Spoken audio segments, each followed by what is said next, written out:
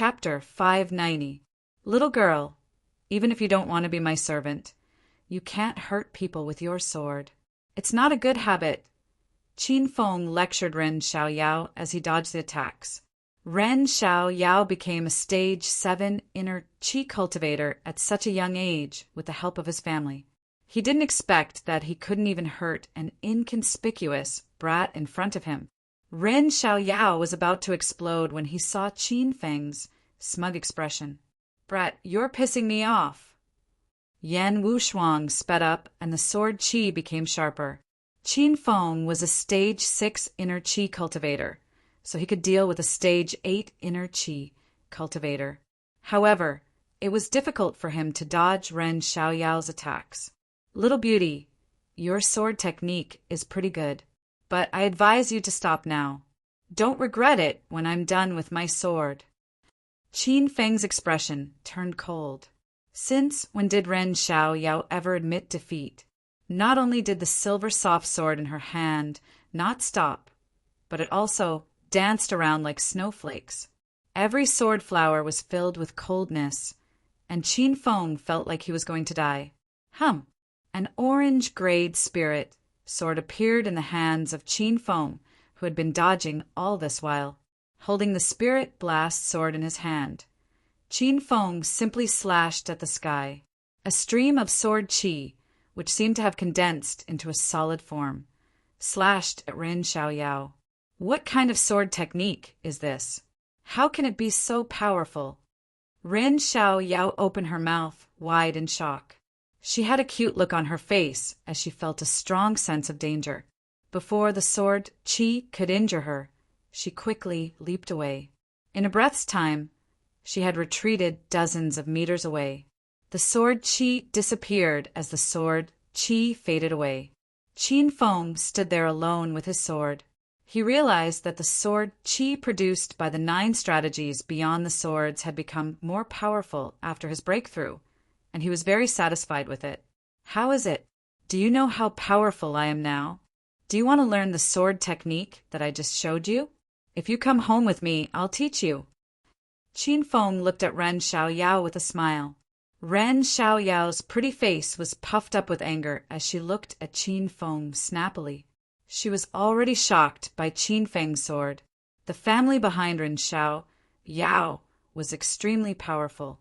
Whether it was elixirs or secret manuals, they were all very rich. Ren Xiaoyao liked the way of the sword, so she chose the mystic grade moon shyness sword art to cultivate from a young age. This sword art could only be cultivated by a virgin girl to the large success stage. Although Ren Xiaoyao had not cultivated the moon shyness sword art to the large success stage, she had reached the small success stage. What's more, this sword technique was a mysterious rank sword technique which was extremely rare in China. She never thought that Qin Feng would be able to break through it with one move. It truly blinded Run Little Yao's adorable eyes. What a bullshit sword technique. It's so lousy, I don't want to learn it. No matter how shocked she was, Ren Xiaoyao didn't want to show it in front of Qin Feng. She hated Qin Feng to death. Ren Xiaoyao had only hated 2 people in her life. One was the strange man with the wolf mask who had taken advantage of her in St. Medic Hall half a month ago, and the other was this stinky man with an extremely ordinary appearance. "Forget it if you don't want to learn it. I'm leaving." Qin Feng knew that Ren Xiaoyao was afraid of his skills, so she didn't dare to attack him. Qin Feng didn't have any ill intentions towards Ren Xiaoyao. Instead, he felt that this girl was very cute. Teasing her was one of the joys of life. "Hey, who said you can leave? Stop right there." Ren Xiaoyao hurriedly shouted when she saw Qin Feng was about to leave. Qin Feng stopped, turned around and shook his head. His elegant hair danced in the wind. No matter how Ren Xiaoyao saw him, at least Qin Feng felt that he was extremely handsome at this moment. "Beauty, is there anything else?" Qin Feng smiled like a gentleman. Ren Xiaoyao was so disgusted by Qin Feng that she almost vomited. She said unhappily, "You just bumped into my chest, and you want to leave just like that? In your dreams." Qin Feng looked at Ren Xiao Yao in surprise. He looked around and asked doubtfully, "Did I bump into Mrs. Pet Bear? Where is it? Is it flat?" "Why, you're shameless." Ren Xiao Yao knew that Qin Feng was pretending to be dumb. She was so angry that she couldn't speak. Qin Feng said with a straight face, "How am I shameless? If I really bumped into Mrs. Bear, then I'll compensate you. But don't you see any bears around here?" Ren Xiao Yao couldn't hold it in anymore. She screamed, "It's not a pet bear. It's my 36D breasts. Do you understand?" Yes, yes, yes. I understand this very well. Then can I help Miss Ru Ro?" Qin Feng leaped and arrived beside Ren Xiao Yao. A fragrant scent wafted from Ren Xiao Yao's body. Ren Xiao Yao hurriedly crossed her arms and looked at Qin Feng warily. "What do you want?" "I'm telling you, I'm the daughter of the Saint Medic. You're dead meat today." Qin Feng knew that Ren Xiao Yao was from the Saint Medic, but he didn't expect her to be the daughter of the Saint Medic. This identity was incredible. Qin Feng was worried sick. He hurriedly said, "Oh my God! So you're the young miss of Saint Medicine Hall. It's all my fault, it's all my fault. But my family is poor, and I can't afford to pay for it. How about I give young miss a massage for a while, and you let me go?" "Humph, that's more like it. It's good that you know to admit defeat. Then you." Ren Xiao Yao was pleased to see that Qin Feng's attitude had softened. However, when she realized Qin Feng's words, she was so angry that her lungs were about to explode. "What are you talking about? You're going to piss me off. Miss, are you going to massage your breasts or not? If you're not, I'm leaving." When Qin Feng saw that the situation was not good, he wanted to run away. Yan Wushuang was watching Qin Feng, so how could she let him run away? "Brat, tell me your name. I'm going to make you regret offending me today." Yan Wushuang raised her silver, flexible sword. She looked like she was going to fight Qin Feng again. Suddenly, Qin Feng's expression changed. He said coldly, "Miss, I've already apologized to you and promised to massage your breasts, but you're using your background to bully me. I hate people like you the most. How can you say that I bumped into your chest? Force is mutual. I can say that you bumped into my head with your chest on purpose." Qin Feng held his head high and puffed out his chest. He had an unyielding spirit. Ren Xiao Yao was stunned. It was her first time seeing such a shameless man in front of her. You're saying that I bumped into you with my chest? Why don't you go home and look at yourself in the mirror? Do you think you're Andy Lau? You look like Song Xiaobao. Do you think I'm blind?" Ren Xiao Yao placed her hands on her hips. Qin Feng curled his lips. He was embarrassed to say that he was handsome. "You bumped into me with your chest anyway. It doesn't matter what you say." Ren Xiao Yao was furious. She pointed at Qin Feng and said, You wait. I'll go back to the sacred medic hall to call for help. You're dead today." Ren Xiao Yao was about to call for help in a huff. However, before she could leave, Qin Feng suddenly fell to the ground. He held his head and cried out in pain, "Ouch! Everyone, come and look. The sacred medic hall's miss is bullying others. She bumped someone's head with her chest and wants him to compensate her. Is there any justice in this world? So what if you have big breasts?" Qin Feng screamed at the top of his lungs as he lay on the ground. This attracted the attention of many martial artists who were strolling around. Ren Xiao Yao's beautiful face instantly flushed red. Some of it was because she was angry, but most of it was because she was extremely shy. She was the Sacred Medic Hall's Mississippi. If word of this got out, Ren Xiao Yao would be too ashamed to live. Seeing many martial artists gathering around, Ren Xiao Yao was extremely embarrassed. She glared at Qin Feng and quickly ran away. "Brat, I'll remember you. Don't ever come to Martial Artist Town again. Otherwise, I won't let you off." As soon as Ren Xiao Yao ran away, Qin Feng stood up and said to the crowd, It's fine now. Everyone, be careful of that woman in the red Chong Sam in the Sacred Medic Hall. She may be beautiful, but she has a venomous heart. How dare she attack my chest? Fortunately, my head is hard. Otherwise, it would have been broken. The news of the fight between the exchange students from the St. Second Medical Institute and the students from the medical college had already spread across the entire provincial capital university. Everyone was missing teacher Qin Feng's voice.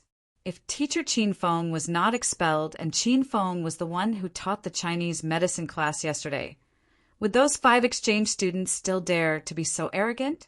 Would that scum Xiao Lei embarrass the provincial capital university so thoroughly? A row of people stood in the provincial capital university's principal's office. They were the deans and lecturers of the various faculties of the provincial capital university. All of them were dejected and dared not speak. The principal, Wang Zhonghua, stood in front of them with his hands clasped behind his back. He paced back and forth in the office more than 10 times. Suddenly, Wang Zhonghua stopped pacing and looked at the people in front of him. Shameful. This is so shameful. Tell me, where should I put my old face? Everyone lowered their heads and remained silent like children who had done something wrong. Among the crowd, there was a man who was trembling from head to toe. He was more nervous and afraid than the others. His legs were shaking violently because he was the main reason why the provincial capital university's reputation was ruined. Instructor Xiao Lei, don't you have anything to say? Wang Zhonghua glared at Xiao Lei and asked in annoyance. Xiao Lei was so scared that he almost fell to the ground. He thought it would be enough to please the students from the St. Second Medical Institute, but he did not expect that the principal would still be furious. Wang Zhonghua was even angrier when Xiao Lei remained silent. He continued, "Do you know what the provincial capital university students are saying about our university? An inferior school that worships foreign things. A school that only knows how to read in class. Do you know how Professor Mike and the other lecturers from the St. Medical Institute looked at me? Their eyes were filled with disappointment and mockery. How can I continue to be the principal of the provincial capital university? What a good university it was. Did I ruin it?" Wang Zhonghua was really angry. The exchange conference had not even officially started, but the provincial capital university had already suffered a crushing defeat. The deans and lecturers in front of him were silent. Xiao Lei was so scared that he held his breath and broke out in a cold sweat. The principal's office fell into a dead silence. Even the sound of a pin dropping could be heard. But at this moment, a leisurely voice rang out. Chapter 591. An unfamiliar voice came from the door. Everyone in the office looked at the man standing at the door. The man was dressed in a well-ironed and handsome suit. He was tall and straight, but his face was too ordinary. It was easy to forget him after one look. "Who are you?" Wang Zhonghua did not know the man in front of him, so he suppressed his anger and asked, "Hello, Principal Wang. Are you having a meeting? I hope I'm not disturbing you." Qiao Feng walked into the office with a smile as if he was in his own home. He took a chair and sat down. Wang Zhonghua and the dozen professors and deans stood and looked at Qiao Feng. Qiao Feng was embarrassed by their stares. "Why is everyone standing? Come, take a seat. Make yourself at home. Don't stand on ceremony with me." Qin Feng chuckled as he greeted everyone. He made it sound like this was his territory. "You're right." Wang Zhonghua was already having a headache because of the exchange meeting. Now that he was angered by Qin Feng, he glared at Qin Feng and asked, "Who are you?" "We are having an important meeting. Please leave." "Principal Wang, I'm Qiao Feng. I'm a new teacher, and I'm here to report for duty." Qiao Feng looked at Wang Zhonghua with a smile. Wang Zhonggua's expression changed slightly when he heard the name Qiao Feng. Yesterday, the director of the Ministry of Education personally called Wang Zhonghua to arrange a teacher in provincial capital university. Wang Zhonghua was puzzled at that time. Who was Qiao Feng to the director? Not only did Wang Zhonghua make a phone call to arrange a good position, But Xiao Feng was only an ordinary Chinese medicine teacher in the medical college. Wang Zhonghua looked at Xiao Feng again. The more he looked at Xiao Feng, the more ordinary he felt this person was. Wang Zhonghua had to discuss the follow-up of the exchange student, so he had no time to take care of Xiao Feng. He said, "You are Xiao Feng. I've arranged everything.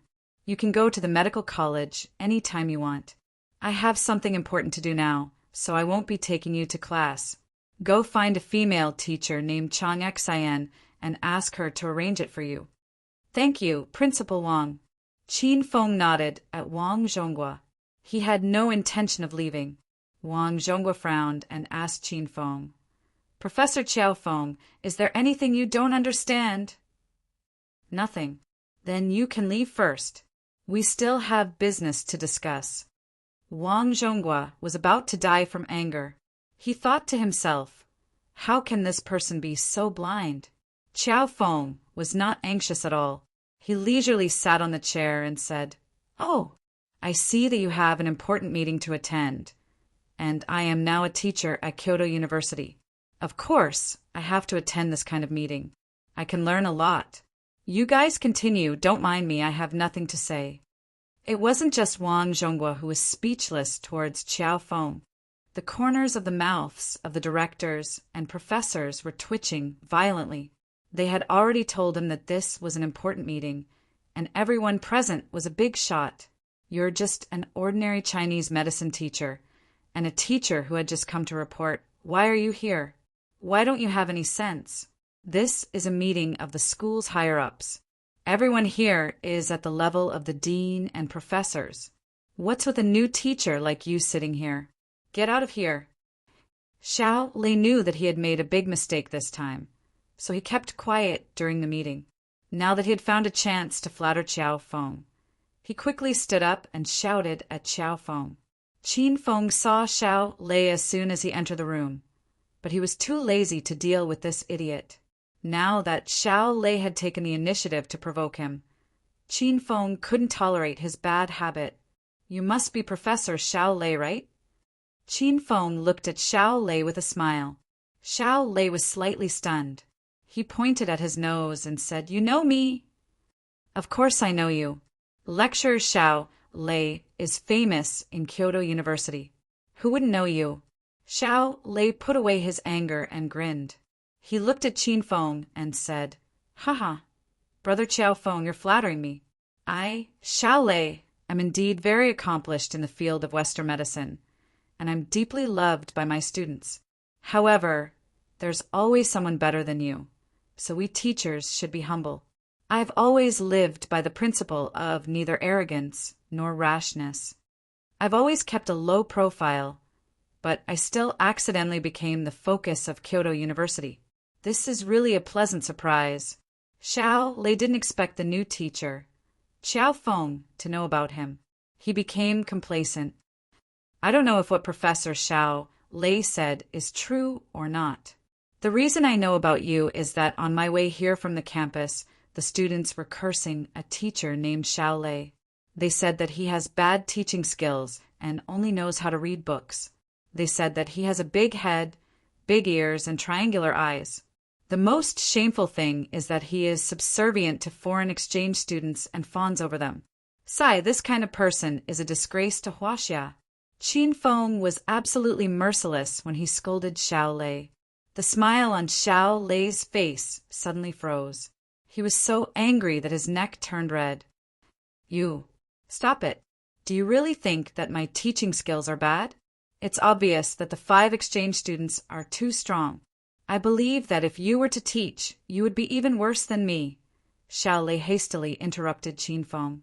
He had lost all of his dignity. Incompetent people always like to find all kinds of excuses when they fail. "Since Professor Xiao Lei said so, then we'll just accept it," Qin Feng said unhurriedly. You, well said. So you're saying that you can suppress the 5 elite students sent by the Saint Medical University? Then I'll let you attend the exchange course for the next few days." Xiao Lei sneered halfway through his anger. He threw the thorny problem to Qin Feng. If Qin Feng didn't agree, he would be slapped in the face. If Qin Feng agreed, he would be slapped in the face by the 5 exchange students. Xiao Lei didn't believe that a new Chinese medicine teacher could suppress the 5 elite students. Xiao Lei, I don't think you have the slightest awareness of your mistakes. Wang Zhonghua glared at Xiao Lei before Qiao Feng could open his mouth. In the eyes of Wang Zhonghua and the other deans and professors, it was obvious that Qiao Feng couldn't suppress the exchange students. Therefore, Wang Zhonghua cut the topic short.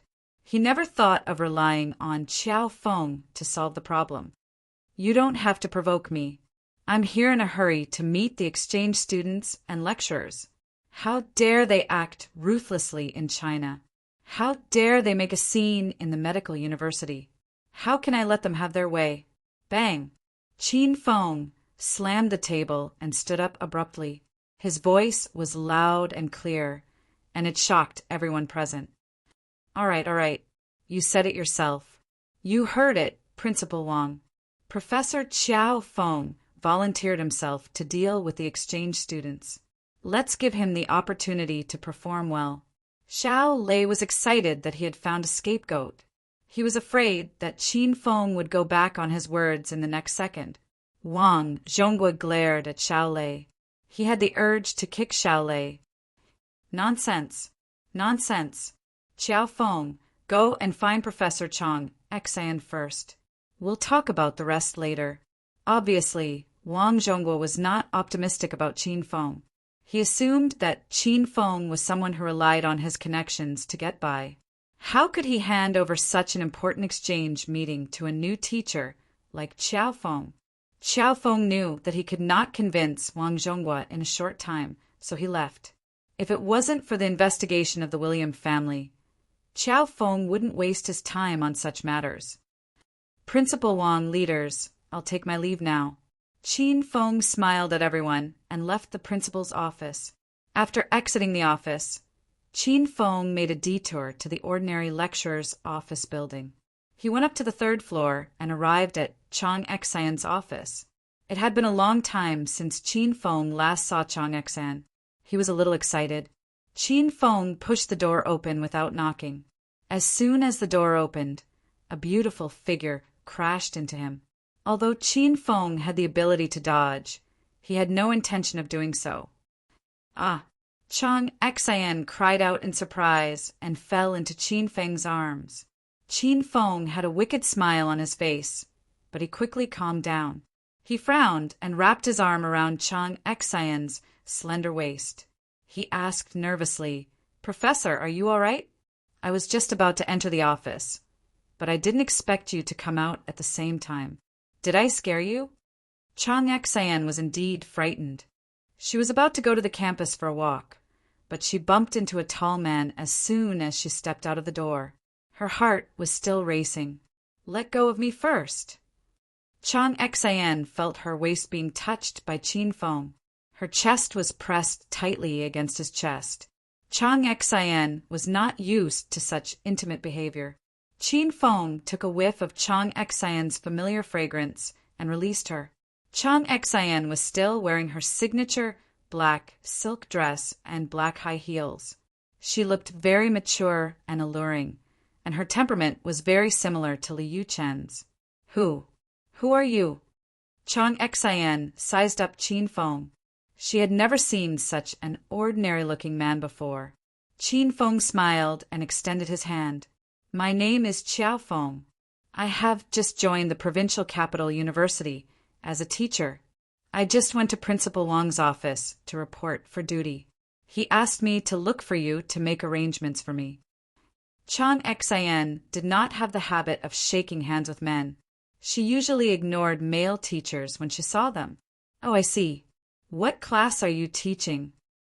Seeing that Chang Xan had no intention of shaking hands with him, Qin Feng smiled and withdrew his hand. "Professor Chang Xan, I just washed my hands after peeing. Do you think my hands are dirty?" Chang Xan did not expect Qin Feng to answer her question with such a disgusting question. She glared at Qin Feng and said, "What nonsense are you talking about? I'm very busy right now. If you don't want me to bring you to class, I'll take my leave." Chang Xian was cold and arrogant. Qin Feng knew Chang Xian's temper, so he was not surprised. He chuckled and followed her. Chapter 592. Chang Xian, who was walking in front of Qiao Feng, stopped abruptly and stood dumbfounded on the spot. Qiao Feng's words reminded Chang Xian of Qin Feng. Tears welled up in Chang Xian's eyes. She missed Qin Feng and felt guilty toward him. Chang Xian was the one who caused Qin Feng's expulsion. Vice Dean Gao Hai had taken a liking to Chang Xian's beauty and wanted to use his power to suppress Chang Xian. However, not only did Qin Feng save Chang Xian in the bar, but he also beat up Gao Hai. After that incident, Gao Hai used his power to expel Qin Feng. Although Qin Feng had been reinstated in Provincial Capital University, and they were trying to find someone to invite him back to teach again, Chang Xian couldn't find Qin Feng, and it seemed like he wouldn't be coming back anymore. Chang Xian couldn't get over it, and she couldn't help but recall all the memories she had with Qin Feng. "Don't disgust me. Why don't you take a look at yourself in the mirror? Can you even compare to 1/10 of Qin Feng?" Chang Xian snapped out of her daze and yelled at Qin Feng. Even Qin Feng was baffled by her sudden outburst. "Professor Chang Xian, do you know what you are talking about?" Qin Feng was still in a daze. When he lived with Chang Xian and Huaiyan, both of them were always against him. They would never compliment him in front of him. Why did Chang Xian change so much after not seeing him for half a month? Of course I know what I am talking about. I said that you and Qin Feng are like heaven and earth. You are the toad on the ground. Don't ever compare yourself to Qin Feng. You are not a match for him. Chang Xian didn't know why she was so angry all of a sudden. She had no one to talk to for half a month. She could only look at the moon every night and digest the grievances and anger that had been bottled up in her stomach. When Qiao Feng mentioned Qin Feng, Chang Xian exploded and vented all her pent-up anger. Qiao Feng was the unlucky one who happened to bump into the muzzle of a gun. However, Qiao Feng didn't think that he was unlucky at all. Not only was he not angry, but he was also very happy. Chang Xian's taste was getting better and better. Haha, you're right. How can I be compared to Qin Feng? Teacher Qin Feng is like a god descended from the heavens, a peerless genius. I dare say that no one in the whole of China can be compared to Qin Feng. Qin Feng was never soft-hearted when it came to torturing his enemies, and never soft-hearted when it came to praising himself. Chang Xian's mouth was slightly agape as she stared at Qiao Feng with a dumbfounded expression. After a long while, she managed to squeeze out a few words. "Are you crazy?" "Hee. Professor Chang Xian, how can you say that? You didn't do that kind of thing with me, so you can't just slander me like that." Qin Feng blushed and said shyly. Chang Xian was stunned for a moment. It took her a long time to regain her composure. She was so angry that her face turned pale. "You're crazy. You're crazy." Chang Xian didn't want to waste her breath with Qiao Feng. She thought that Qiao Feng was crazy. Chang Xian quickened her pace and headed to the medical college. She wanted to bring Qin Feng to the medical college as soon as possible so that she wouldn't talk to an idiot like him anymore. Chang Xian kept a straight face, and Qin Feng didn't want to disturb her. He deliberately slowed down his pace and followed behind Chang Xian, admiring the way Chang Xian's sexy buttocks swayed as she walked. At the same time, outside the classroom of Provincial Capital University's medical college, 3 teams occupied their respective corners and formed a triangular formation. It was as if the 3 countries were competing for hegemony. The 3 teams consisted of students from Class 1, Class 2, and the 5 elite exchange students from the St. Medical College. The news that the 5 exchange students from the St. Medical College defeated Class 1 of the medical college had spread like wildfire in the campus. However, the exchange meeting didn't officially start yesterday, so Willis and the other 4 students could only leave in a huff. Today was the first day of the exchange meeting. and the 5 of them came to the medical college again to slap the face of the medical college. Lu Jia, do you guys still have the cheek to stand up for me? I'm really stunned by your shamelessness. Your class has disgraced the medical school and the reputation of Kyoto University. Hurry up and get lost. Don't come back and slap the face of the medical school again. I'm starting to suspect that you've been bribed by the other party and are spies here, right? Gao Tianyao stood at the forefront of Class 2. He wore a white tank suit and held a wooden fan in his hand.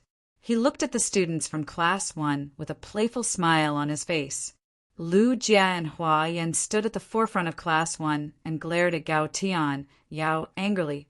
Gao Tianyao was the leader of the 4 young masters of Provincial Capital University. Before Qin Feng's arrival, no one had ever dared to offend Gao Tianyao. Even Lu Jia had to swallow his anger in front of Gao Tianyao. Even when Gao Tianyao slapped him in front of everyone in class, Lu Jia did not dare to retaliate. However, everything changed after Qin Feng's arrival. Lu Jia was no longer the cowardly Lu Jia, and the medical college's Class 1 was no longer a disunited class. They were united and had a new soul. Even if Qin Feng was gone, the strongest class would still exist as long as the new soul was still there. Shut up, Gao Tianyao. Why didn't I see you shouting and fighting when Professor Qin Feng was here? Now you're showing off in front of everyone? What a disgrace. Lu Jia pointed at Gao Tianyao and rebuked him. Gao Tianyao's face turned ashen. How could a piece of trash like Lu Jia talk back to him? It was all because of Qin Feng. Gao Tianyao hated Qin Feng the most. Qin Feng was the bad guy who dragged him down from his pedestal. But soon, Gao Tianyao burst into unbridled laughter. Ha ha ha. Qin Feng? Where is he? Why don't you call him out and let me have a look at him? Without Qin Feng's support, your class is just a pile of dog shit. I don't even have the desire to step on you guys. Before Willis and the other 4 could challenge the medical college students, they saw the students from the 2 classes fighting among themselves. The 4 male students shook their heads and sighed. Their eyes were filled with disdain.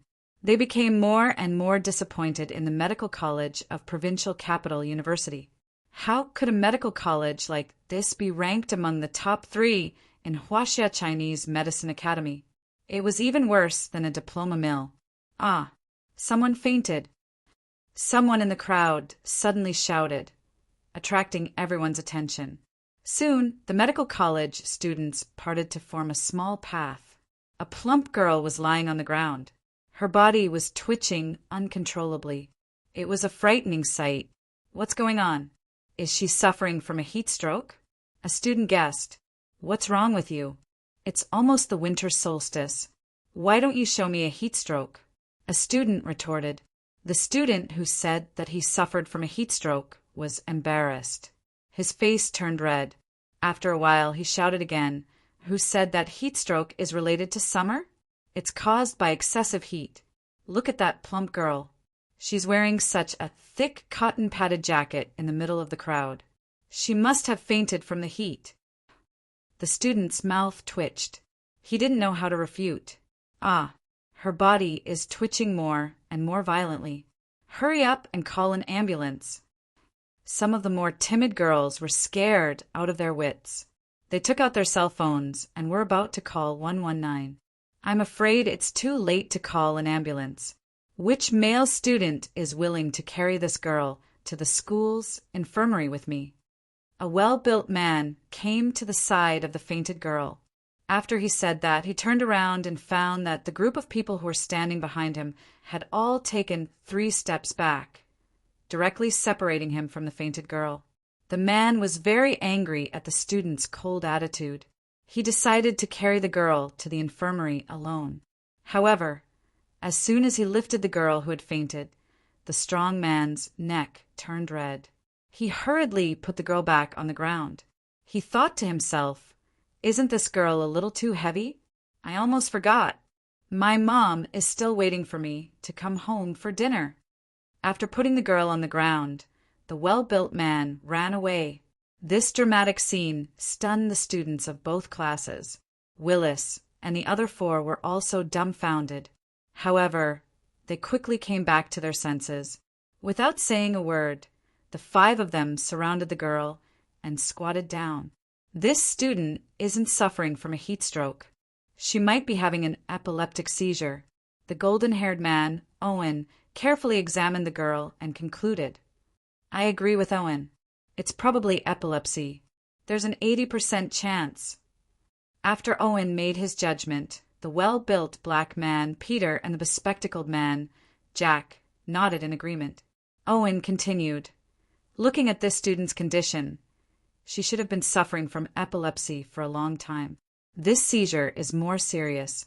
I estimate it will last for 5 minutes. Epilepsy is one of the most common diseases. It can only be controlled with surgery and medication. Owen is right. There's nothing we can do about this disease. We can only send her to the hospital as soon as possible." Willis nodded in agreement.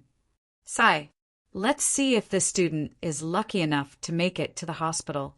Owen sighed softly and shook his head. The 4 boys squatted on the ground and expressed their opinions. Their opinions were clear and logical, but none of them squatted down to treat the girl. That was because the 4 of them received Western medicine education from the St. Medical College. To their knowledge, patients with epilepsy could only be treated with surgery and medication. The possibility of recovery was very low, and they had no idea what to do at the moment. Avril did not say a word from the beginning to the end. Her eyes were a little unfocused, and no one knew what she was thinking. "What are you guys doing? You're squatting here and talking nonsense to the patients, but none of you are treating the patients. Is this the Western medicine that the St. Medical University has taught you?" Gao Tianyao suddenly stepped forward and looked at Owen and the other 4 with his head held high. The 5 of them were unhappy and stood up. Peter, the black man, took a step forward, glared at Gao Tianyao and shouted, "Don't talk nonsense if you don't know anything, kid. This student is having an epileptic seizure. Are you trying to treat her without medical equipment? You Chinese really like to brag." Chapter 593. Gao Tianyao's family was one of the 5 small families in the provincial capital. It was also a traditional martial arts family. Gao Tianyao had been trained by his family to practice martial arts since he was young. All kinds of cultivation resources were given to him. Therefore, he broke through to stage for inner chi at a young age. It was also because Gao Tianyao grew up in an ancient martial arts family that he knew about medicinal herbs from a young age and had accumulated a lot of medical knowledge. If Hua Yan was the best Chinese medicine practitioner in the provincial capital's first class, then the genius Chinese medicine practitioner in the second class would be Gao Tianyao. Although Gao Tianyao was arrogant and liked to bully others, he had a solid foundation in Chinese medicine. This was undeniable. "Humph, you can't cure her, but that doesn't mean I can't either. Western medicine can't cure her, but it doesn't mean Chinese medicine can't cure her." Gao Tianyao spoke in an enigmatic manner as he slowly walked toward Peter. Peter's face turned red with anger. He glared at Gao Tianyao and asked, "Who are you, kid? Can you save the student?" "Black devil, you don't even know the head of our provincial capital's 4 young masters, Gao Tianyao. How dare you say you've been to the university? There's no patient that our young master can't cure. Do you understand?" Gao Tianyao's 2 lackeys ran out at the right time and praised Gao Tianyao to the heavens. Gao Tianyao was very satisfied with his 2 lackeys' performance. He smiled brightly and said, "Of course I can cure this student. Stand aside and don't block my way." Gao Tianyao raised his head and glared at Pete. Pete was so angry that he gritted his teeth. Before Pete could do anything, the blonde, curly-haired Owen pulled Pete and said, "Let him do it. I don't believe he can cure an epileptic here. When he kills the patient, he will hit his own face. We don't even have to do anything." "Humph, I'll see how you're going to cure her." Peter obviously agreed with Owen. He immediately took a step back and made way for Gao Tianyao. Gao Tianyao face became even more smug when he saw Peter taking a step back. His arrogant look would make anyone want to slap him in the face. Gao Tianyao squatted down beside the epileptic girl and carefully examined her. He found that the girl's epileptic symptoms were more severe. He didn't know if she could hold on until the ambulance arrived. Gao Tianyao pushed the girl to lie down to prevent her violent convulsions from causing bruises and bruises. Then he loosened the girl's collar so that she could breathe normally. He pushed her head to the side so that she could vomit more easily. Although Gao Tianyao was usually arrogant and tyrannical, he did have a solid foundation in Chinese medicine. The expressions of the 5 people from St. Secondary Medical College changed as soon as they saw his series of actions. They became serious. The 5 looked carefully and found that Yao's movements were correct. They were very familiar. Gao Tianyao's movements. His movements were effective. Yan's Gao's Gao Tianyao. However, it could only assist in the treatment. It was impossible to wake up an epileptic with this little bit of skill. Gao Tianyao's actions stirred up the onlookers. They knew that Gao Tianyao was going to get back at them. Although Gao Tianyao had a bad reputation and was too arrogant, this was a special time. The medical college students forgot about their conflicts and unhappiness. Even Lu Jie was looking forward to Gao Tianyao waking up the fainted girl. This was because Qin Feng had taught the students to put aside their internal conflicts when facing an external enemy. They had to unite and face the external enemy together. Blarg! Suddenly, the girl vomited even more violently. Her body convulsed more violently, and she even began to roll her eyes. This sudden situation shocked Gao Tianyao. He thought that the girl would recover after a while, but he didn't expect that the girl's condition would worsen after a while. Beads of sweat appeared on Gao Tianyao's forehead. He quickly took out a row of silver needles. The silver needles were placed on the ground, and the eyes of Owen and the other 3 lit up. Could this be the legendary acupuncture? Traditional Chinese medicine? Avril's heart raced. Her eyes burned as she stared at the silver needles on the ground. No one knew what she was thinking. Gao Tianyao grabbed the silver needles in his hand and quickly inserted them into the girl's acupoints. However, the girl was convulsing violently, so Gao Tianyao pulled out the silver needles as soon as he inserted them into the acupoints. It was obvious that he had inserted them in the wrong spots. Xiao! Gao Tianyao inserted the silver needles again, but they were pulled out by Gao Tianyao again.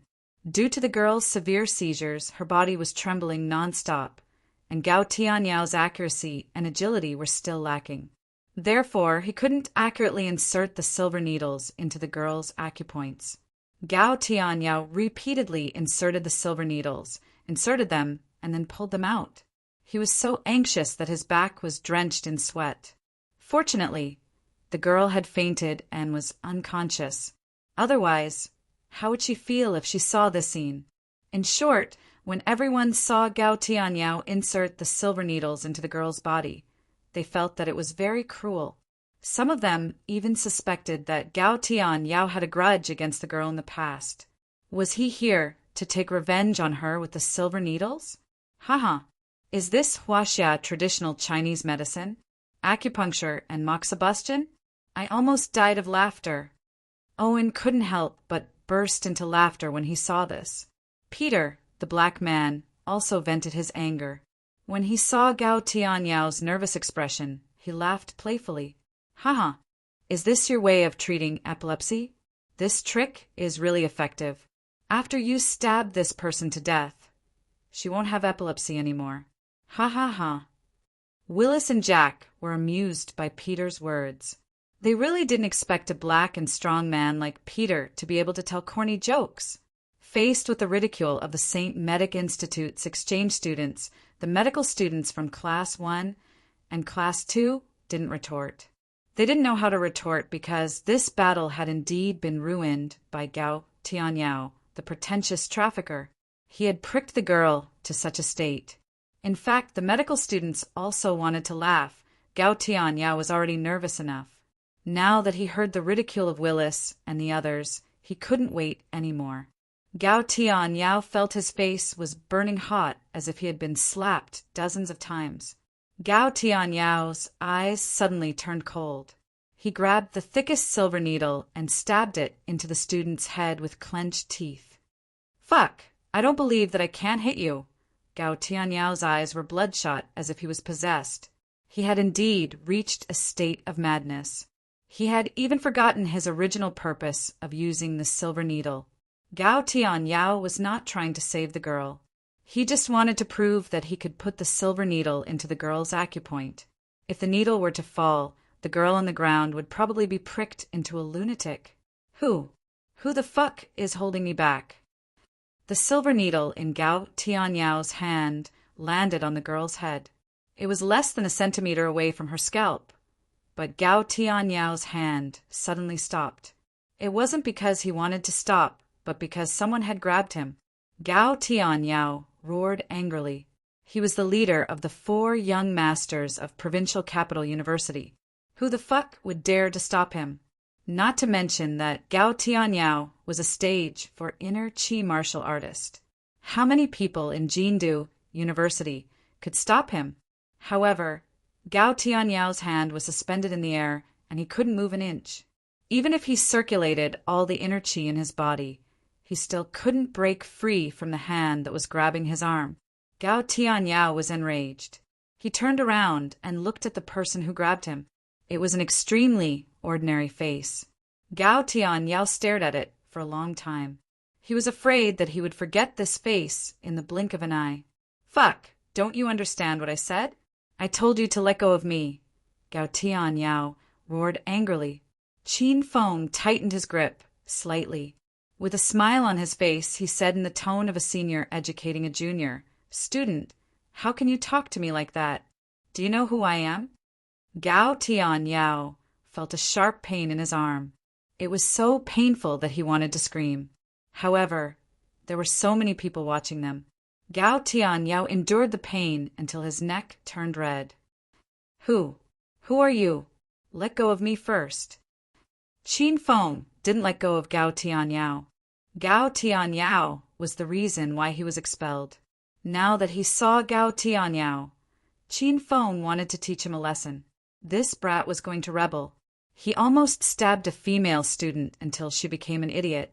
Humph. Listen carefully, brat. I'm Qiao Feng, a Chinese medicine lecturer at Provincial Capital University Medical College. Qin Feng introduced himself in a majestic manner. He felt like a leader of a country introducing himself. The noisy environment suddenly fell silent, as if the sound of a pin dropping could be heard. Everyone looked at Qiao Feng as if they had dementia. A Chinese medicine lecturer at a medical college?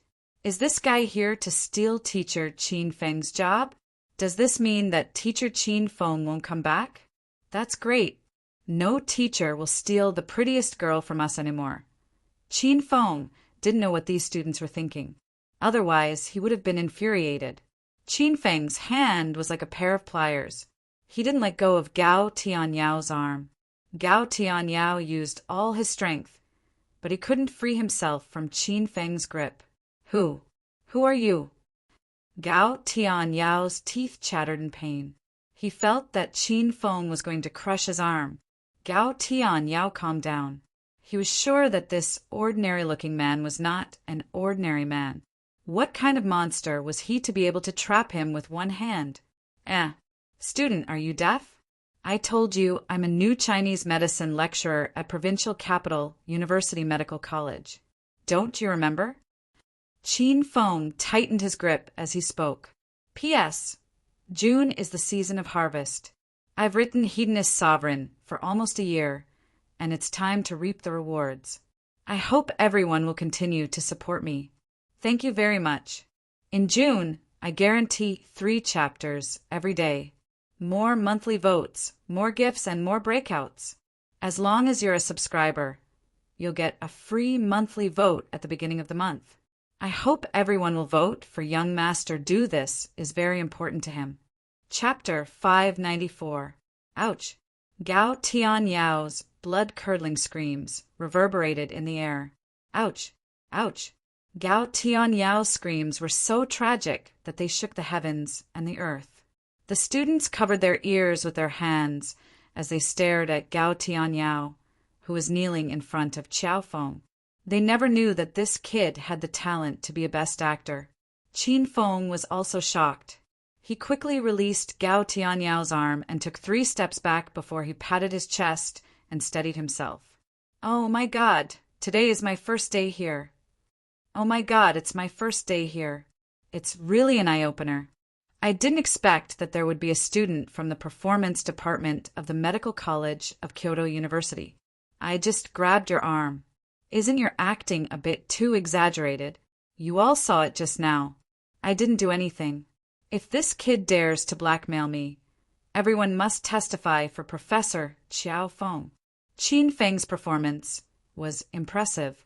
Chang Xian crossed her arms in front of her chest and stood at the side expressionlessly. Gao Tianyao was sweating profusely from the pain. It was as if he was drenched in a heavy rain. The students admired Gao Tianyao's acting skills from the bottom of their hearts. A true best actor could control every pore on one's body to the extent that one could not shed a tear even if one wanted to sweat. "You've gone too far. I'm from the Gao family in the provincial capital. If you have the guts, tell me your family's name. I'll go and find you."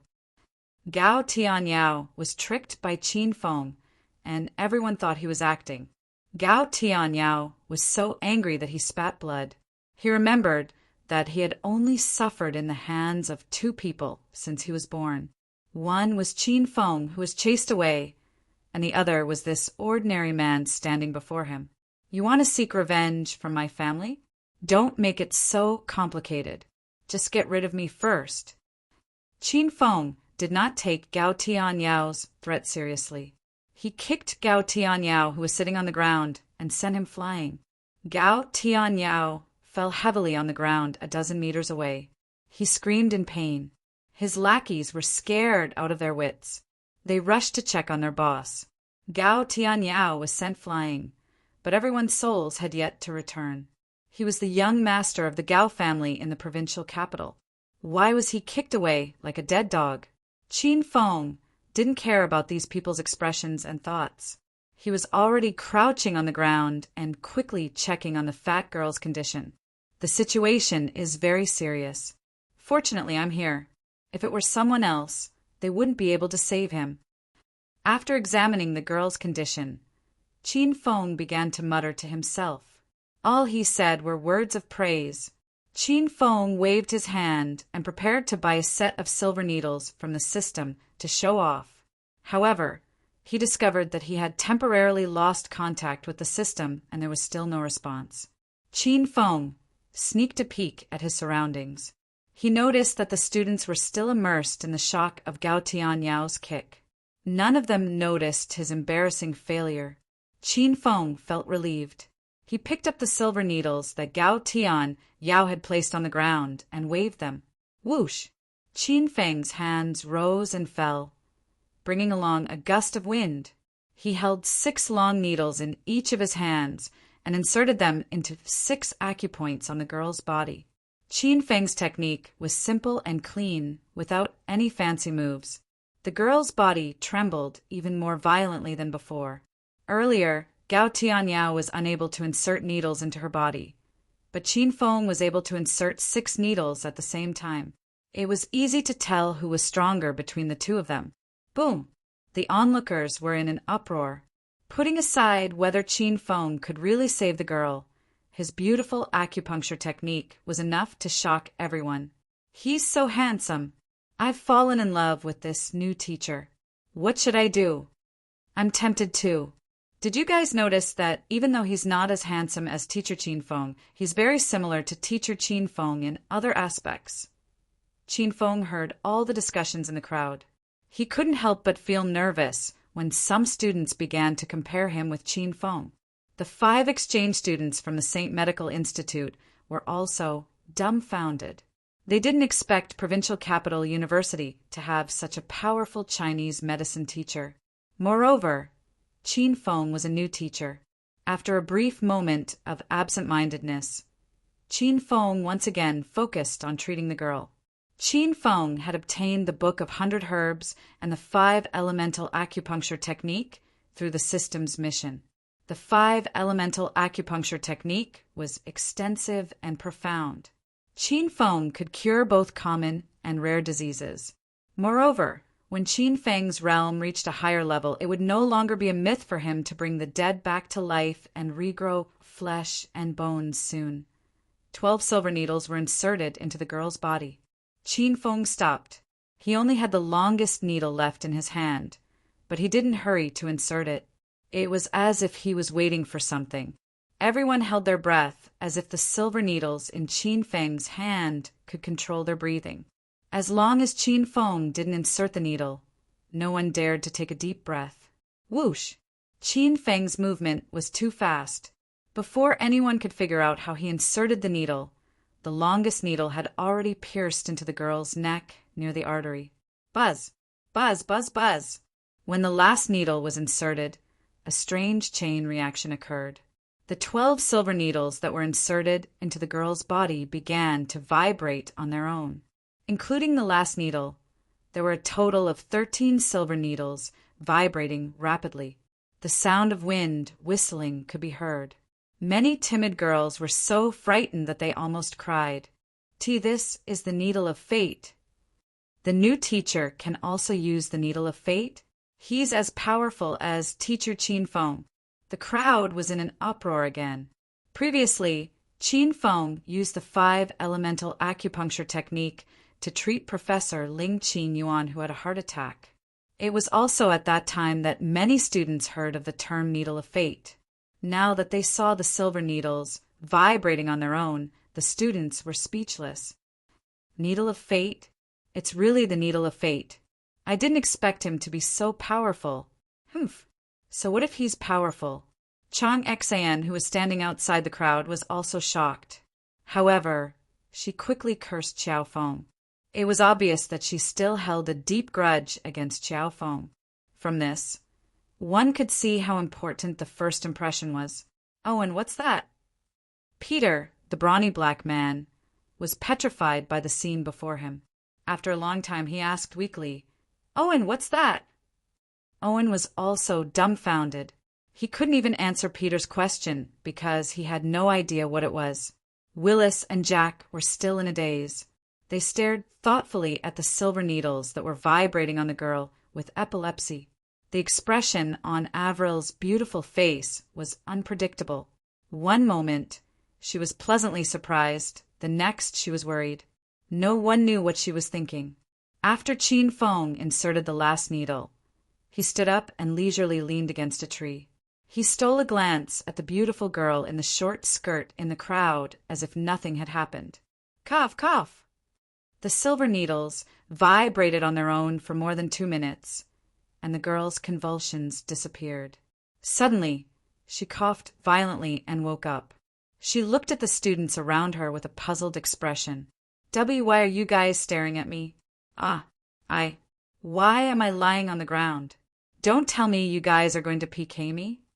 When the students heard what the chubby girl said, they were so scared that they immediately took 3 steps back. They were afraid that the chubby girl would misunderstand. When Qin Feng saw that the girl had woken up, he walked to her side and examined her body. He nodded and said, "You're fine now. Your epilepsy won't happen again. Of course, if you don't believe me, you can go to the hospital for a checkup. That way, you'll feel more at ease." Really? Has my epilepsy been completely cured by you? Thank you so much. I believe you. I won't go to the hospital for a checkup. If you say I'm fine, then I'm fine. The chubby girl stared at Qin Feng with an excited expression.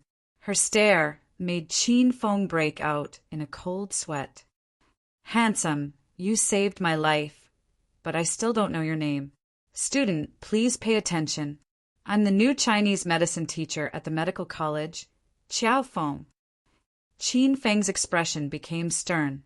He was afraid that the girl couldn't resist his talent and handsomeness and would suddenly give him a bear hug. Wow, so you're the new Chinese medicine teacher. No wonder your medical skills are so good. You saved my life this time, but I don't have anything to repay you. Otherwise, I'll repay you with my body." Qin Feng hurriedly interrupted the girl and said righteously, "Student, please don't say any more. What kind of person do you think I, Qiao Feng, am? Do you think I saved you because of money or beauty? I, Qiao Feng, have an illustrious reputation, and my medical skills are unparalleled. I always remember the duties that a doctor should have. Saving lives and helping the injured is my duty. You must not thank me, or else you will be insulting my spirit and beliefs." Qin Feng's words were clear and logical. The chubby girl was so moved that she was about to cry. She hesitated for a while, but in the end, she didn't say that she would repay him with her body. Seeing that the chubby girl ran away shyly, Qin Feng finally let out a sigh of relief. He was almost scared to death just now. After the student ran away for a while, the rest of the students slowly came back to their senses. However, the shock in everyone's eyes had not completely faded.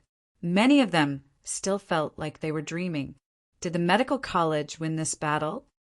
"Professor Qiao Feng, you're so handsome. You're our idol.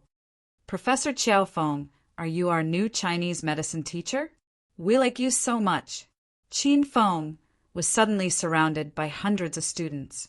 These students were indescribably excited when they learned that Qin Feng had helped the medical college turn the tables.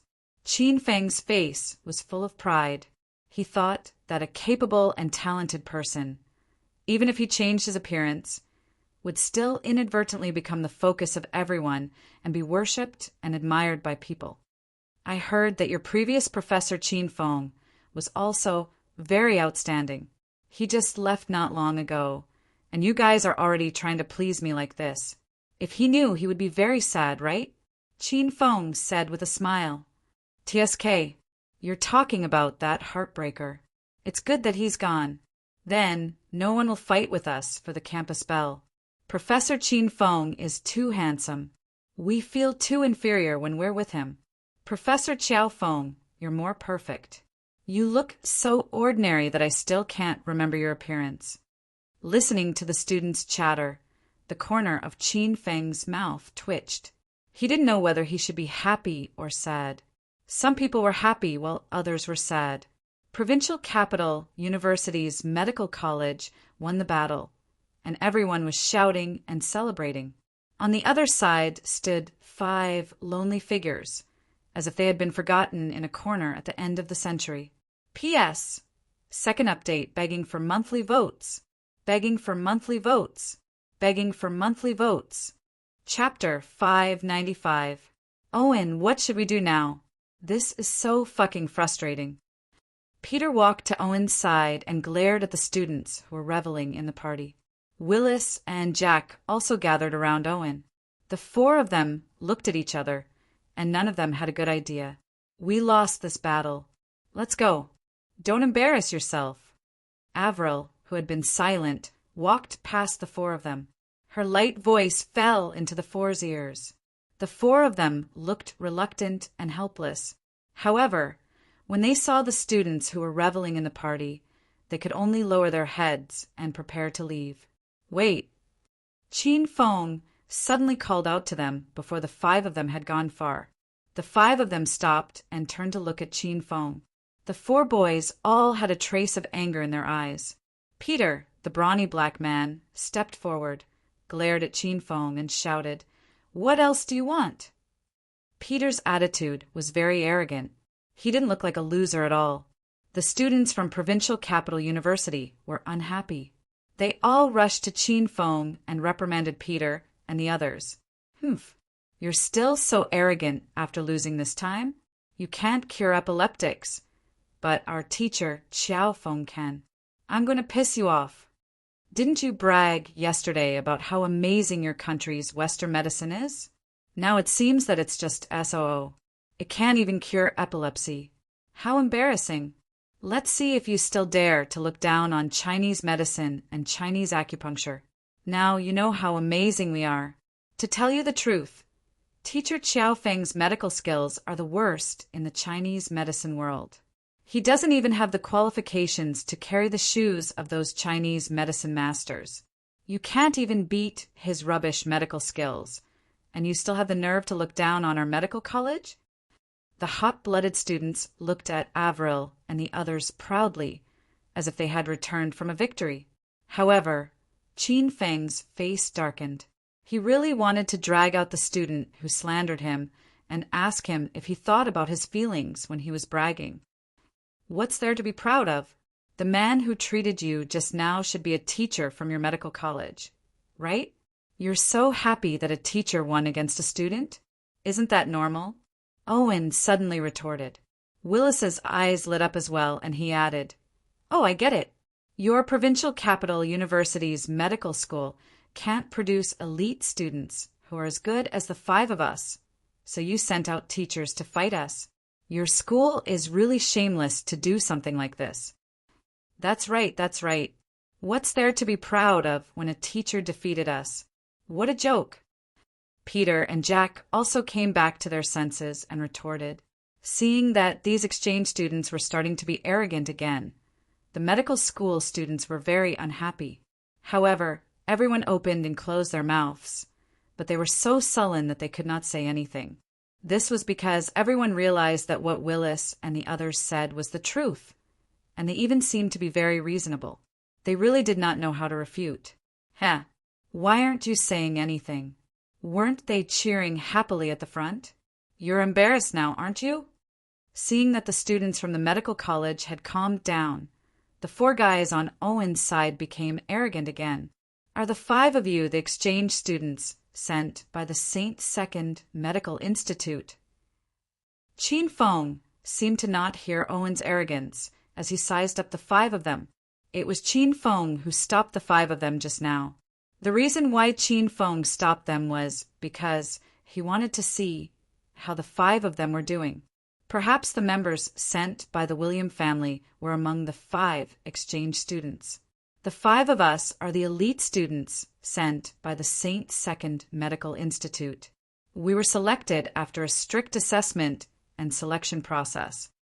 Owen was still a little shocked by Qin Feng's acupuncture skills, but he and the others would not show their emotions in front of Qin Feng. Instead, they looked at Qin Feng arrogantly.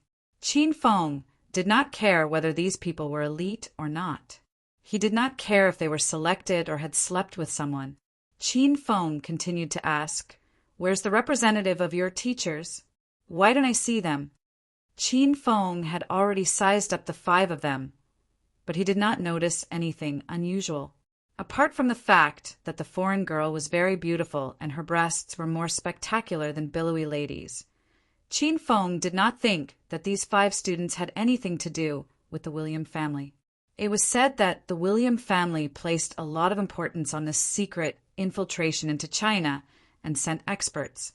The 5 people in front of him all looked like students and were about the same age as Qin Feng. It didn't seem like there were experts among them. What do you want to ask? Owen and the others were a little angry after being ignored by Qin Feng. I didn't ask anything. I just want to know where the exchange students are. They're having an exchange with the teachers from your university. Don't change the topic. St. Medical College didn't lose the competition just now because you guys cheated. Owen changed the topic. He was not interested in Qin Feng's question at all. Qin Feng's expression gradually became serious. He looked at Owen and the others and asked, "How old are you this year?" The corner of Owen's mouth twitched. He could not keep up with Qin Feng's random question. However, he still replied snappily, "The 5 of us are in our early 20s. Then, how old do I look?" Owen carefully sized up Qin Feng's face and said with a pout, "Over 40. Qin Feng's face immediately darkened, and he almost beat Owen up. "What's wrong with your eyes? I'm also in my early 20s, okay? We're about the same age, and I'm even younger than that black bear, okay? That black bear should be in his 30s, right?" Qin Feng was infuriated by Owen, so he transferred his anger to Peter. Peter was so angry that his nostrils flared when he heard he was in his 30s. However, Willis, Owen, and the others didn't have much of an expression because when they first saw Peter, they really thought he was in his 30s. That's how he looked. Don't talk nonsense. I'm only 21. I'm the youngest among the 5 of us. Peter glared at Qin Feng angrily. Qin Feng said with a disapproving expression, "It doesn't matter how old you are. What's important is that we're all in our early 20s. We're about the same age. Oh yeah. Does the sexy beauty beside you have a boyfriend? Do you need me to introduce him to her?" As Qin Feng spoke, his gaze fell on Avril. This woman's figure was too voluptuous, and he could not help but stare at her chest. Avril's expression turned cold. She glared at Qin Feng and said, "Sorry, you don't have to worry about my matters. What do you want to say? If there's nothing else, we'll leave first," Avril said as she prepared to leave. Qin Feng put away his smile and continued to say, "You guys are about the same age as me, and there should be a few who are older than me. I'm a teacher, and you guys are students. Just because of this professional identity, does it not count if I beat you guys?" Avril and the other 4 suddenly stopped in their tracks, and their expressions changed strangely. Qin Feng acted as if he did not see this and continued to say, "China has a large population, and there are many talented people. There are countless teachers who are younger than me, and they are all younger than you. If their medical skills are better than yours, does it mean that because they are teachers, their excellence does not count? Then how do you choose the so-called elites of the St. Medical Institute? Do you choose them based on your age or your level of Western medicine? If you guys think that my medical skills are better than yours don't count because I'm a teacher, then if I resign now and become a student in a medical institute, will you guys acknowledge my victory? Haha. Everyone see? This is the elite exchange student delegation of the St. Medical Institute. How laughable they are! Qin Feng had always been an unreasonable person, but he especially liked to reason with others. With just a few words, Qin Feng had made the 5 exchange students of the St. Medical Institute dumbfounded. The 5 of them were still in the same posture as when they turned around, and they looked at Qin Feng as if they had senile dementia. The students of the medical institute were also dumbfounded. They raised their heads and looked at Qin Feng with sparkling eyes, especially the female students. It was as if they had seen their Prince Charming, and they were all infatuated with him. They were hopeless. Provincial Capital University's Medical Institute had just lost a genius teacher, Qin Feng, and now a genius teacher, Qiao Feng, had arrived. You're right. We've learned our lesson. The St. Medical Institute has lost this time, Avril suddenly said after a long while. After a long while, Avril suddenly spoke. Her voice was neither cold nor warm, and there was no emotion on her pretty face. The other 4 exchange students looked at Avril with displeasure. They hadn't expected her to suddenly say something like that. However, they couldn't say anything in response to Avril's words, other than feeling angry. Although Willis and the other 3 were unwilling to admit defeat, they had no choice but to do so after listening to Qin Feng's words. You said that you guys have lost. May I ask, how did you lose? Qin Feng looked at Avril and asked. Avril didn't answer. Owen suddenly said, We couldn't save the epilepsy patient, but you used Chinese traditional medicine to wake her up. We have lost this round. Qin Feng's calm expression turned into anger. His eyes turned red as if they were about to shoot out flames. He glared at Owen and said word by word, You think you've lost because your medical skills are inferior to mine? Moreover, you're unwilling to admit defeat? But, in my opinion, it's a small matter that your medical skills aren't good enough. You're still young, and as long as you work hard, you'll make a name for yourself in the medical field sooner or later. You've lost because you've forgotten the fundamentals of medicine. When you surrounded the epileptic patient and pointed at her, proudly commenting on the cause of the student's illness and talking about her various symptoms, have you ever thought of letting go of this learning exchange? Let go of this medical competition and reputation, and call the ambulance as soon as possible to help the student, or carry her to the school's infirmary for emergency treatment. Who do you think you are? Why do you study medicine? Even if you won today's competition, even if your St. Medical Institute won this exchange. So what? If I came a little later, that student might not even exist. What's the point of winning? Can you feel at ease? Don't forget that the fundamentals of medicine are to save the dying and help the injured. P.S. It's about to fall out of the monthly votes list. Begging for monthly votes. Chapter 596. Qin Feng's witty words flowed like pearls without pause. He spoke very well, and the exchange students all lowered their heads, looking like children who had done something wrong. His words were so touching that many of the students in the medical school shed tears. They felt that it was shameful and hateful that they didn't go up to help the strong male student carry the epileptic girl to the infirmary. Qin Feng had this kind of ability. When he talked about great principles, even he was moved to tears by himself. We've lost, and we accept our defeat wholeheartedly. Avril looked at Qin Feng again, and the light in her eyes changed. We've lost. We've really lost this round. You're very powerful. I'll challenge you personally in the upcoming exchange. The remaining 4 male students also admitted defeat one by one. Moreover, their attitudes were completely different from before. Qin Feng's sharp words struck something deep in their hearts, and they felt as if they had been enlightened.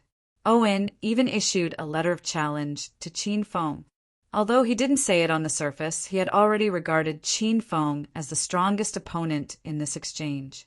The students of the medical college looked at Qin Feng with even more admiration and reverence. They realized that Professor Qiao Feng and Professor Qin Feng were becoming more and more alike. Both of them were freaking experts at picking up girls. In such a short time, Professor Qiao Feng had already captured the hearts of more than half of the female students in the medical college. You. Well said. Chang Xan, who had been standing in the distance, couldn't help but walk up to Qiao Feng and praise him. However, as soon as she finished praising Qiao Feng, Chang Xan regretted her words. Why did she say such things to him? Teacher Chang Xan, you're flattering me. I'm just expressing my feelings. It's nothing special. Oh, right. Teacher Chang Xan, are you free tonight? On my way here, I found a willow path with a nice environment. Why don't we go for a walk tonight and chat? Qin Feng looked at Chang Xan with a smile. Chang Xan's expression suddenly turned cold. She glared at Qin Feng and yelled, I'm busy. Chang Xan turned around and left with the 5 members of Saint Secondary Medical Association. Qin Feng shook his head and sighed. A woman's heart is like a needle at the bottom of the ocean. Teacher Qiao Feng, Teacher Chang Xan isn't willing to accompany you to admire the flowers under the moonlight, but I'm willing to accompany you. Professor Qiao Feng, you mentioned earlier that you are a new Chinese medicine teacher in our medical college, right? That's great. I'll take you to the class to have a look. Teacher Qiao Feng, you just said so much. Are you feeling hot? Should I take off my jacket? Let me help you. The female students from the 2 classes of the medical college surrounded Qin Feng and chattered incessantly like little birds. Qin Feng stood among the flowers and looked at the different short skirts and beautiful legs of different lengths and thicknesses. He instinctively rubbed his nose to see if there was a nosebleed. Under everyone's enthusiastic reception, Qin Feng was brought to Class 1's classroom. The students of Class 1 took their seats and looked excitedly at Qin Feng on the stage. Qin Feng stood on the lectern and looked at the familiar faces below. He felt the sunlight pass through the window and fall on his handsome, now extremely ordinary face. He couldn't calm down for a long time. It was said that news traveled fast in university, but to Qin Feng it was flying fast. He had just stood on the podium and put on a few poses that he thought were handsome and said some classic quotes that were purposely profound and suitable for picking up girls when a large group of people walked in. Ha ha ha! Professor Qiao Feng, you're really a promising young man. I can tell that you're a genius at first glance. It's true.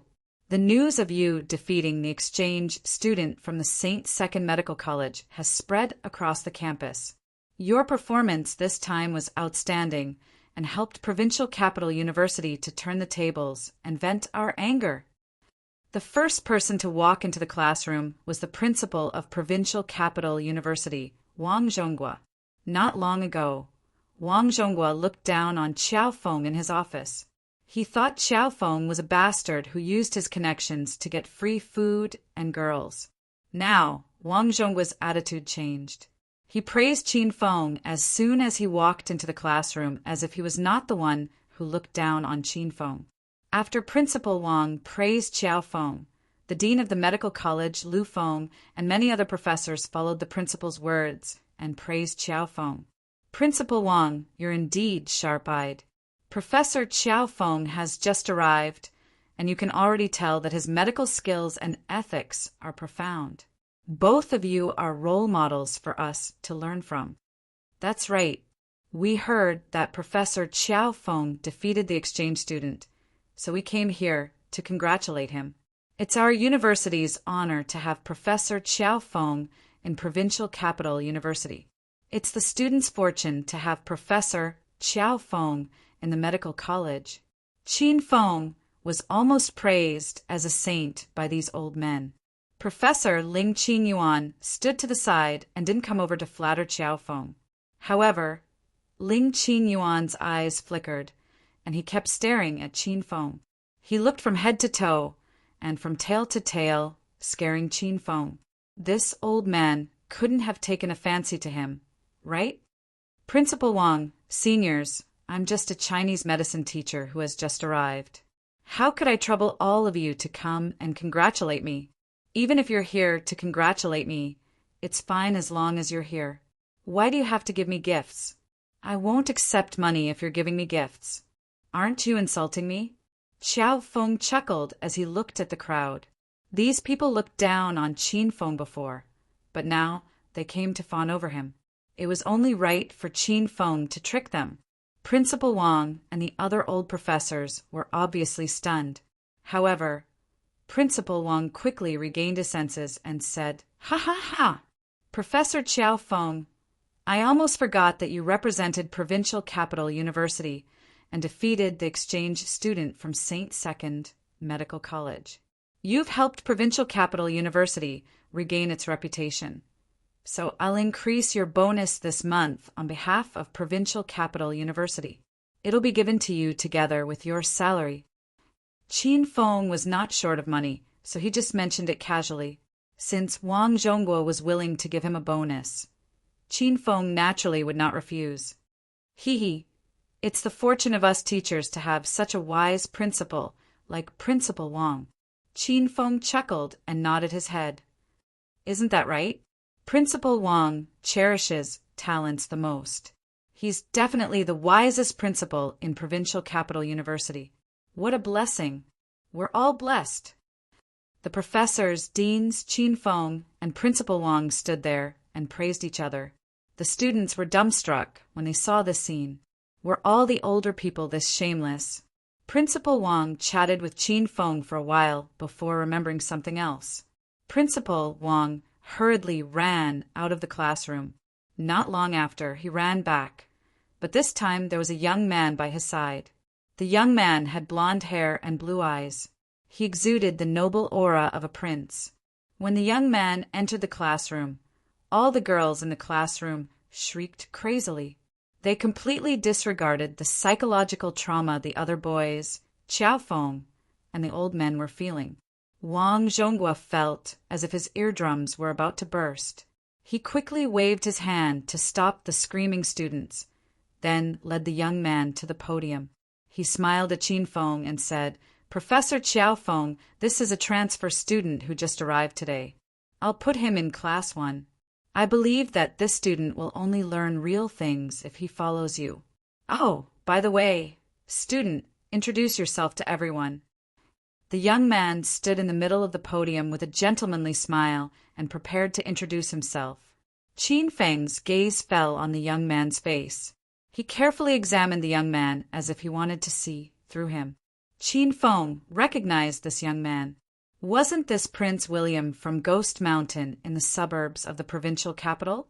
At that time, there was also a martial artist wrapped in a black cloth bag, but he didn't appear. Hello, ninth year. My name is Prince Wei, and I come from Australia. I'm very pleased to be able to come to China to study and become a ninth year classmate. In the future, please take care of me. Prince William introduced himself in broken Chinese. After he finished his introduction, many of the students below the podium still had blank expressions. It was clear that they didn't understand what Prince Wei was saying. Qin Feng had experienced the power of Prince William's broken Chinese on Ghost Mountain. At that time, Prince William said, Qin Feng killed his little brother Williams, so he wants Qin Feng's life. In the end, Qin Feng heard it as, Qin Feng pierced his little brother William's hen, so he wants Qin Feng's dick.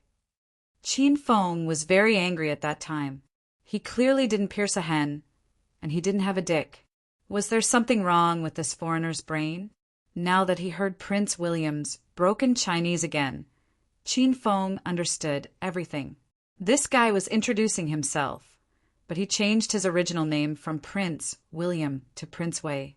He was clearly a member of the William family in America, but he said he was from Australia. Prince William was obviously hiding his identity. His actions made Qin Feng confirm that this person was one of the people sent by the William family to infiltrate China for a secret mission. Prince William still had his original appearance, but Qin Feng had changed his identity to Qiao Feng. Just thinking about it made Qin Feng excited. Ha ha ha. Everyone probably didn't understand Prince Wei's self-introduction, right? Then let me translate for everyone. This student is called Prince Wei. He said he came to China angrily. When he saw all of you, he thought you were all very unsophisticated. He won't be friends with you. Your statuses are too low, so don't expect to hang out with him. After Qin Feng translated Prince William's words, Principal Wang, the group of old men, and the 56 students in the audience were all shocked.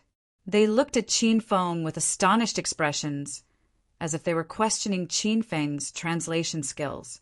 Qin Feng looked innocent and shrugged his shoulders. Don't look at me like that. I translated from Prince Wei's original words. If you don't believe me, you can ask him. Prince Wei, you're very handsome. Am I right? Qin Feng smiled as he looked at Prince William. Prince William's Chinese was terrible, and when Qin Feng was translating, he deliberately spoke very fast, so Prince William didn't understand at all. Now, Qin Feng spoke very slowly, and he even praised Prince William for his handsomeness. Prince William immediately had a good impression of Qin Feng, and he gave a gentlemanly smile as he nodded at Qin Feng. Teacher, you're absolutely right. P.S. Thank you, Night Storm, and Chi Chi at Baidu who got us for their tips. The two Alliance Masters of this book are both cute. Fourth update. I look forward to the birth of a new Alliance Master. Chapter 597. Teacher, you're absolutely right. Prince William's voice was cultured and refined. He had a trace of a scholar's aura. After he nodded at Qin Feng, he turned to look at his classmates in a daze. When Prince William entered the class, he heard the girls in the class cheering for him. Prince William thought that he was very attractive, so he was prepared to let these girls cheer for him crazily again. Fuck, you're just a little more handsome. Have a higher nose bridge, prettier eyes, and golden hair. What's there to be proud of? You look down on us, and we look down on you. Some of the boys came to their senses and angrily criticized Prince William's arrogance. However, those boys spoke too quickly. Prince William was confused and thought that they were praising him. So he continued to smile and looked at them. Damn you! How dare you sneer at us? Do you believe that I, your big brother, will go up and slap your handsome face into a dead pig's head? Let's see what else you can be proud of. Big brother Lu Jie, this guy is too despicable. I feel that he can compete with Teacher Qin Feng. Say something. Should we kick him out? Many of the boys were very angry. They wanted to rush up to the podium and kick Prince William away. Those love-struck girls were also unhappy. They warmly welcomed Prince William's arrival. They didn't expect him to be so cold. Did he really think that he was a big star? "TSK, I misjudged you. You look like Song Xiaobao. Who would want to be friends with you? Teacher Qiao Feng is better. Although he looks a little ordinary, at least no one remembers him after he commits a crime." "You're so handsome. Do you dare to commit a crime?" The boys were shouting fiercely. Many girls joined the boys in condemning Prince William's arrogant attitude. Seeing this scene, Qin Feng was very happy. However, Prince William felt that something was wrong.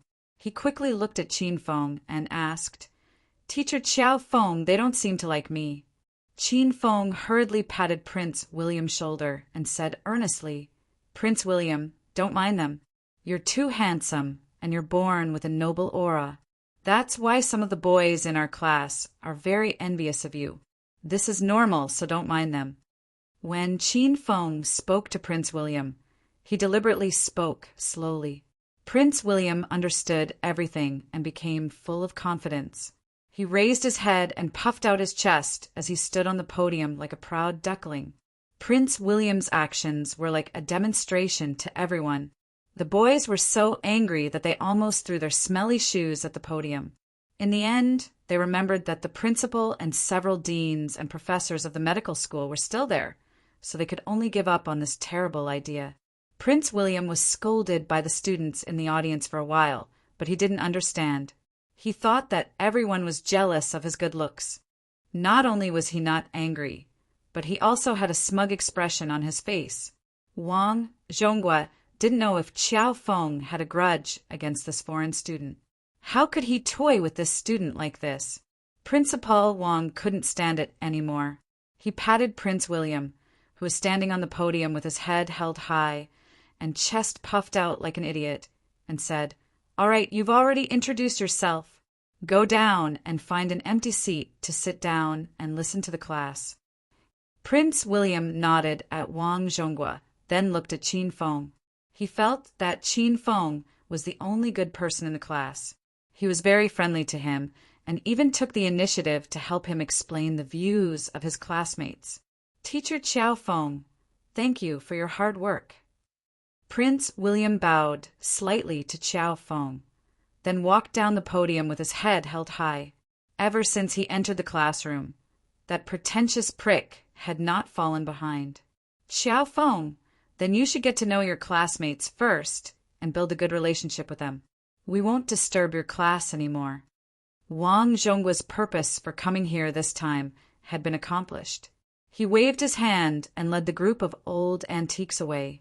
Lin Qing Yuan followed at the back of the group. When he left, he looked back at Qin Feng a few times with a reluctant look on his face. This scared Qin Feng to death. "Don't tell me this old man really likes me." After the group of people left, Qin Feng began to chat with the others. In fact, Qin Feng was very familiar with the students in the class. However, to avoid exposing his identity, Qin Feng still asked everyone to introduce themselves one by one. When Hua Yan and Xiao Shishir stood up to introduce themselves, Qin Feng deliberately made things difficult for the two girls. His words were full of flirting with the two girls. At this time, Avril and the other 5 exchange students had already returned to their student dormitory. As soon as they arrived at the entrance, they saw Professor Mike and a group of lecturers from the St. Medic Institute waiting for them at the entrance. "Professor Mike."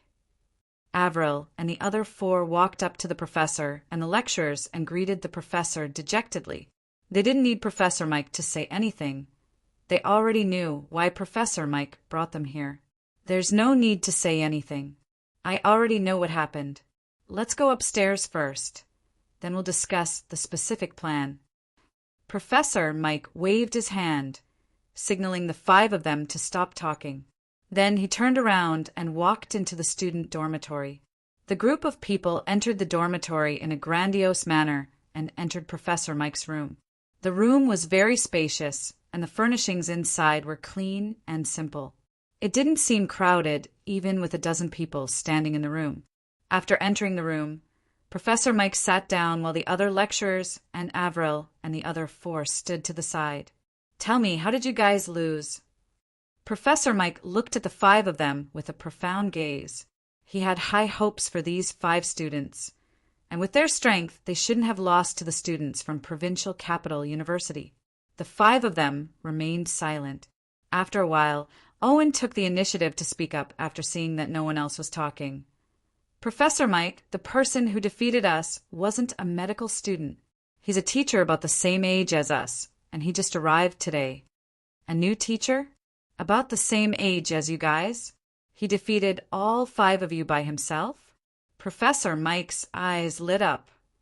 "Yes, he saved an epileptic patient. We couldn't do anything because we didn't have any medical equipment, but he did it." Owen answered Professor Mike seriously.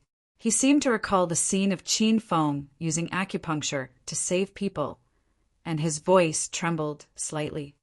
"How did he save the epileptic patient?" Mike's voice wavered with excitement. Owen stuttered for a long time, but he couldn't tell what technique Qin Feng used. The other 3 men also lowered their heads in silence. At this moment, Avril's beautiful eyes lit up, and she said, "He used needle manipulation."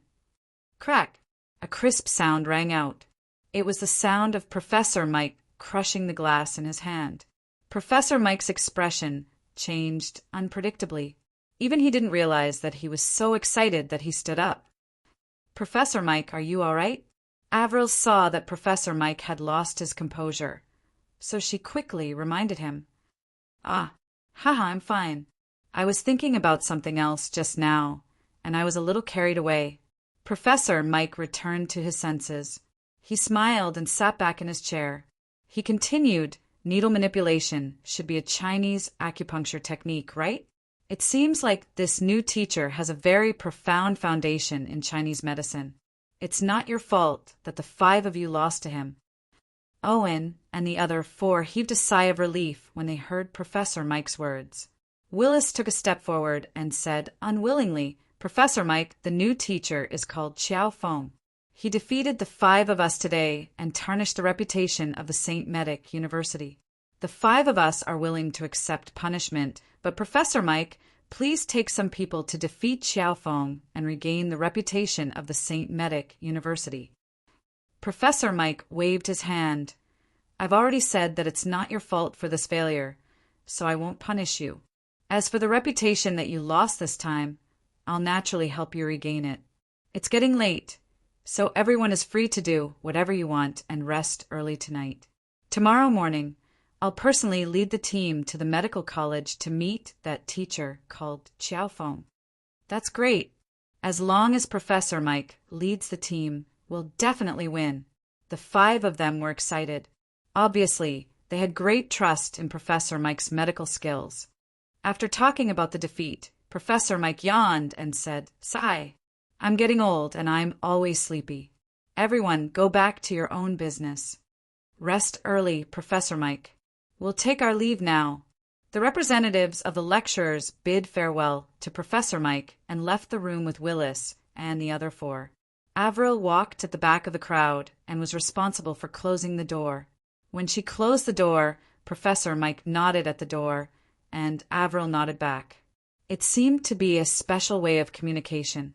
The St. Medic University had already decided that Professor Mike would personally lead the team to challenge Qiao Feng tomorrow. However, Qin Feng was still unaware of this as he was enjoying his time in the university. "Student Hua Yen, don't go yet. I want to talk to you alone." The bell rang, and the students walked out of the classroom in 2s and 3s. Many female students took the initiative to invite Qin Feng to watch a movie or have dinner that night, but Qin Feng tactfully rejected them.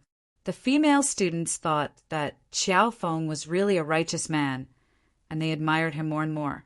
However, when they heard that he wanted to make Hua Yen stay after school, they turned around and ran out of the classroom angrily. Bang! Instead of Hua Yen, a mountain came to Qin Feng. When Lu Jie stood in front of Qin Feng and slammed his palm on Qin Feng's desk, Qin Feng wanted to kick him to death. "Hey, I'm warning you. Don't think that I'm afraid of you just because you're a teacher. I'm telling you, I'm the boss of Class 1, and Hua Yan is my sister-in-law. If you dare to do anything to her, I'll kill you right here and now." Lu Jie glared at Xiao Feng furiously. He had tolerated Xiao Feng for the entire afternoon because Qin Feng had been flirting with Hua Yan and Xiao Shishir in class. "Student, you'd better speak nicely to me. Otherwise, I'll tell your dad about you wrecking his Buick." Qin Feng looked at Lu Jie indifferently. He thought that Lu Jie had grown a pair of wings. Lu Jie's inner qi was broken instantly, and sweat beaded on his forehead. He looked at Qin Feng nervously and doubtfully. "Oh my God, Professor Xiao Feng, I was just joking with you. What do you think of my cold jokes? It's not that I'm bragging, but I'm the king of cold jokes in class." Lu Jie changed his attitude and tried to please Qin Feng. Halfway through his speech, Lu Jie suddenly thought of something. He looked at Qin Feng vigilantly and asked, "Huh? How did you know that my old man's car was smashed by someone? Who are you? Are you kidding me? Did you really wreck my old man's car?" "I just said it casually to scare you. I didn't expect to really bump into you. Student Lu Jie, I have something on you. Be careful next time." Qin Feng looked at Lu Jie with a smirk. Lu Jie straightened his back and said angrily, "Humph. My old man found out a long time ago that his car was wrecked. A few days ago, he hung me upside down on a tree and whipped me for a day and a night. It's all in the past now. Don't you dare use it to threaten me. Let me tell you, if you dare to mess with my sister-in-law again, I won't forgive you." Qin Feng stared at Lu Jie blankly. He wondered if Lu Jie was picked up from a garbage dump. The family's punishment was too harsh. However, Qin Feng felt warm when he saw how protective Lu Jie was of Hua Yan. He knew that Lu Jie was doing this for his sake. "Fatty, you keep calling Hua Yan sister-in-law. Who's your big brother?" Qin Feng wanted to confirm it again. If Lu Jie was his big brother, Qin Feng would have stomped him to death on the spot. Chapter 598. Humph. There's only one man in this world who can be my big brother Lu Jie's man, and that's teacher Qin Feng. Lu Jie patted his chest proudly. Tears welled up in Qin Feng's eyes, and he felt like crying. "Did you see that? This is a true brother." It had been a long time since Qin Feng last saw Lu Jie. Hearing such touching words from Lu Jie as soon as he saw him, Qin Feng was moved. He remembered the orange grade overlord slash that he obtained from Sima Haoran when he annihilated the Sima family in Acropolis City. The broadsword was 2 meters long, comparable to the green dragon crescent blade that Qin Feng had previously obtained. The last time Lu Jie and Qin Feng went to the warrior town's blacksmith shop, Lu Jie had his eyes on the green dragon crescent blade, which wasn't even a spiritual weapon. Qin Feng had purposely left this orange grade overlord slash for Lu Jie, and now he was going to give it to him. However, after Qin Feng flipped his hand over a few times, he suddenly realized that he had temporarily lost contact with the Hedonist sovereign system, so he couldn't take out the spirit equipment. "Hey, why are you flipping your palm over and over again? Are you trying to show off to me? If you have the guts, let's go out and fight." Lu Jie misunderstood Qin Feng's intention, but Qin Feng wasn't angry. He smiled at Lu Jie and said, "Classmate Lu Jie, I think you're a martial artist. I have an orange quality Overlord's chop at home. The handle of the Overlord's chop is 1 meter long, and the broadsword is more than 1 meter long. The entire Overlord's chop emits a faint orange glow, and its blade is sharp enough to cut through iron as if it were mud. I think it's very suitable for martial artists of your size. I'll give it to you in 2 days." Lu Jie, who was yelling at Qin Feng a second ago, was petrified. Orange grade spiritual weapon? It was a rare treasure that even the 4 major families in the provincial capital couldn't get their hands on. Lu Jie was a stage for inner qi martial artists now, but he didn't even have a decent weapon. Lu Jie's expression changed when he heard Qin Feng's words. He rubbed his chubby hands and smiled at Qin Feng. "Ahaha, Teacher Qiao Feng, why didn't you say so earlier? Otherwise, I wouldn't have offended you. Did you want to go on a date with Hua Yan?" "Don't worry, I'll take care of this. I have a good relationship with Hua Yan, so I'll put in a good word for you in front of her in the future. I'll make sure you two are a couple." Qin Feng's face was as dark as the bottom of a pot. He really wanted to take back what he had said earlier. A brother like Lu Jia sigh. He had misjudged Qiao Feng Laosher? What's wrong with you? Say something. When are you going to give me the overlord's chop? Why don't I go back with you and take it from your house? Lu Jia waved his hand in front of Qin Feng's eyes. He thought Qin Feng was asleep. Qin Feng snapped out of his rage and glared at Lu Jia. "Get lost. I'd rather keep my overlord slash at home to chop vegetables than give it to you." Qin Feng was furious. He left Lu Jie behind and walked out of the classroom. Hua Yan was nowhere to be seen.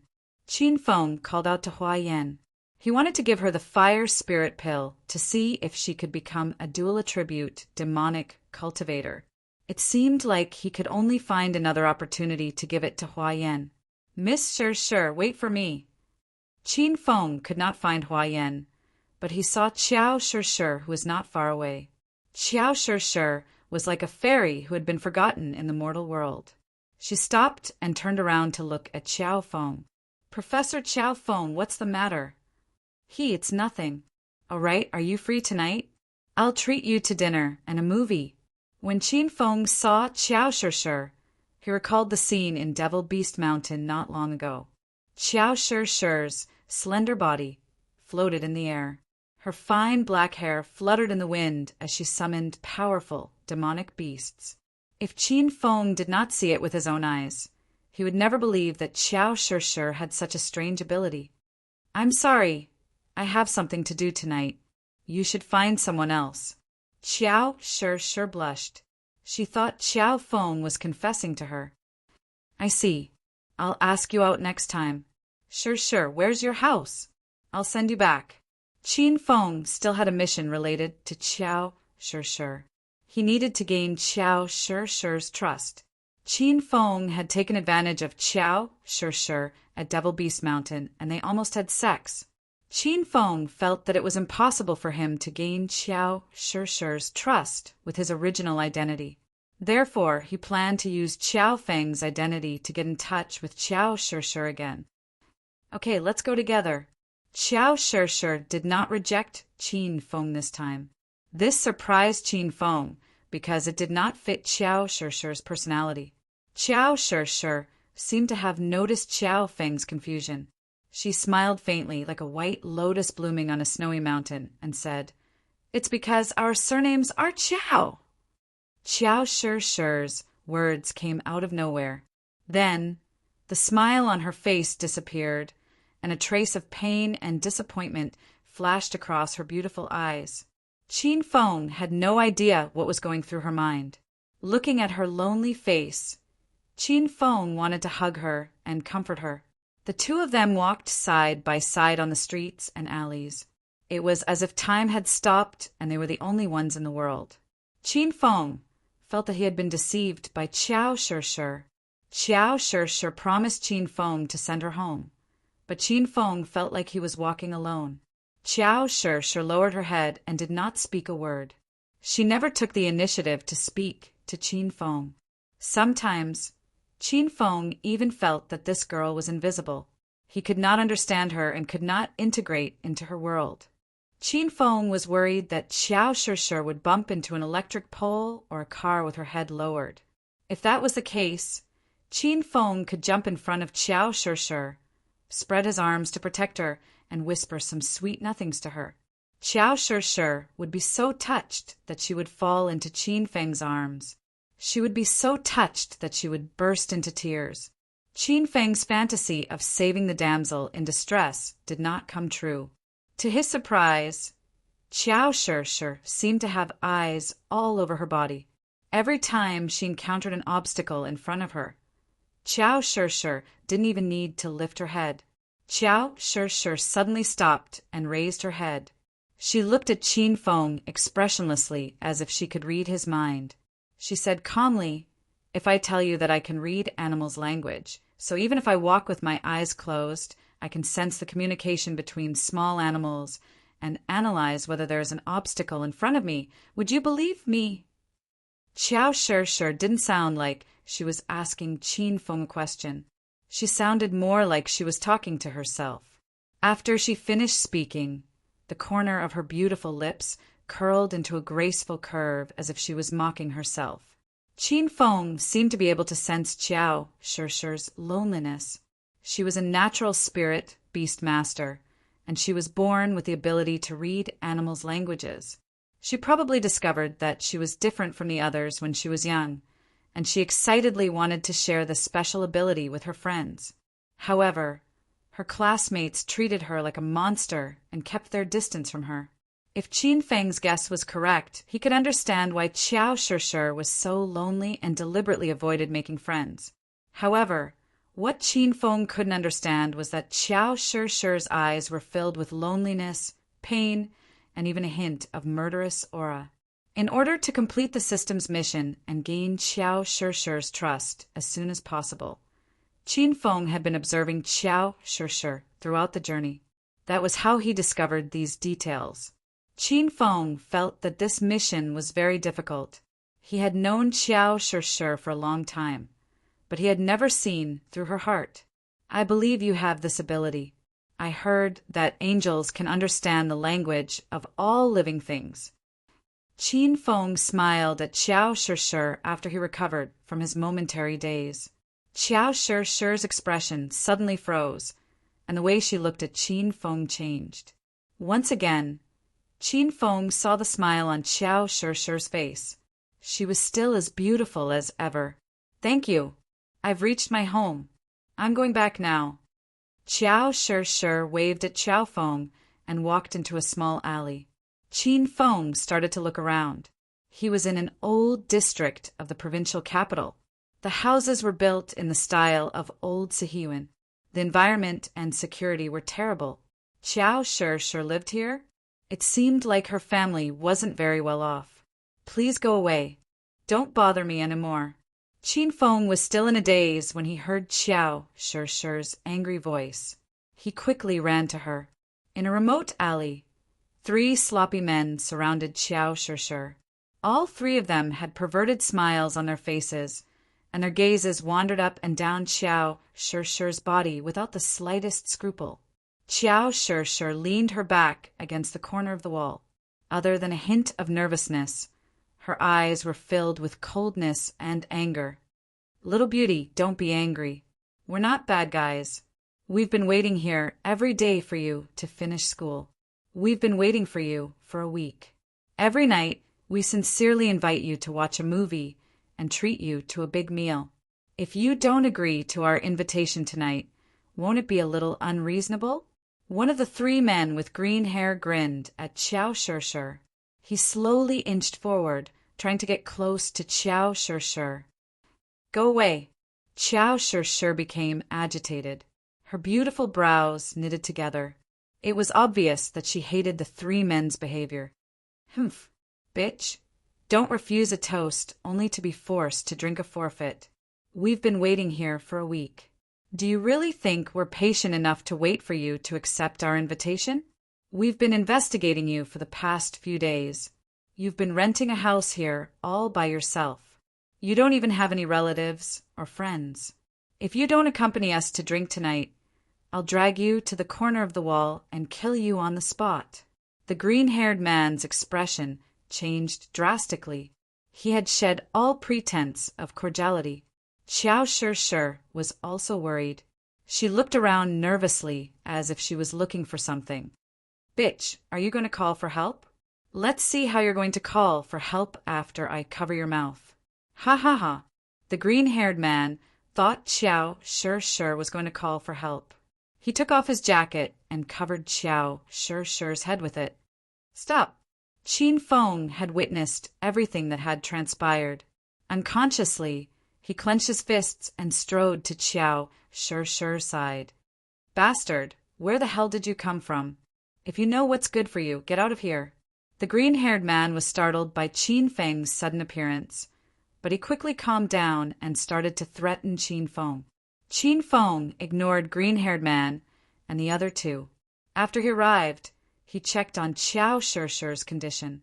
Seeing that Qiao Shishir wasn't injured, Qin Feng calmed down. He slowly turned around and looked at green-haired man. "Do you want to hit me? If you don't get out of here, I'll hit you."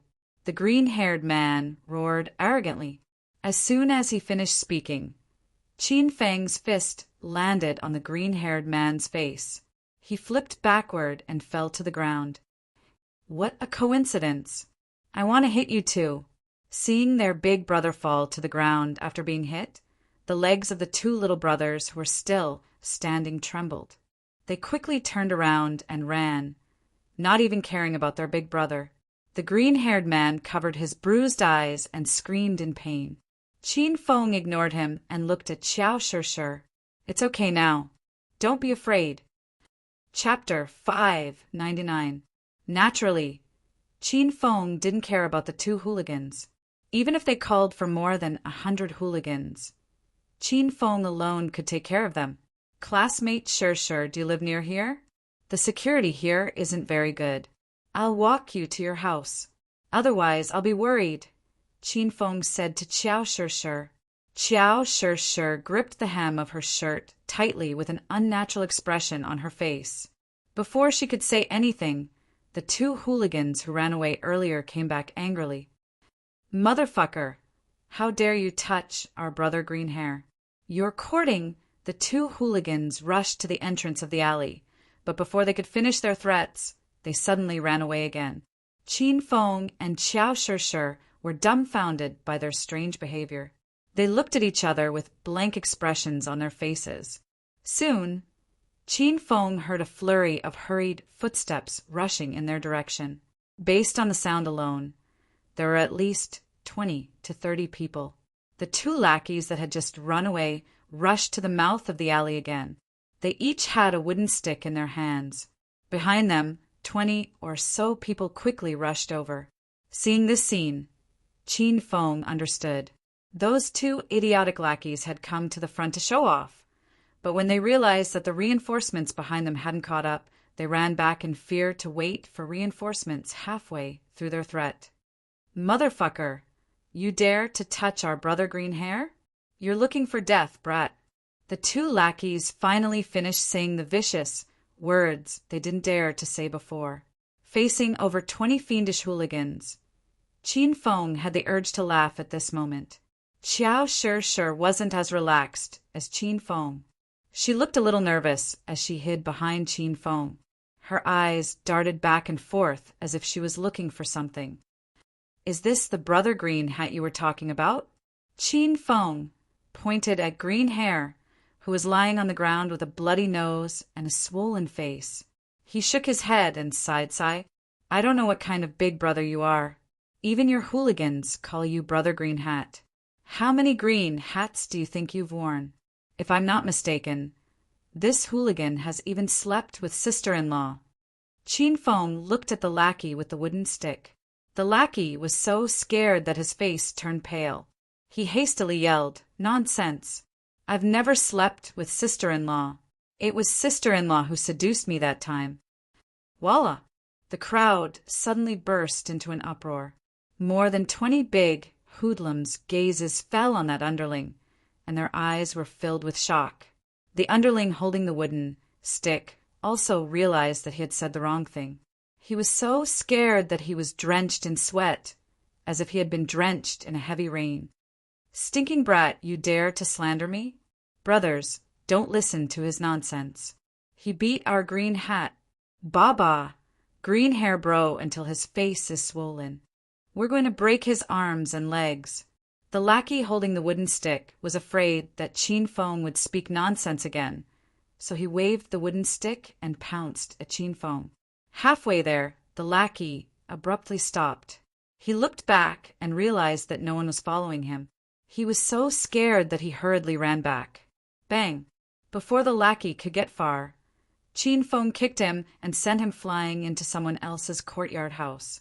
The 20 or so hooligans were dumbstruck. They never thought that Qin Feng could send someone flying with one kick. He was obviously not someone to be trifled with. The 20 or so people stared at Qin Feng. For a moment, none of them dared to teach Qin Feng a lesson. Motherfucker, why are you guys still standing there like idiots? All of you attack.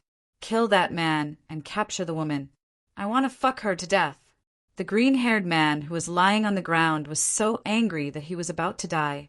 He endured the pain on his face and roared. The 20 or so hooligans immediately came to their senses and pounced at Qin Feng. Teacher Qiao Feng, you go first. Suddenly, Qiao Shi's emotionless voice came from behind Qin Feng. Qin Feng turned around and saw that Qiao Shi's beautiful eyes had lost their luster. It was as if her soul had been sucked out. Her long hair slowly fluttered, and more than half of it stood on top of her head. She looked very scary. The hooligans who had already rushed to Qin Feng were shocked. They thought that Qiao Shi was going to dress up as a ghost to scare them. Qin Feng was also shocked. He thought that this girl couldn't be summoning demon beasts and wild beasts, right? But this was the provincial capital. Where would the demon beasts and wild beasts come from? Woof, woof, woof. Meow, meow, meow. Cluck, cluck, cluck. Noo, noo, noo. Just as Qin Feng was puzzled, he heard all kinds of animal cries coming from all directions. The 20 or so hooligans also heard the abnormality. They stopped what they were doing and seemed to have forgotten that they were here to teach Qin Feng a lesson.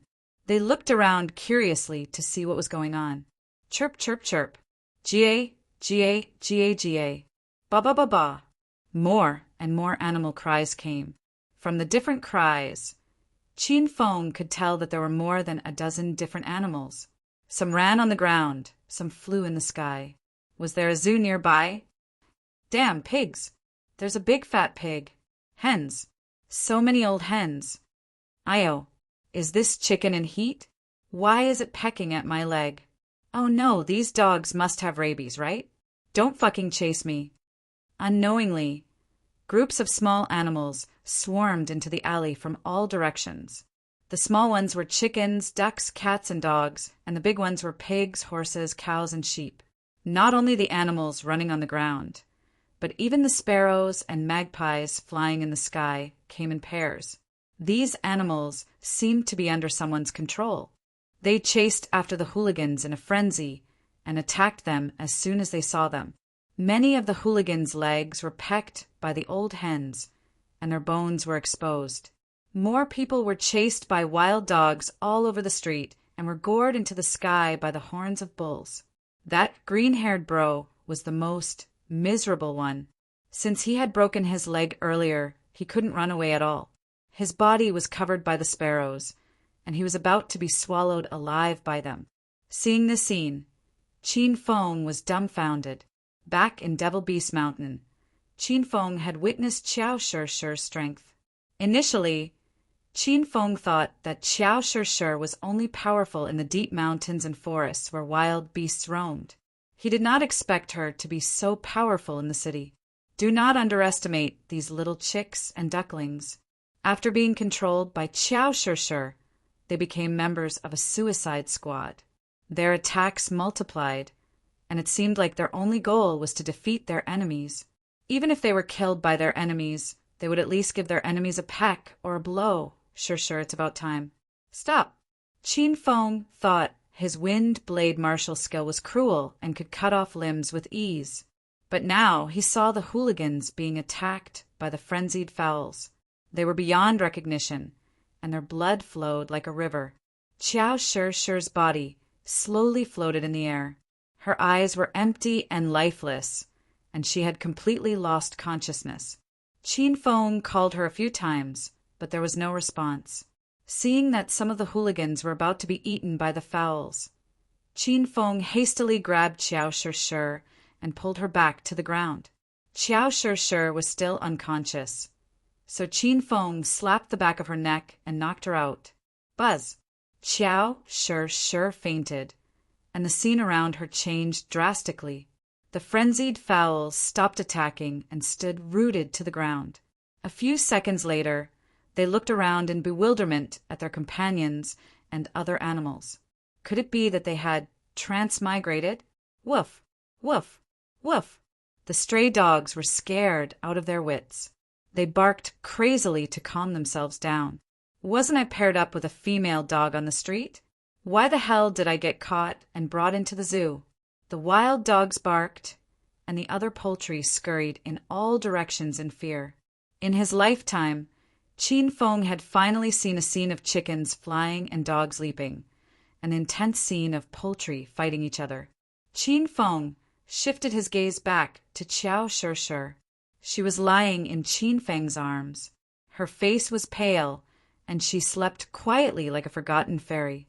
Qin Feng couldn't help but caress Qiao Shishir's face. Her skin was smooth and soft, and he couldn't help but caress her face again.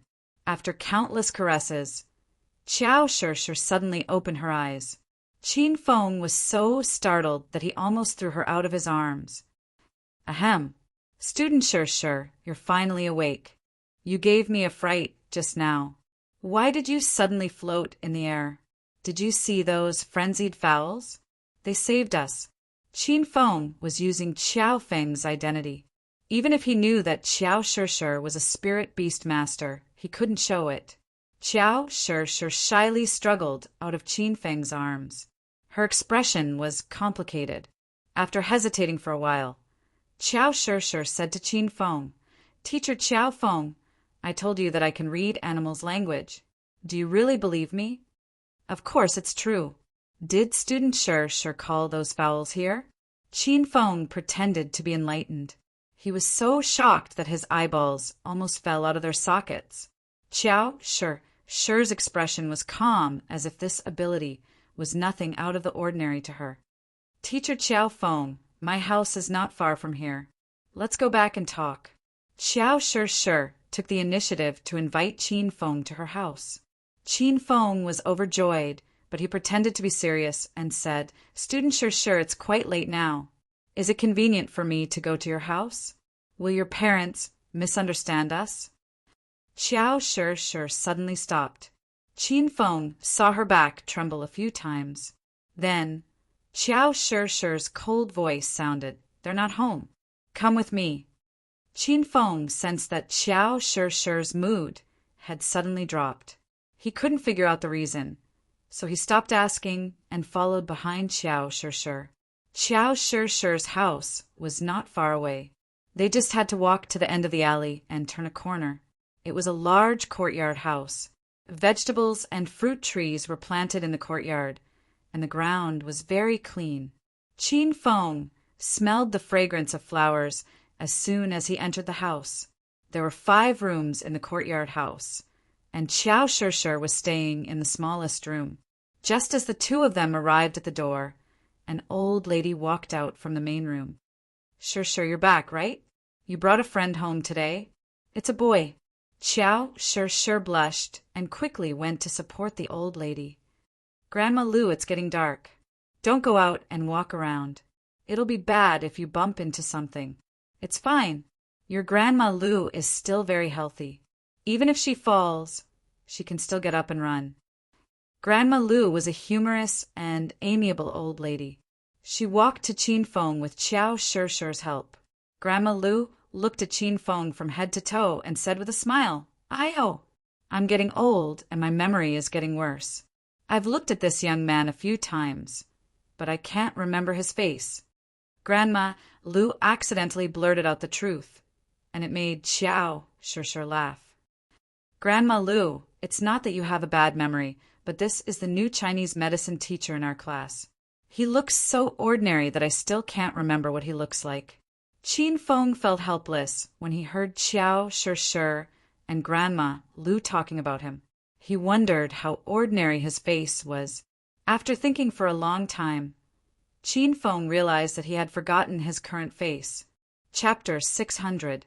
Qiao Shishir was amused by Professor Qiao Feng's sullen expression. She held Grandma Lu's arm and said, "Grandma Lu, That old man Zhang you mentioned is a quack. His fortune-telling, talismans, and elixirs are all lies. Professor Qiao Feng is a real Chinese medicine teacher. He's different. Oh, so that's how it is. All right, as long as Sure likes it, Grandma Lu said with a peaceful smile. Qiao Sure nodded instinctively. Then she realized something was wrong. She quickly shook her head and said, "What are you talking about, Grandma Lu? What's there to like?" Qiao Sure's pretty face began to blush. She looked extremely adorable under the sunset glow. Grandma Lu patted Qiao Sure's hand and looked at Qiao Feng with a smile. "Teacher Qiao Feng, you're really lucky. Sure has been renting a house here for more than a year, and I've never seen her bring anyone home. Not even a female classmate. But today, she brought you home, a male teacher. I've heard that times have changed. Wouldn't a teacher be arrested for dating a student?" Grandma Lu looked at Qin Feng worriedly. Qin Feng and Qiao Sure didn't know whether to laugh or cry. "Grandma Lu, you can call me Qiao Feng. Now that the world has changed, even grandfathers and granddaughters don't care, let alone a teacher and a student." Grandma Lu's expression changed drastically. She quickly took 2 steps back and looked at Qin Feng cautiously. "How can you do this? Then, are you interested in Grandma Lu?" The corner of Qiao Feng's mouth twitched, but he didn't say anything. Grandma Lu suddenly laughed.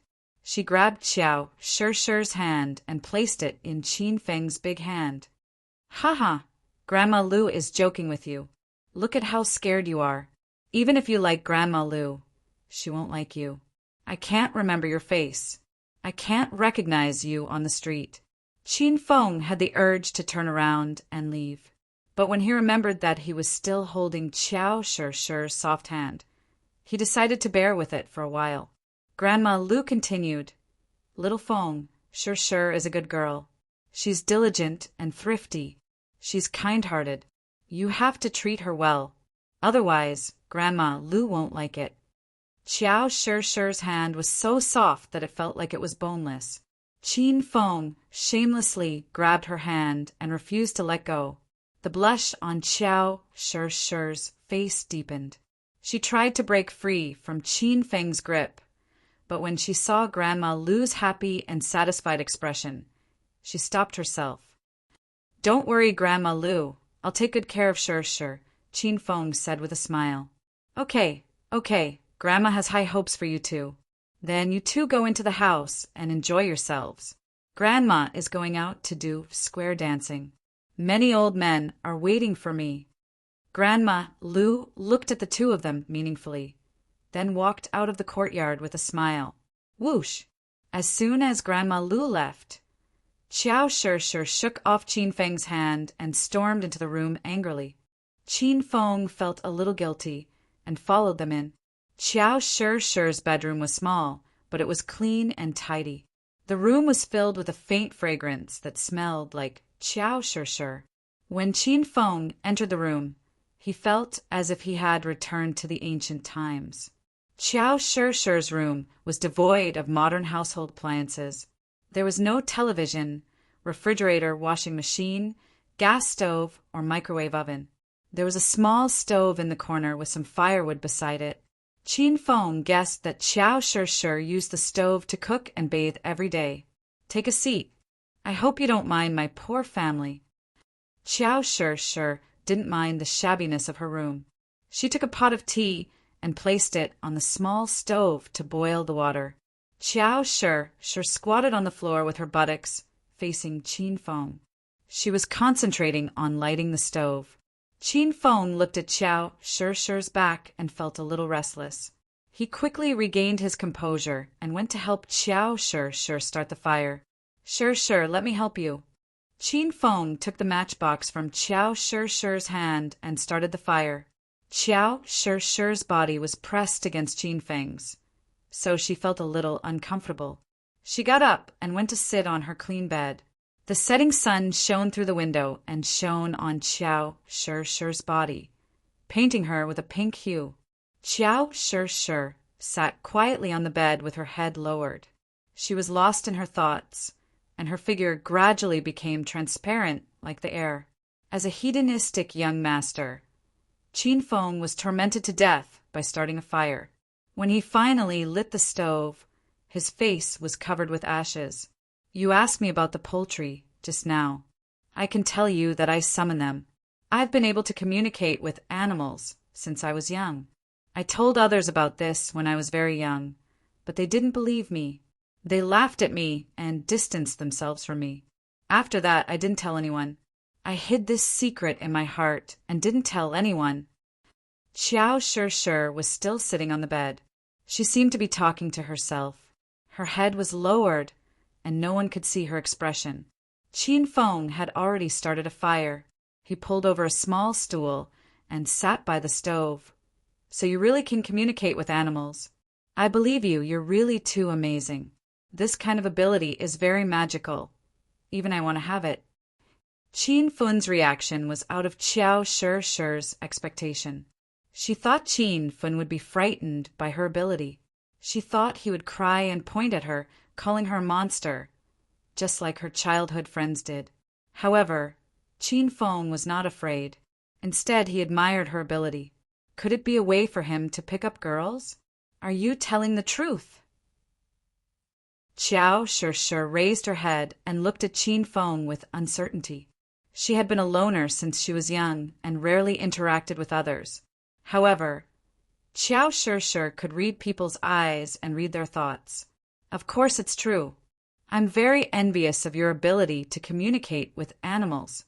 You can even control their minds and make them fight for you. It's cool just thinking about it. Qin Feng looked at Xiao Shi seriously. Xiao Shi could see the sincerity in Qin Feng's eyes. He was telling the truth.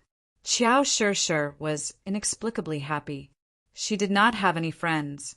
It was not that she did not want to make friends, but she was afraid of being hurt by her friends. However, Xiao Feng seemed to be different from others. Xiao Shi wanted to befriend him because she was too lonely. Professor Xiao Feng, your Chinese medicine skills are amazing. I've only seen 2 people who can use the needle manipulation technique. One is you and the other is... Xiao Shi paused, and a complicated expression appeared on her face. She suddenly thought of Qin Feng. She was angry and worried at the same time. Qin Feng had taken advantage of Xiao Shi, but he had also saved her life. Xiao Shi did not know how to face Qin Feng again. If it was possible, Xiao Shi hoped that she would never see him again. She wanted this to be a sealed secret. Who is the other person? Are you familiar with him? Qin Feng was eager to know how important Qin Feng was in Xiao Shi's heart. Xiao Shi shook her head and lowered her head again. Let's not talk about him. We are not familiar with each other. Qin Feng was slightly disappointed, but he quickly became happy. Xiao Shi did not have a good impression of Qin Feng, but she still had a good impression of Xiao Feng. Shi, are you born with the ability to communicate with animals? How do you communicate with them? Can I learn it? Qin Feng's interest was piqued. He felt that Xiao Shi's summoning ability was too powerful. If he could learn it, he would become even more powerful. Xiao Shi raised her head again. When she mentioned the summoning ability, Xiao Shi's beautiful eyes shone brightly.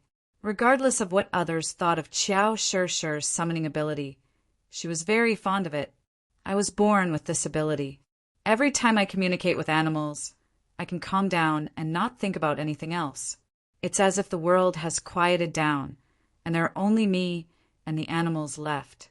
At that time, I can hear their whispers and become part of their living world. I can talk to them, and they like me very much. We are good friends. As for whether you can learn this ability or not, I'm not sure. But if you want to learn, I'll be happy to teach you. Of course. Qin Feng was happy to learn. He immediately ran to Xiao Shi's side and sat down. Xiao Shi was startled. This was the first time a man entered her room and sat on her bed. Xiao Shi couldn't get used to it. What's wrong? Then I'll stand and learn. Qin Feng was also startled by Qiao Shirshi's action. He seemed to understand Qiao Shirshi's concerns, so he stood aside. After Qiao Shirshir regained her composure, she felt a little guilty. Teacher Qiao Feng was able to accept her strange ability and was willing to stand up for her when she was in danger. But now he just sat on her bed, and you're making a fuss out of nothing? It's fine, Teacher Qiao Feng. Please sit down.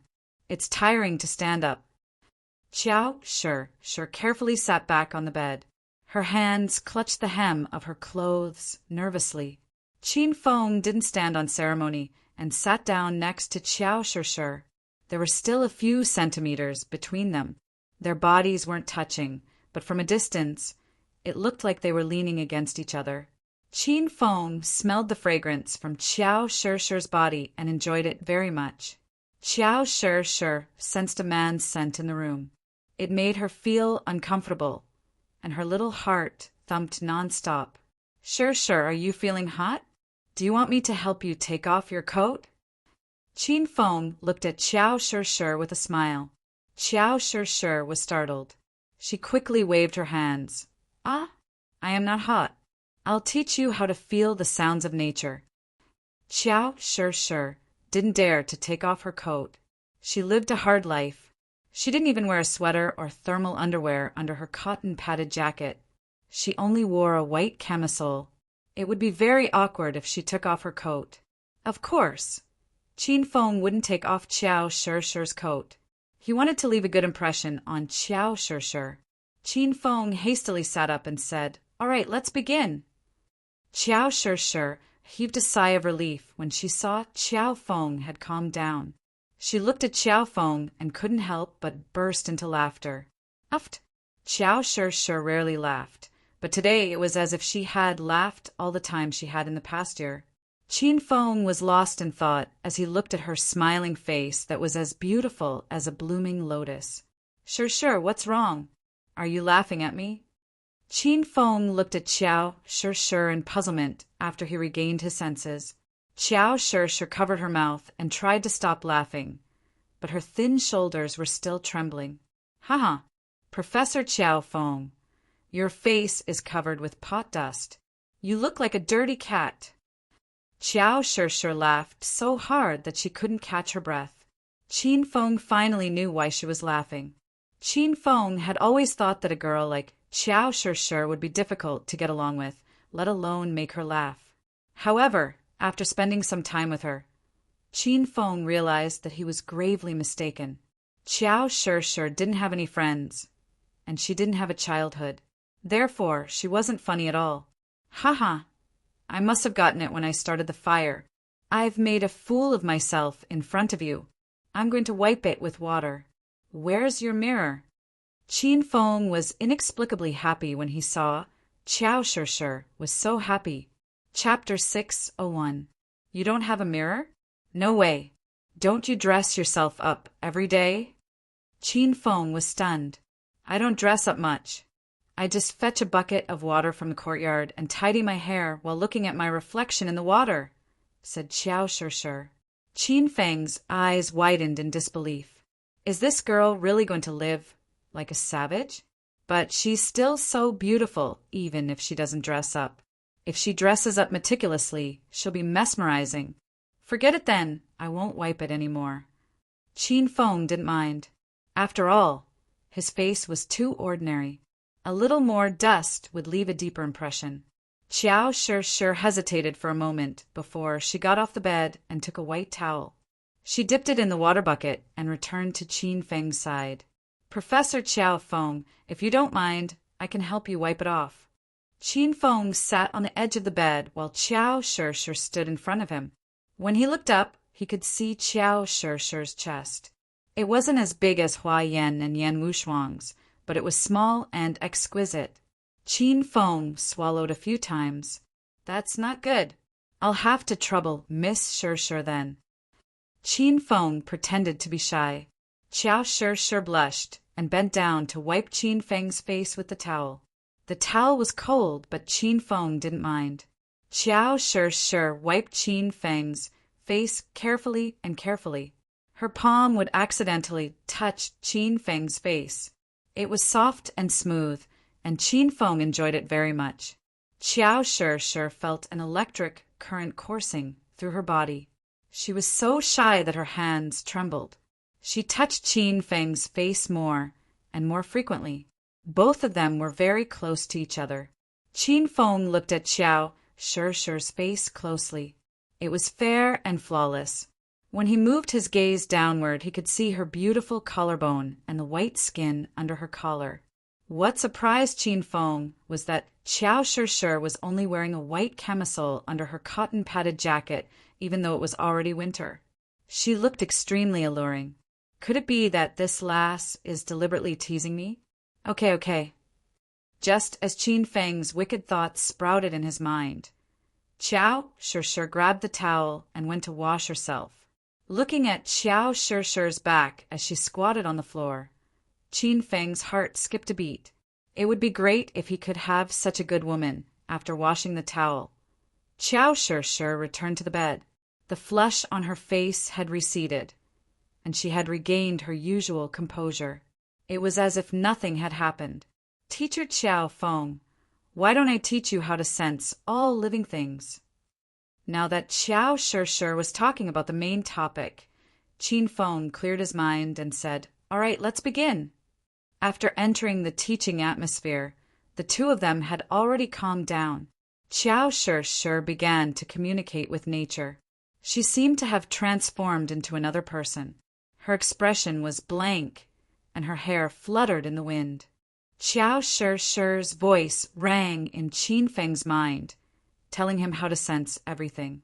Following Qiao Shi's instructions, Qin Feng realized that he could really enter a state where he forgot himself. It was as if time had stopped and the noise around him had disappeared. All that was left were him and Qiao Shi, as well as the whispers of all living things around him. Teacher Qiao Feng, you're amazing. You can really enter the mirror of all creation.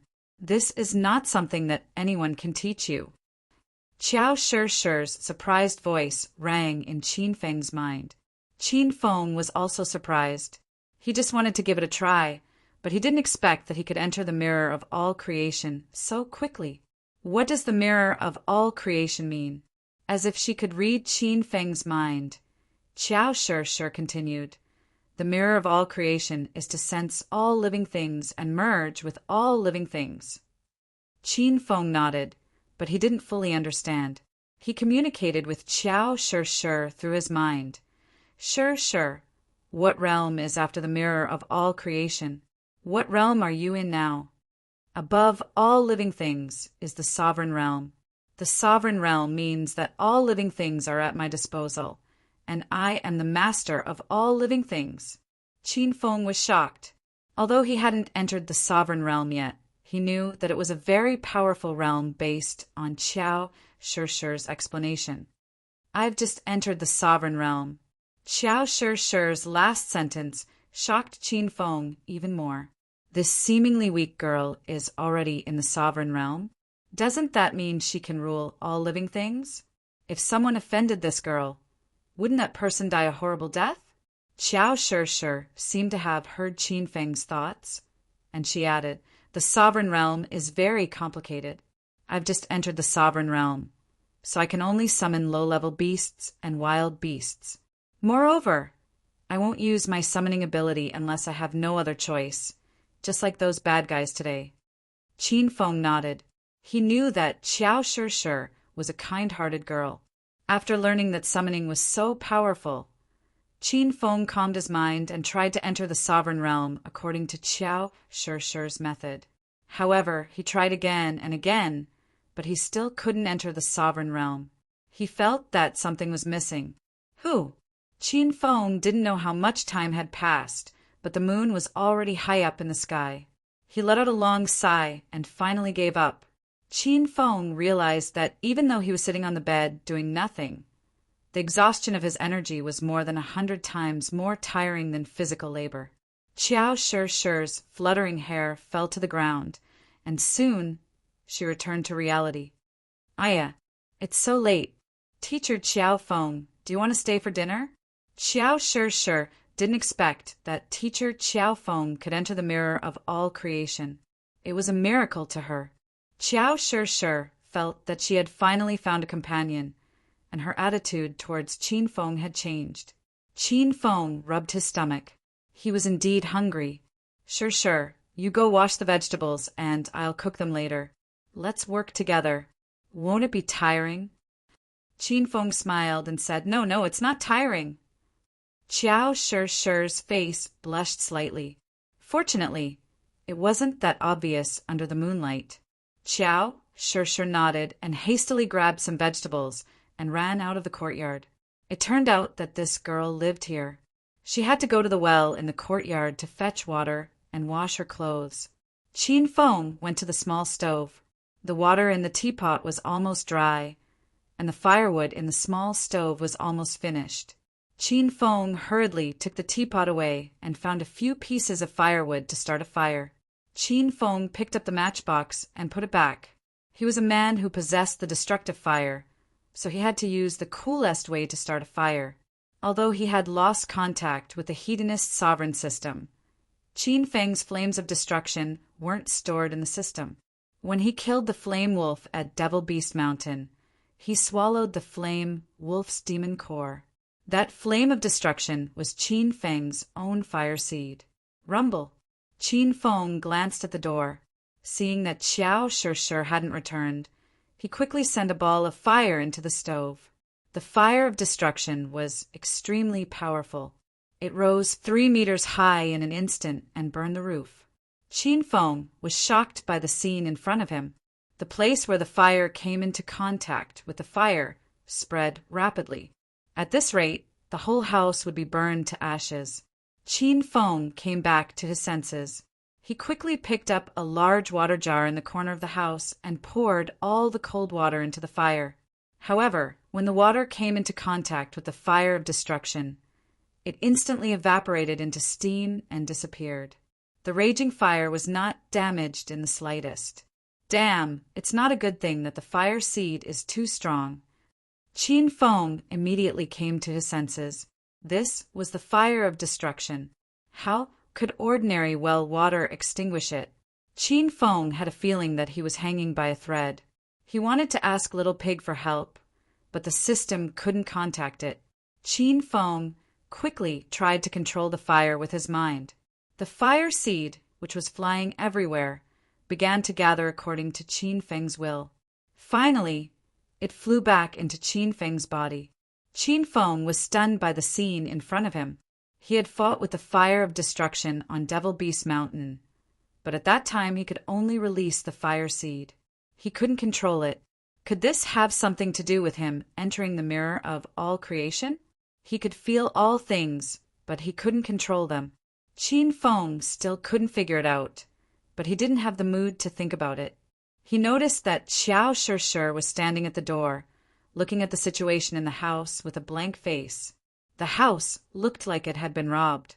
There was a lot of water on the floor, and some pots, bowls, ladles, and other utensils were knocked to the ground in Qin Feng's haste. Teacher Qiao Feng, W, what did you do just now? Xiao Shi put the washed dishes to the side and turned on the light in the room. Ah. As soon as the light was turned on, Xiao Shi covered her mouth and screamed, The stove? Where's the stove? Huh, the large water jar is gone? How can this be? Xiao Shi was shocked. She went out to wash the dishes for less than 5 minutes, and when she came back, the whole house had changed. If it wasn't for Qiao Feng staying in the room, Xiao Shi would have thought that the house had been robbed. Qin Feng regained his senses. He looked at Xiao Shi with a puzzled expression and said, Shi, what stove? What large water jar? What nonsense are you talking about? I'm not talking nonsense. Did you forget that there's a small stove and a large water tank in the corner of my house? When you entered the house, you even lit the stove. Also, the teapot is gone, right? The basin I used to wash your face is gone. Xiao Shi looked aggrieved. She was so anxious that she was about to cry. The things she mentioned just now were the big things in the house. Qin Fen knew that the things that disappeared were melted by the fire of destruction. Now they had turned into water-pure qi and drifted away to God knows where. Qin Fen would never admit to such a thing. He looked at Xiao Shishir with a straight face and said, Shishir, are you sick? Let me feel your forehead. Oh my, why is it so hot? You must have a fever. You don't have a stove or a water jar in your house. I haven't seen it since I entered the house. Qin Feng's hand was still on Xiao Shishir's forehead. It was so comfortable to touch that Xiao Shishir forgot about the stove and the water jar. She blushed and blushed. Qin Feng was afraid that Xiao Shishir would continue to question him. He quickly pushed Xiao Shishir onto the bed, removed her shoes, and covered her with the blanket. After he was done, Qin Feng turned around and ran out of the house. When he was at the entrance of the courtyard, he said, Shishir, it's late. Teacher has gone back. You should rest early. You'll be fine after a good night's sleep. Xiao Shishir was baffled by Qiao Feng's actions. When she recalled how Qiao Feng grabbed her leg and helped her take off her shoes, her cheeks burned even hotter. However, a handsome face appeared in Xiao Shishir's mind. It was Qin Feng's face. When she recalled the ambiguous scene that happened between her and Qin Feng on Devil Beast Mountain, Xiao Shishir's beautiful eyes were filled with disappointment. She admired Xiao Feng, but she couldn't be with him because her body was touched by another man. She felt that it was unfair to Xiao Feng. What an innocent and cute girl. After Qin Feng left Xiao Shishir's rented courtyard, he took out his cell phone and ordered takeout. It was fine for Qin Feng to skip dinner, but he couldn't let Xiao Shishir go hungry. Moreover, Xiao Shishir's stove was burned by Qin Feng. She couldn't cook even if she wanted to. After Qin Feng ordered the takeout, he went online and ordered a gas stove, a water heater, and other household appliances. He wrote Xiao Shishir's address on the address.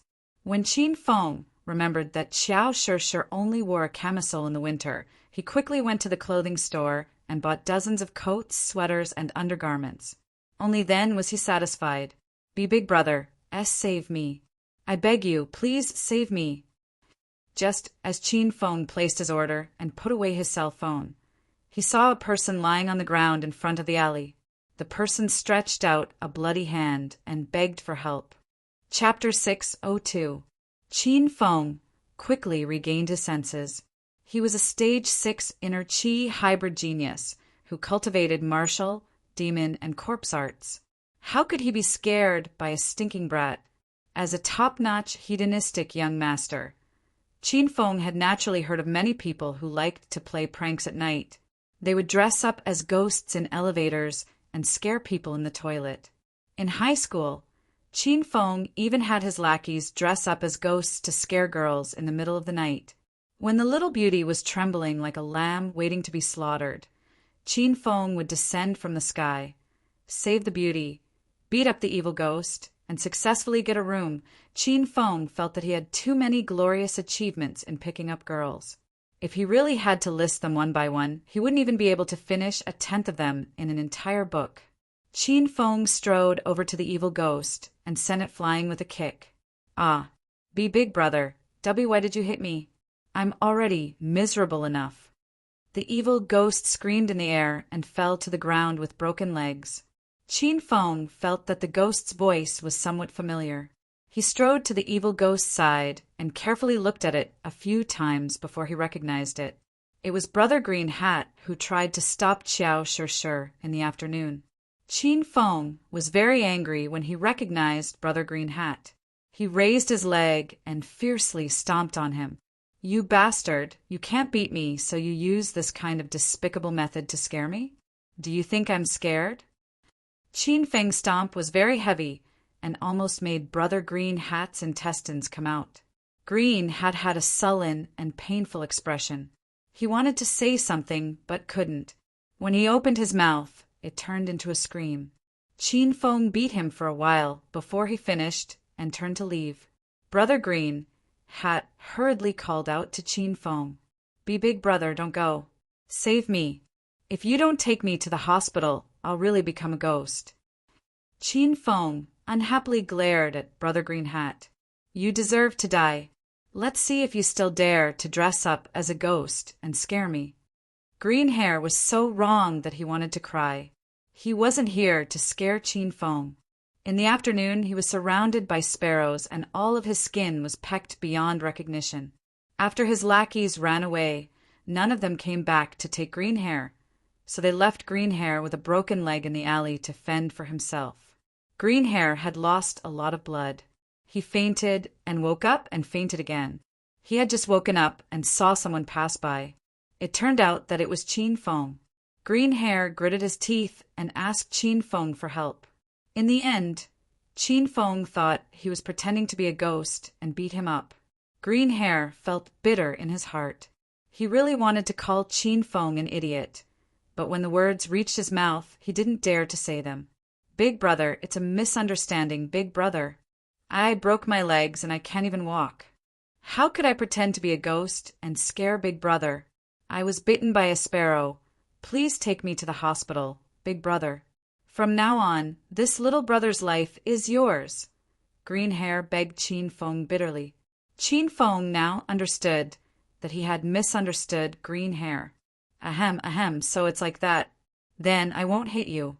Let's go. Qin Feng wouldn't save Green Hair. This brat dared to have designs on Xiao Shishir, so he deserved to end up like this. Seeing that Qin Feng was about to leave, Green Hair immediately panicked. He yelled at the top of his lungs, big brother, don't go. I know a treasure. If you save my life, I'll take you to find the treasure, and all the treasure will belong to big brother. Qin Feng stopped and returned to Green Hair's side. If there really was a treasure, it would be a waste not to take it. There really is a treasure. Qin Feng looked coldly at Green Hair. When Green Hair saw that Qin Feng had returned, he was so excited that he was about to cry. He hurriedly nodded. Yes, yes, big brother, don't worry. This little brother will definitely not lie to you. Can you take me to the hospital first? My phone is broken, and my leg is broken. If I lie down, I'll really die. Qin Feng glanced at Green Hair's eyes.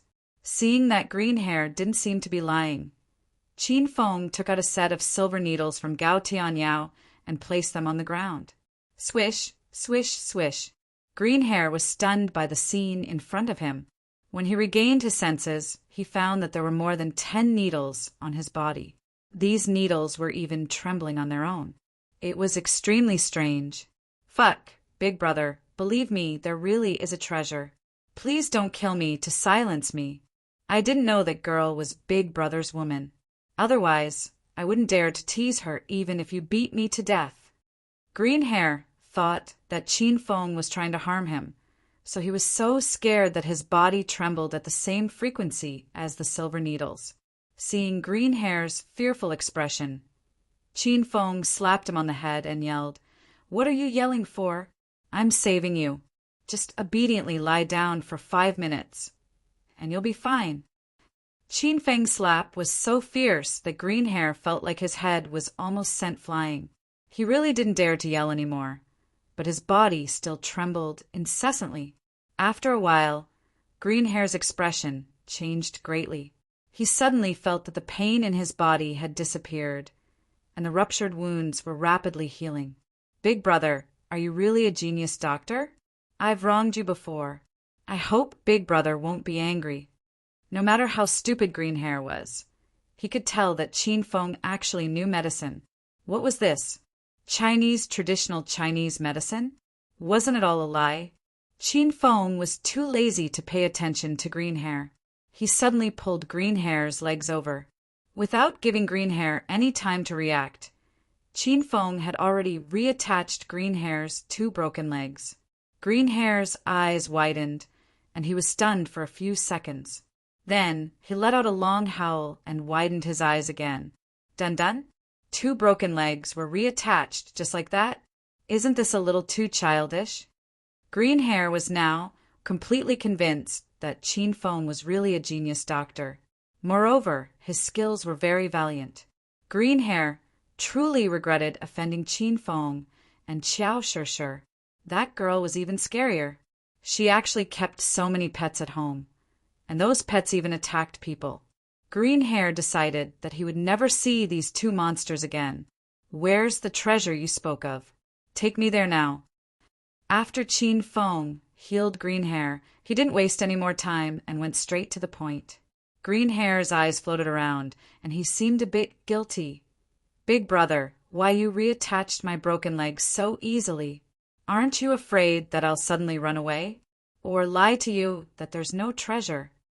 Qin Feng indifferently curled his lips and said, You can't run away. If there really isn't any treasure, then I'll just break your legs. Qin Feng spoke lightly, but Green Hair's mouth twitched violently. He was so scared that his little heart almost jumped out of his throat. He hurriedly said, Big brother, I really found a secret tunnel. That tunnel was dug very deep, and only I know where it is. Once, I walked for a long time and still couldn't reach the end. I suspect that there's treasure hidden inside. But if there isn't, please don't break this little brother's dog legs. Let me keep my dog legs to run errands for you. Qin Feng slapped Green Hair's head again and jokingly scolded, Brat, you sure know how to flatter. Lead the way to the treasure first. We can talk about other things later. Green Hair didn't dare to go against Qin Feng's words. He quickly crawled up from the ground and led the way. The two of them didn't say much along the way. Green Hair just kept walking forward and brought Qin Feng to the area near Provincial Capital University. Green Hat, have the treasure you spoke of arrived yet? Are you trying to waste time with me? Qin Feng was a bit impatient. Green Hair was angered to death by Qin Feng calling him Green Hat, but he didn't dare to show it. He smiled and said, Big brother, we're here. It's just up ahead. Just a few more steps, and we'll be there. Green Hair didn't lie. Qin Feng walked with him for a few minutes and saw Green Hair squatting in front of a manhole cover. He directly moved the manhole cover away, pointed downwards, and said, Big brother, the treasure is down there. Come and see. Qin Feng didn't say anything and kicked Green Hair into the manhole cover. He muttered indignantly, Stinking brat, do you think I'm stupid? There's a sewer under the manhole cover. You want to trick me into going over and then secretly kick me down? Are you a fucking idiot? Ayo, big brother, why didn't you say anything before you kicked me? This tunnel has an iron ladder to climb down. Little brother almost fell to his death. Just as Qin Feng finished complaining, Green Hair's blood-curdling screams came from under the manhole cover. Qin Feng squatted down and looked inside. He discovered that there really wasn't a sewer under the manhole cover, but a man-made tunnel. Qin Feng's old face reddened, and he was a bit embarrassed. He climbed down the iron ladder and saw Green Hair covered in dirt. He said with a smile, Brat, why didn't you say so earlier? I thought there wasn't a ladder. Okay, hurry and lead the way. If we really find the treasure, Big brother will give you a bit. Green Hair didn't know what Qin Feng was thinking when he kicked him. Otherwise, he would have vomited blood in anger. Hearing that Qin Feng was willing to give him a bit of the treasure, Green Hair immediately patted off the dirt on his body. He excitedly turned on his phone's flashlight and led the way. This tunnel was very long and bottomless. The tunnel wasn't a government project used to drain water or install pipes. It was clearly a private tunnel. Such a deep and long tunnel wasn't a small project. Chan Lin was curious as to what this tunnel was dug for. The two of them walked in the tunnel for over 20 minutes. They didn't know where they were. This tunnel was full of twists and turns, and there were many forks in the road. It was enough to make people dizzy. Big brother, light, I see light. Green Hair, who was walking in front, cried out in surprise. He increased his pace and ran forward. Qin Feng also became spirited and followed closely behind Green Hair. The two of them came to a place with light. The light was very dim, and specks of starlight seeped in from the outside. They observed for a bit and found that it was still a manhole cover. It should lead to another exit, but there was no treasure. Big brother, maybe we went the wrong way. How about we go around and take a look again? There must be treasure. Green Hair was so scared that he broke out in a cold sweat. He was deeply afraid that Chin Fong would break his leg in the next second. Chin Fong waved his hand and said, "Go push the manhole cover and see where you can see." Green Hair was actually suffocating in this tunnel and wanted to go out now. He hurriedly used all his strength to push the manhole cover and slowly pushed it open. The moonlight outside shone in. The two of them had the feeling of climbing out of a collapsed coal mine. The fresh air outside blew into the tunnel. Chin Fong and Green Hair both took a few deep breaths. The two of them climbed along the metal railing to the surface. Chin Fong looked around and found that this was actually the interior of Provincial Capital University. He came from the street opposite the school and crawled all the way into the school. How bored was the person who dug this tunnel? Big brother. This looks like Provincial Capital University, right? How did it lead here? Green Hair also had a face full of complaints. They painstakingly crawled this tunnel. Even if there was no treasure, it should at least lead to a bank vault or a prison cell. It felt so shameful to have to go through the school. Chin Fong slowly calmed down and examined his surroundings. This was the interior of Provincial Capital University, but it had already deviated from the bishop's district. It was near an old and abandoned biological laboratory building. Chin Fong looked at the tunnel entrance and then looked at Provincial Capital University. A glimmer of light flashed in his eyes. Chapter 603. Chin Fong suddenly opened his palm. In the center of his palm was a swarthy black ball. It looked like a pill. "Big brother, what are you doing?" Green Hair looked at Chin Fong in confusion. "Does your wound hurt?" Chin Fong asked. Still a little, but it's much better than before. Thank you for saving my life, big brother." Green Hair didn't understand why Chin Fong suddenly asked this. He started to flatter Chin Fong again. One shouldn't hit a smiling person, so he just had to say more nice things. "Then swallow this pill. It can help your wound heal quickly and reduce the swelling and pain." Chin Fong said indifferently. Green Hair had seen Chin Feng's miraculous medical skills before, so he didn't doubt him. He took the pill from Chin Feng's hand and swallowed it. He said with a pained expression, "Big brother, what medicine is this? It's so sour and smelly." Seeing Green Hair swallow the pill, Chin Feng's face turned cold. He said, "Green Hat, I'll give you a task now. Are you willing to help me complete it?" Green Hair had a bad premonition in his heart. He felt that something was wrong. "Big brother, you saved my life. I'm willing to do anything for you. I won't hesitate." Chin Fong nodded his head in satisfaction. He pointed at the tunnel under the manhole cover and said, "Then search the tunnel for the next few days. Find every exit and entrance that the tunnel leads to. You're the only one allowed to search, and you're not allowed to find anyone to help." Green Hair's face turned as black as the bottom of a pot. If he could beat Chin Fong, he would have crushed Chin Fong into a meat patty and fed it to the dogs. The tunnel was pitch black and airtight. Green Hair almost suffocated in there. He even gave up on the idea of looking for treasure. Even if there was treasure, the tunnel wasn't a place for people to stay. "You're not willing." Chin Fong raised his voice and asked again when he saw Green Hair didn't speak. Green Hair was definitely not willing, but to save his life he quickly agreed. After leaving tonight, Green Hair planned to pack his things and move to another city. He didn't want to see Chin Fong and Xiao Shishir ever again. "Big brother, how could I? I'm more than happy." Chin Fong nodded and said with a smile, "Very good. Then find the other entrances and exits in 3 days and come find me for the antidote." "All right, big brother, can I go now?" That's not right. Big brother, did you just say that I wanted the antidote from you?" "What antidote?" Green-haired, excitedly prepared to leave. He suddenly froze and looked at Chin Fong in astonishment. "The pill you just took is poison. It will take effect in 3 days. At that time, all the meridians in your body will break and you will bleed to death. Then your body will start to rot. The green-haired man's face turned pale with fright when he heard half of it, and he broke out in a cold sweat. He started to use his fingers to cover his throat with all his might, wanting to spit out the pill. Green Hair felt that he was a shameless person, but after meeting Qin Feng, he realized what true shamelessness was. There's no need to be picky. The poison I developed melts once it enters your mouth, and its effects have already entered your blood.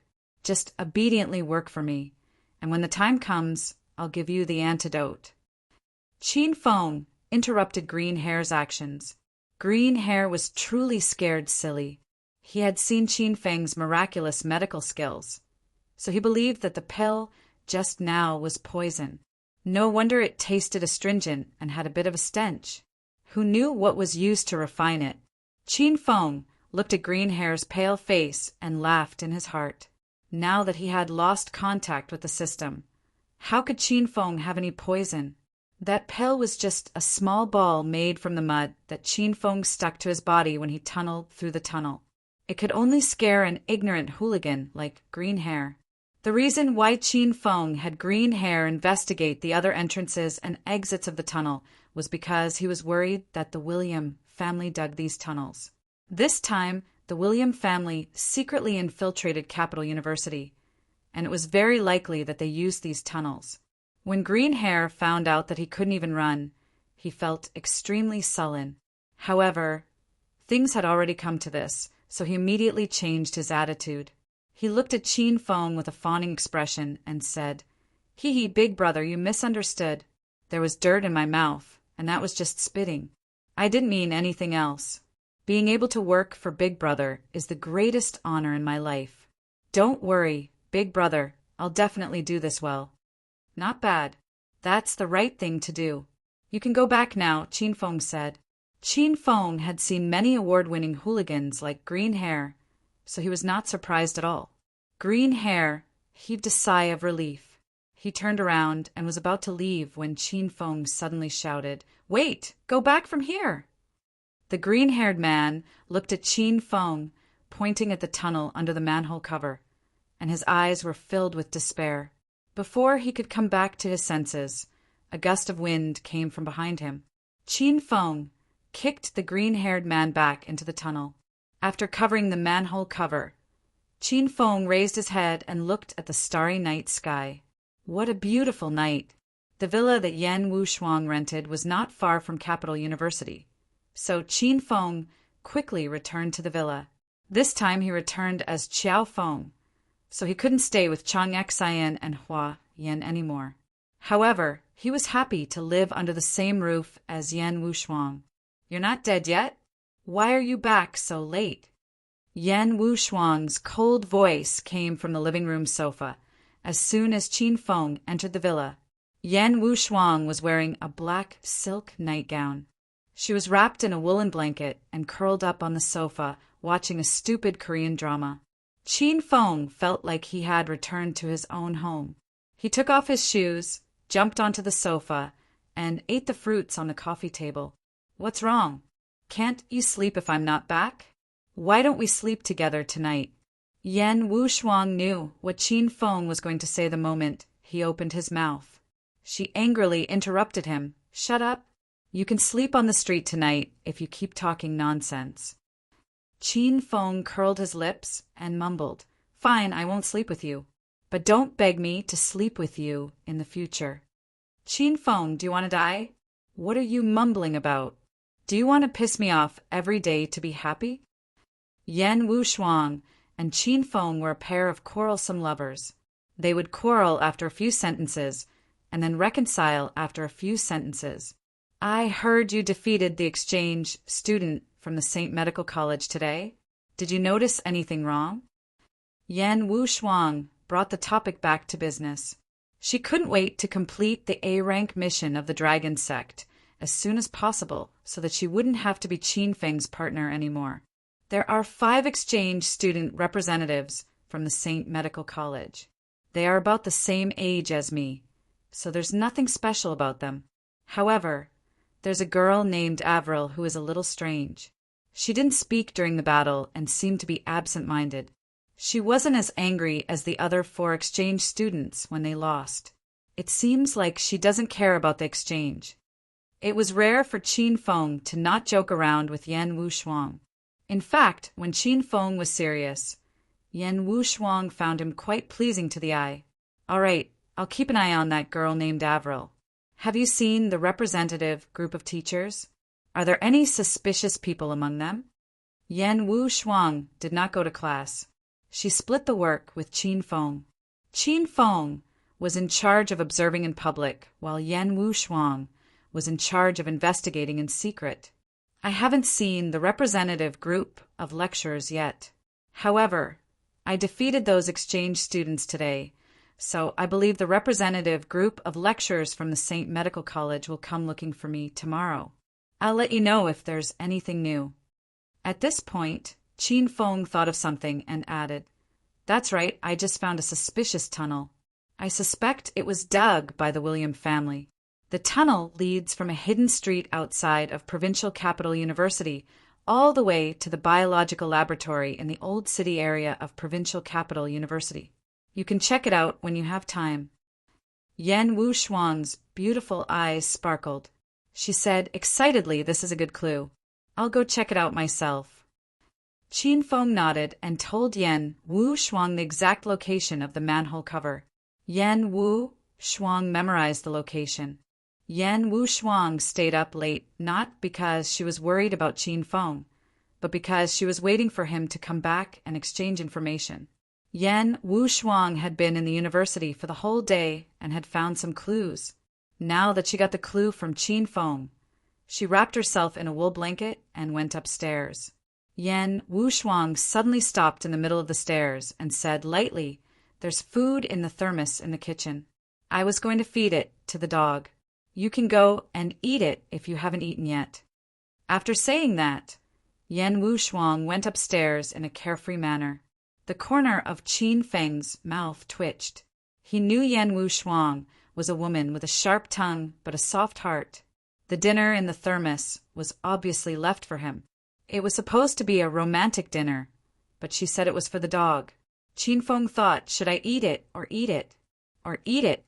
Yan Wushuang went upstairs and went to bed. Qin Feng took out his dinner from the thermos and ate it on the coffee table in the living room while watching TV. The dinner was very sumptuous. There were 3 dishes and a soup, and it tasted good. It seemed that Yan Wushuang's culinary skills were pretty good. Qin Feng was famished because he had not eaten anything yet. He wolfed down the food and wiped out the love dinner Yan Wushuang had left for him in a matter of minutes. Ding! Congratulations, host Qin Feng, for completing the second side mission of Yun Province disturbance and successfully making the Qin family the #1 family in Yun Province. The system will reward host Qin Feng 20,000 hedonist points and a random Earth-grade secret skill scroll. Ding! Congratulations, host Qin Feng, for completing the main mission of Yun Province disturbance and successfully unifying the 4 cities of Yun Province. The system will reward host Qin Feng 30,000 hedonist points and a random secret skill scroll. Ding! Congratulations, host Qin Feng, for defeating the 5 exchange students from St. Medical Institute and promoting Chinese medicine. The system will reward host Qin Feng with a storm poison needle. Qin Feng had just finished his meal and was about to wash the dishes when the long-awaited system notification rang in his mind. Although it was still cold, Qin Feng felt that the sound was as sweet as the tinkling of spring water. Qin Feng looked at the completed quests. He did not expect that he had completed all the quests of Yun Province disturbance. This was out of his expectation. How could I unify the 4 cities of Yun Province so easily? As for the rainstorm poison needles mission, Qin Feng could understand it. This was a mission issued by the system to develop Chinese medicine and make Chinese medicine famous. There was no time limit for this mission, and the reward was unknown. As Qin Feng continued to develop Chinese medicine, the system would reward him in stages. The 5 poison needle and 100 herb sutra were the rewards of this quest. After a series of notifications, the system notification rang again after a short pause. Reminder: the quests defeat all the forces of the Liang family in the provincial capital and assist Yun Zhao's younger brother, Yun Zhe, to become the young master of the Yun family in the provincial capital are about to expire. Countdown: 38 days. Qin Feng looked at the 2 quests that were about to expire. These were the 2 quests that the system had issued before the battle at the Amethyst Dragon Palace. Qin Feng felt that he had to find some time to complete these 2 quests. Little Pig, are you there? Why did I lose contact with the system? Qin Feng temporarily put aside the quests and tried to communicate with Little Pig through his mind. The last time the system rebooted was because Qin Feng was severely injured. How could he lose contact with the system this time? Chapter 604. Ding, the Hedonist sovereign system has issued a quest. Host must pick up the female boss, Yan Wushuang, within the specified time. Quest time limit: 3 months. If the quest is successfully completed, the system will reward host Qin Feng with 50 hedonist points and a lover's lock. If the quest is failed, 50,000 hedonist points will be deducted. Qin Feng didn't wait for Little Pig's reply. Instead, he heard a series of notifications from the system. Qin Feng was dumbfounded when he saw the quest. He couldn't believe it. He had accepted many quests from the system, but this was the first time he had received a quest that only rewarded 50 hedonist points but had a penalty of 50,000 hedonist points. Was the system not malfunctioning? Of course, it's not a system malfunction. I was the one who issued this quest to master. Little Pig's angry voice sounded in Qin Feng's mind. Qin Feng thought for a bit, and an image flashed in the system. He saw Little Pig's fur standing on end, and his skin was charred black as if he had been struck by lightning. Qin Feng's mouth turned into an O shape. Little Pig, what happened to you? Qin Feng was so agitated that he spoke in a local dialect. What happened? It's all because of you, master. Little Pig said with an aggrieved expression. 3 days ago, you asked me about innate seductive bones on the pedestrian street in Acropolis City. I almost revealed your secret, so the system started to punish me. I was struck by lightning for 3 days and 3 nights, and the system automatically shut down for 3 days and 3 nights. It just reopened now. Hearing this, Qin Feng was dumbfounded. Being struck by lightning for 3 days and 3 nights and still alive. A dead pig doesn't fear boiling water. These ancient sayings really made sense. Why did innate seductive bones reveal your secret?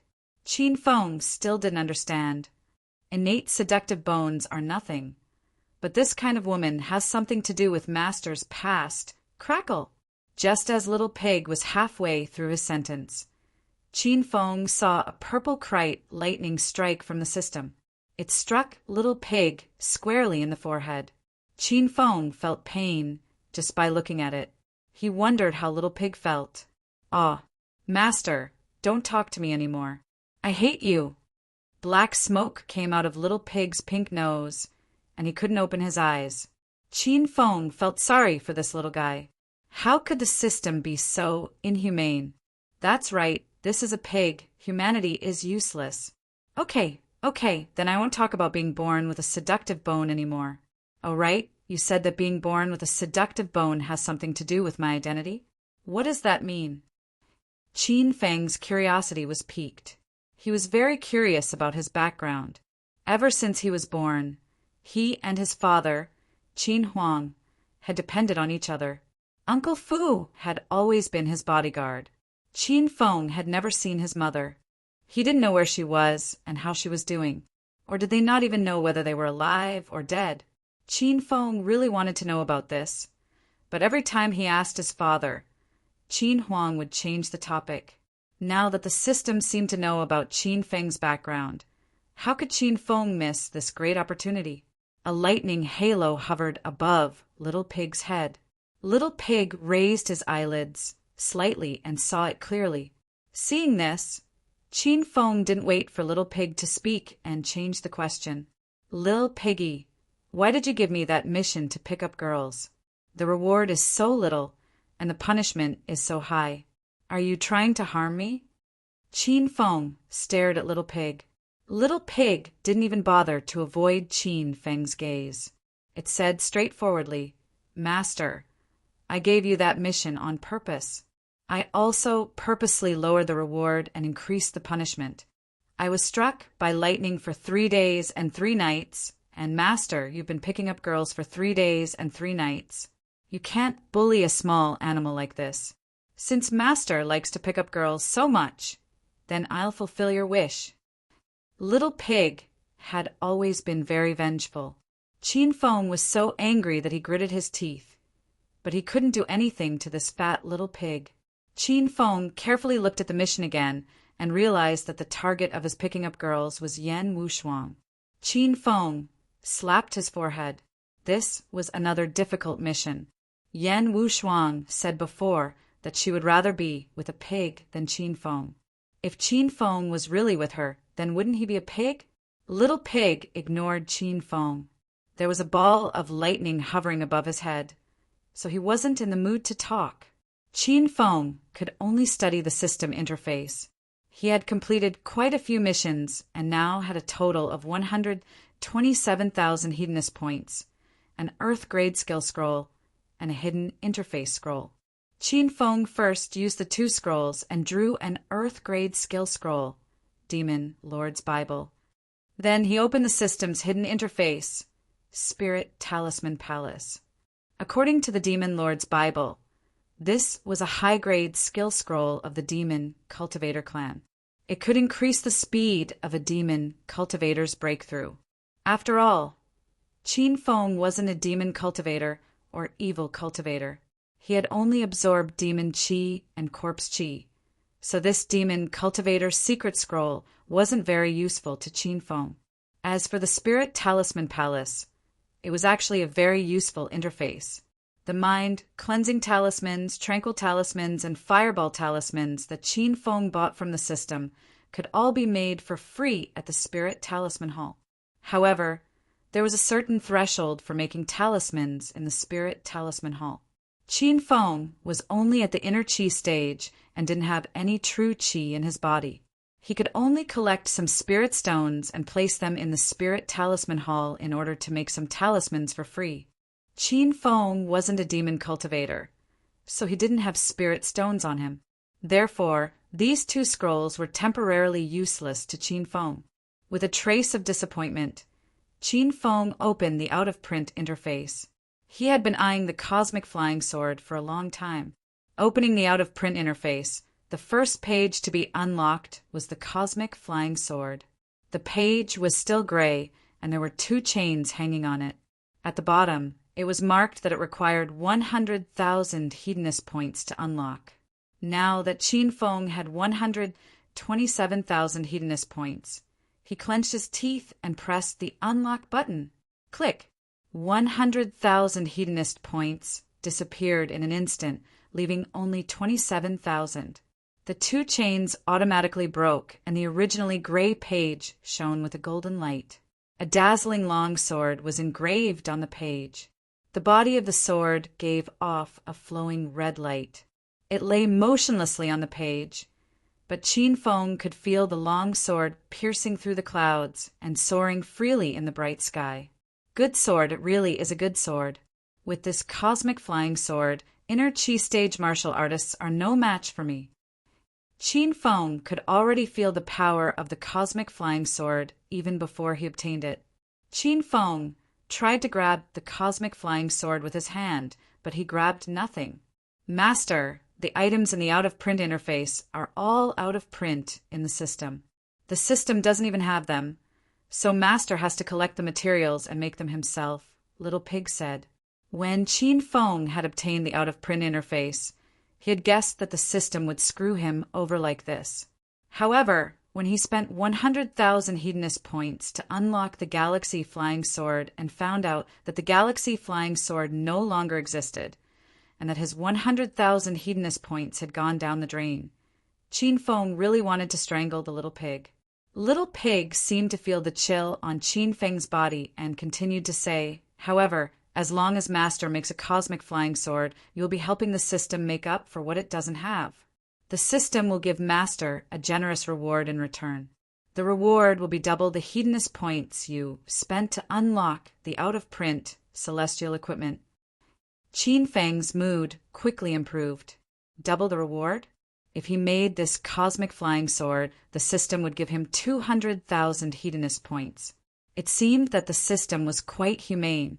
A second ago, Qin Feng was cursing the system for being shameless, but now he was beaming with joy, praising the system for being humane, and all sorts of good things. Little Pig was used to its master's vulgarity and shamelessness, so it wasn't surprised at all. It lay on Qin Feng's shoulder and entertained itself. Qin Feng calmed himself down and looked at the cosmic flying sword page again.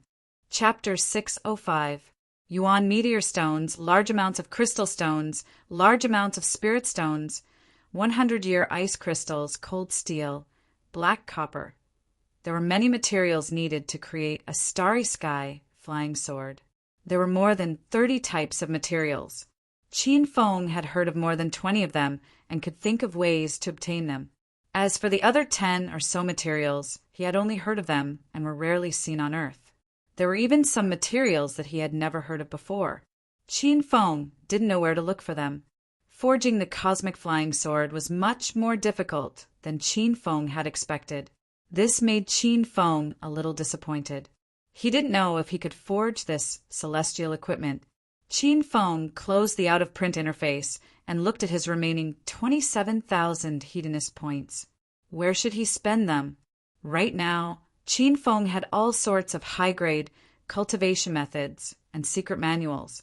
He also had all sorts of blue and orange-grade spiritual weapons.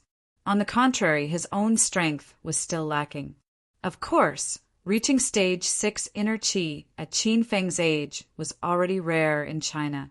However, after Qin Feng obtained the killer book, came into contact with China's 5 tigers, and witnessed true stage 9 external experts, Qin Feng's view of the world had changed.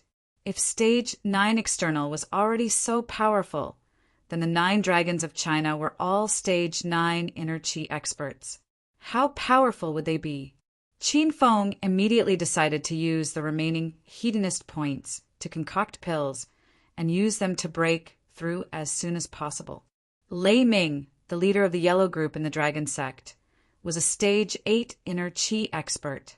Qin Feng couldn't even figure out the strength of the black group's Song Changshen.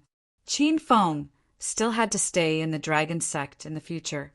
If he didn't increase his strength, how could he deal with these treacherous old foxes? Qin Feng opened the system's alchemy pavilion. The gigantic cauldron of the heaven and earth stood in front of Qin Feng. Qin Feng had studied the alchemy pavilion before. If he wanted to concoct higher quality pills, he had to continuously upgrade the cauldron of the heaven and earth and the fire seed. Qin Feng previously used the natural fire seed and the cauldron of the heaven and earth that the alchemy pavilion gave him for free to concoct grade 1 pills. Now that Qin Feng had subdued the destructive fire, he thought that he should be able to concoct higher quality pills. Boom! Qin Feng slapped his hand, and several streams of destructive fire fell under the cauldron of the heaven and earth. The cauldron of the heaven and earth rose 3 meters high and burned of the cauldron of the heaven and earth. The heaven and earth cauldron slowly revolved. How powerful was the destructive fire! Yet it was unable to melt the cauldron. It didn't even cause the slightest damage. Qin Feng looked at the pill concoction pavilion's purchase interface. He discovered that only the first-grade pill formulas were lit up. The other pill formulas were gray, indicating that they could not be purchased. Now, all the elixir formulas of grade 3 and below were lit up. This meant that Qin Feng could refine grade 3 elixirs in the alchemy pavilion now that he had the destructive flame. This meant that he was a grade 3 alchemist. Qin Feng's mood immediately improved, and he prepared to choose a rank 3 medicinal pill that could speed up his breakthrough and increase his cultivation. At this moment, Little Pig reminded him, "Master, you can spend 10,000 hedonist points to upgrade the heaven and earth cauldron. After upgrading, with your destructive flames and the upgraded heaven and earth cauldron, Master will be able to refine rank for medicinal pills." Qin Feng's mind stirred. A grade 4 elixir was a grade higher than a grade 3 elixir. The difference between them was like a chasm. Upgrade the heaven and earth cauldron. Qin Feng didn't think too much and spent 10,000 hedonist points to upgrade the heaven and earth cauldron. Rumble. Suddenly, a loud sound rang out, and the ground of the pill concoction pavilion shook violently. The 3-meter-tall heaven and earth cauldron seemed to be covered in a layer of dust. The ancient runes on the cauldron changed, and the giant cauldron began to slowly grow bigger. In the end, it became a super cauldron that was at least 5 meters tall. Compared to the heaven and earth cauldron before it was upgraded, it was clearly more high-end and majestic. After the heaven and earth cauldron was upgraded, Qin Feng discovered that the purchase interface of the pill concoction pavilion had changed. The previously sealed 4th-grade pill formulas were now lit up, indicating that they could be purchased. Qin Feng carefully looked at the pill formulas of various grades. Most of the 1st-grade medicinal pills started from 1,000 hedonist points, and the higher ones were 3,000 hedonist points. The refreshment pills and healing pills that Qin Feng refined last time cost 1,000 hedonist points. Qin Feng specially looked at the price of the blood qi pill and the inner vitality pill. These 2 pills were 2nd-grade miraculous pills. Back then, the systems sold the blood qi pill for 1,000 hedonist points each, and the inner vitality pill for 2,000 hedonist points each. The 2 pill formulas in the pill concoction pavilion cost 3,000 hedonist points. Don't think that 3,000 hedonist points was a high price. This was because the pill formulas contained the ingredients needed to refine the pills, and it could refine 15 pills at a time. In total, 1 pill was only 200 hedonist points, which was much cheaper than the system's 1,000 hedonist points and 2,000 hedonist points each. Qin Feng finally understood the use of the pill concoction pavilion. With the pill concoction pavilion, not only could he refine all kinds of miraculous pills, but it also saved Qin Feng a lot of hedonist points. Qin Feng no longer hesitated. His gaze fell on the 4th-grade spirit pills, searching for the pill that was most suitable for him. Qi strengthening pill description. A 4th-grade spirit pill can stabilize a martial artist's inner qi, refine inner qi, and speed up the breakthrough of martial artists below stage 6 inner qi. Recipe price: 10,000 hedonist points. After Qin Feng finished reading the introduction of the qi strengthening pill, he went to the general purchase page outside the pill concoction pavilion. A single qi strengthening pill cost 5,000 hedonist points, but the pill concoction pavilion only cost 10,000 hedonist points to refine 8 qi strengthening pills. Qin Feng saved 30,000 hedonist points in one go.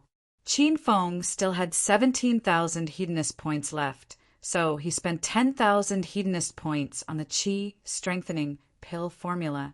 The remaining 7,000 hedonist points were reserved for emergencies.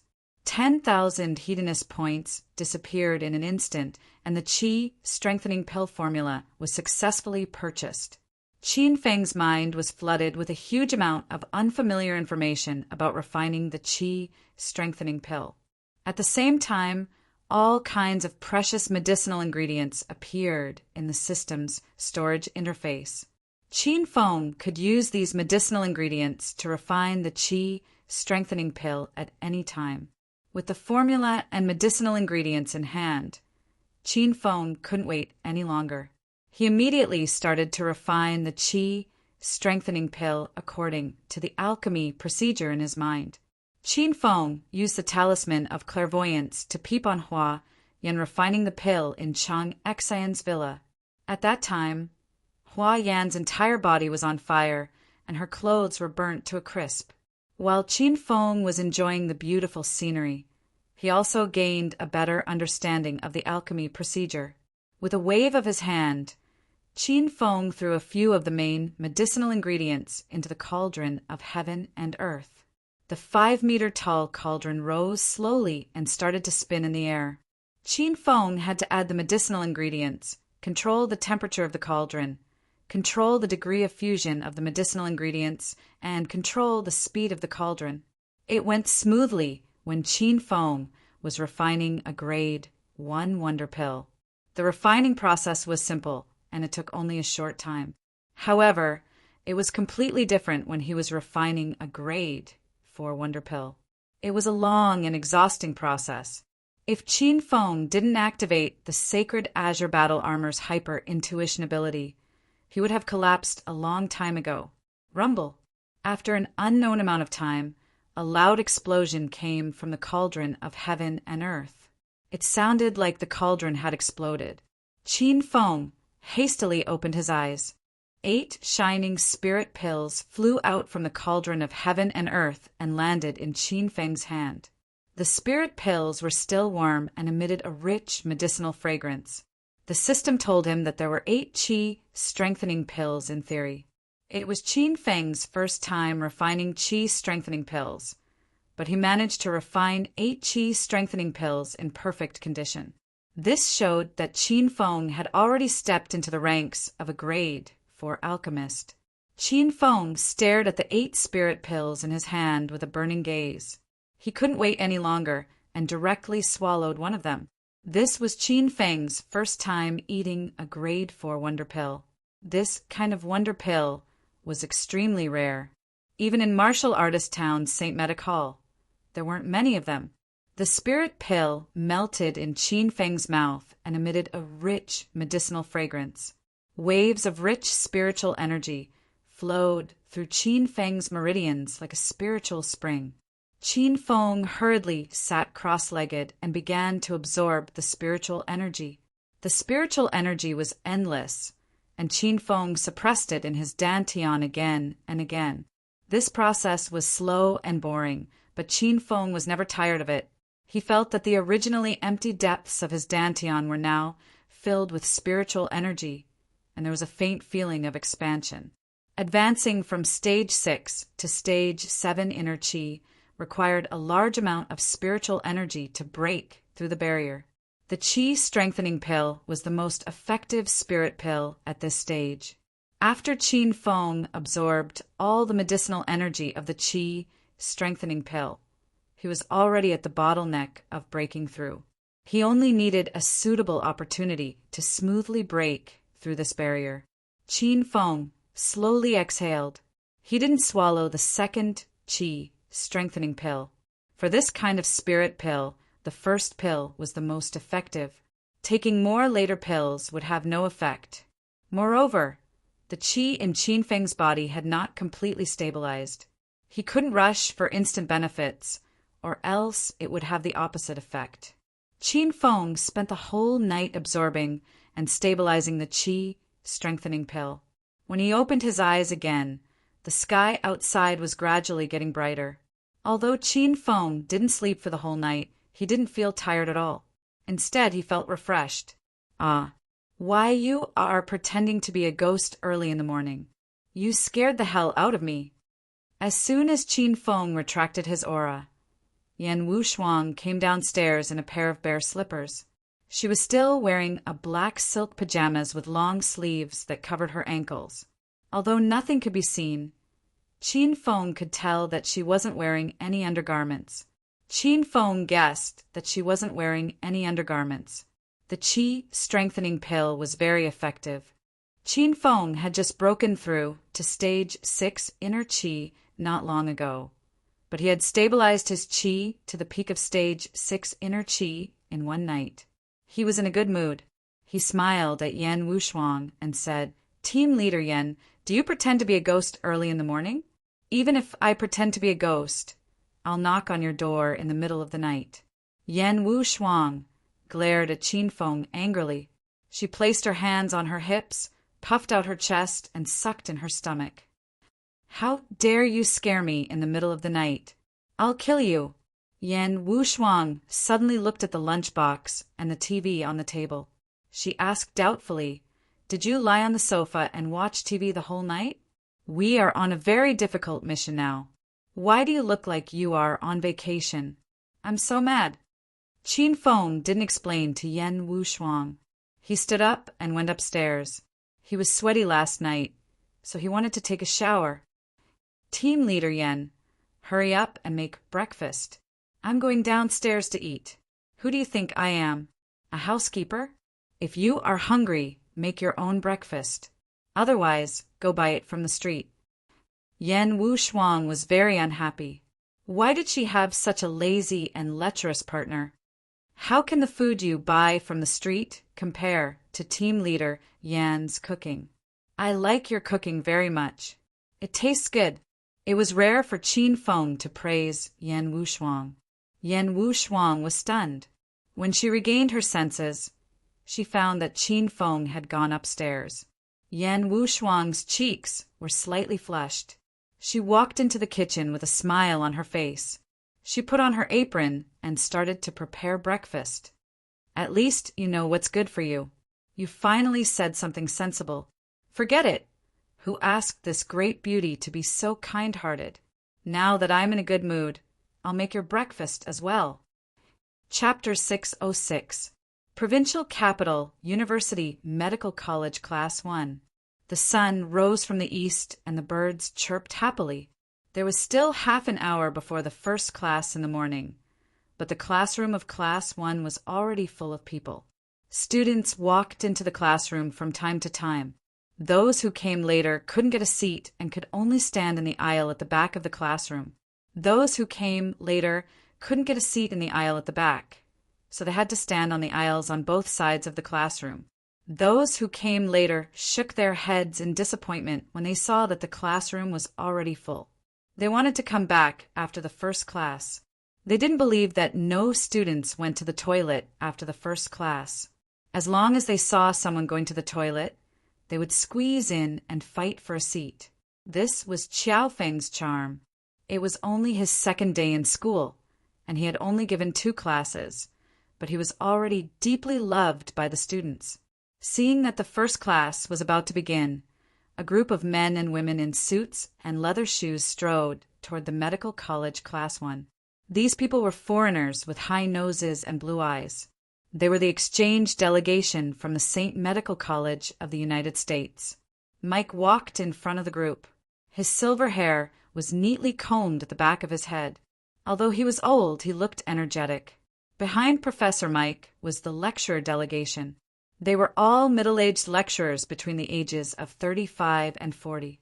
Behind them were Avril and the other 4 exchange students. The students of Provincial Capital University were very familiar with these 5 people, especially Avril.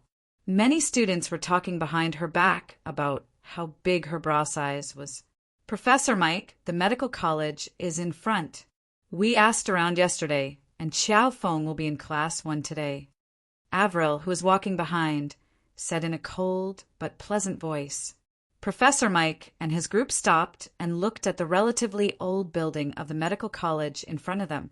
When Professor Mike came back to his senses, he walked straight toward Class 1. "They're here, they're here. The exchange team from the St. Medical College is here." Before Mike and the others reached the classroom door, the row of students by the window screamed. After Qiao Feng defeated Avril and the others yesterday, everyone guessed that the lecturer representative of the American exchange team would bring people to cause trouble today, and it was as they had expected. How many people are here? Are there many pretty girls? Is Avril here? Is she still wearing the sexy short skirt from yesterday? The students on the other side of the wall were extremely anxious. They tiptoed to look out of the window, but the class was packed with people and they couldn't see anything at all. There's a dozen or so people led by an old man. The lecturer's delegation is made up of middle-aged women. Some of them have big breasts, but their legs are too thick like little elephants' legs. Avril is here. Wow. She's still wearing a short skirt and knee socks today, but her socks have changed to purple ones. She's so sexy. Knowing that Avril was wearing a short skirt and knee socks in the middle of winter, the male students in the class went crazy. It turned out that these people weren't here to listen to Xiao Feng's lecture, but to see Avril. Tiske, have you never seen a miniskirt before? Did you guys just come out from the deep mountains and wild forests? Don't make such a big fuss. Don't you feel ashamed? The girls in the class were immediately unhappy. They usually wore sexy short skirts, but they had never seen boys so crazy. That can't be compared. Foreign girls have long breasts, long legs, and fair skin. It's addictive to look at them. The boys immediately explained the truth, and the few girls who were complaining just now immediately went silent. At this time, Professor Mike had already led a group of people to the door of Class 1. Just as he stepped into the classroom, Professor Mike was shocked by the situation inside. He suddenly stopped at the door and forgot to go inside. It seemed like there was nowhere to go. Professor Mike, why did you suddenly stop? The two lecturers behind didn't pay attention to Professor Mike and directly bumped into his back. Professor Mike didn't even have the time to cry out in pain when the two male lecturers held their heads and screamed. Mike was almost bumped into by the two. He angrily stared back at them. Go? Go where? Go back, all of you go back. The group of people had just walked to the door and hadn't even entered the classroom. Now they had retreated. It was extremely funny, and the students in the class couldn't help but laugh. The group of people retreated to the classroom's window. Seeing the fiery situation in the classroom, everyone was shocked. Did they go to the wrong place? This was clearly the dance floor of a nightclub. Avril, what's going on? Did you remember the wrong way? Mike looked at Avril and the others, his tone a little cold. That's right, this is the place. I don't know why so many students came today. Avril was sure that the place couldn't be wrong. Owen also stood up and said, Professor Mike, this is the place. The afternoon before yesterday, we defeated that rubbish Western medicine teacher in this class. At that time, the class wasn't full. The teacher was scratching his feet on the podium and reading the text.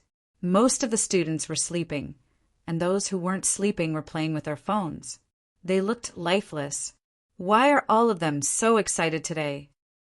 Willis, Peter, and Jack also looked like they had Alzheimer's disease. It wasn't like this, right? Could it be that they had transmigrated? Everyone, good morning. Just when everyone was at a loss, Xiao Feng walked over leisurely. This guy had simply come on time for the class bell.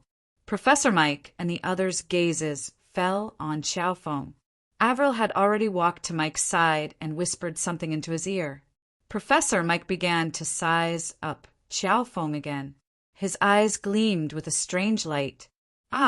So it's Professor Xiao Feng. I've heard a lot about you.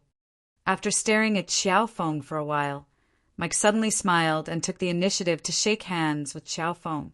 Qin Feng was also sizing up Mike. He could tell that this old man was the representative of the St. Second Medical Institution. Qin Feng thought to himself, if this old man is sent by the William family, then he must be an expert among experts at his age. Haha, you flatter me. This is only my second day at Provincial Capital University. What kind of reputation do I have? May I know how to address you, senior? Qin Feng held Mike's hand and said with a smile, Hee, call me Professor Mike. That's what everyone calls me. Mike spoke in Chinese, and he spoke it quite fluently. Qin Feng suddenly increased his strength to test Mike's strength. Professor, Mike screamed in pain and squatted on the ground. Ouch! Professor Xiao Feng, let go of me. It hurts. It hurts so much that my bones are about to break. An old man in his 60s was squatting on the ground with cold sweat all over his forehead. He was groaning in pain. This scene instantly enraged the representatives of the St. Second Medical University. They surrounded Qin Feng and looked as though they wanted to bite him to death. Hey, why are you so rude? Our Professor Mike is in his 60s. Why are you pinching him? Do you think this is arm wrestling?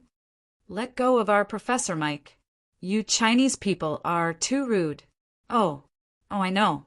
Did you know that Professor Mike is here today? Are you afraid that your medical skills are inferior to Professor Mike's? That's why you want to break Professor Mike's hand? That's right. That must be it. The representatives of the St. Second Medical Association were all talking at once. Even Chin Feng was impressed by their imagination. Professor Mike's forehead was drenched in cold sweat, and his face was as red as a pig's liver. Chin Feng quickly let go of the old man's hand. Did I guess wrong? Hee hee. Professor Mike, I'm really sorry. I'm born with great strength. Sometimes I can't control my strength when I'm agitated. I'm too excited to see Professor Mike. I heard that Professor Mike sells the best French fries. I must try them when I have the chance. There was a saying that one should never hit a smiling person. Chin Feng's face was radiant and pure, so the representatives of the St. Second Medical Association did not know what to do with him. Idiot! McDonald's sells French fries. Our Professor Mike is a Western medicine professor. Peter glared at Chin Feng with an arrogant and disdainful attitude. The members of the St. Second Medical Association twitched their mouths. Of course, they had heard Chin Feng mention that Professor Mike sold French fries. However, it was obvious that Chin Feng was insulting the professor. It would be better if Chin Feng did not say it out loud. Instead, it would be embarrassing for the representatives of the St. Second Medical Association. Everyone was well aware that they did not mention this matter. Only Pete, who was muscle-bound and simple-minded, was foolish enough to be proud of himself. Hee hee. I've long heard that the representative students of the St. Second Medical Association are all roosters among the elites. This young man is not bad. Since everyone is at the entrance of the classroom, why don't we go in and listen to the lecture? It's time for class. After Chin Feng finished laughing, he acted as if nothing had happened and walked into Class 1's classroom, minding his own business. Peter's expression became even prouder when he was singled out by Chin Feng. He muttered to himself, "Humph, you have good taste, kid." After entering the classroom, Chin Feng finally understood why Professor Mike and the others were standing outside the classroom. "Professor Chiao Feng, you're late." "You're late by 3 minutes and 3 seconds. You'll have to make up for the lost time after class." "Professor Chiao Feng, were you fighting with the representatives of the St. Second Medical Association just now? Do you need our help? If your medical skills are inferior to the representatives of their lecturers, you should tell us earlier. We'll cripple their lecturers' hands and let them compete with you." The corner of Chin Feng's mouth twitched violently when he heard the students coming up with all kinds of rotten ideas. These were all his students. When Professor Mike saw that Chin Feng had entered the classroom, he led a group of people to the classroom's entrance. Professor Mike heard the students' rotten ideas as soon as he entered the classroom. He was so angry that he almost fell to the ground.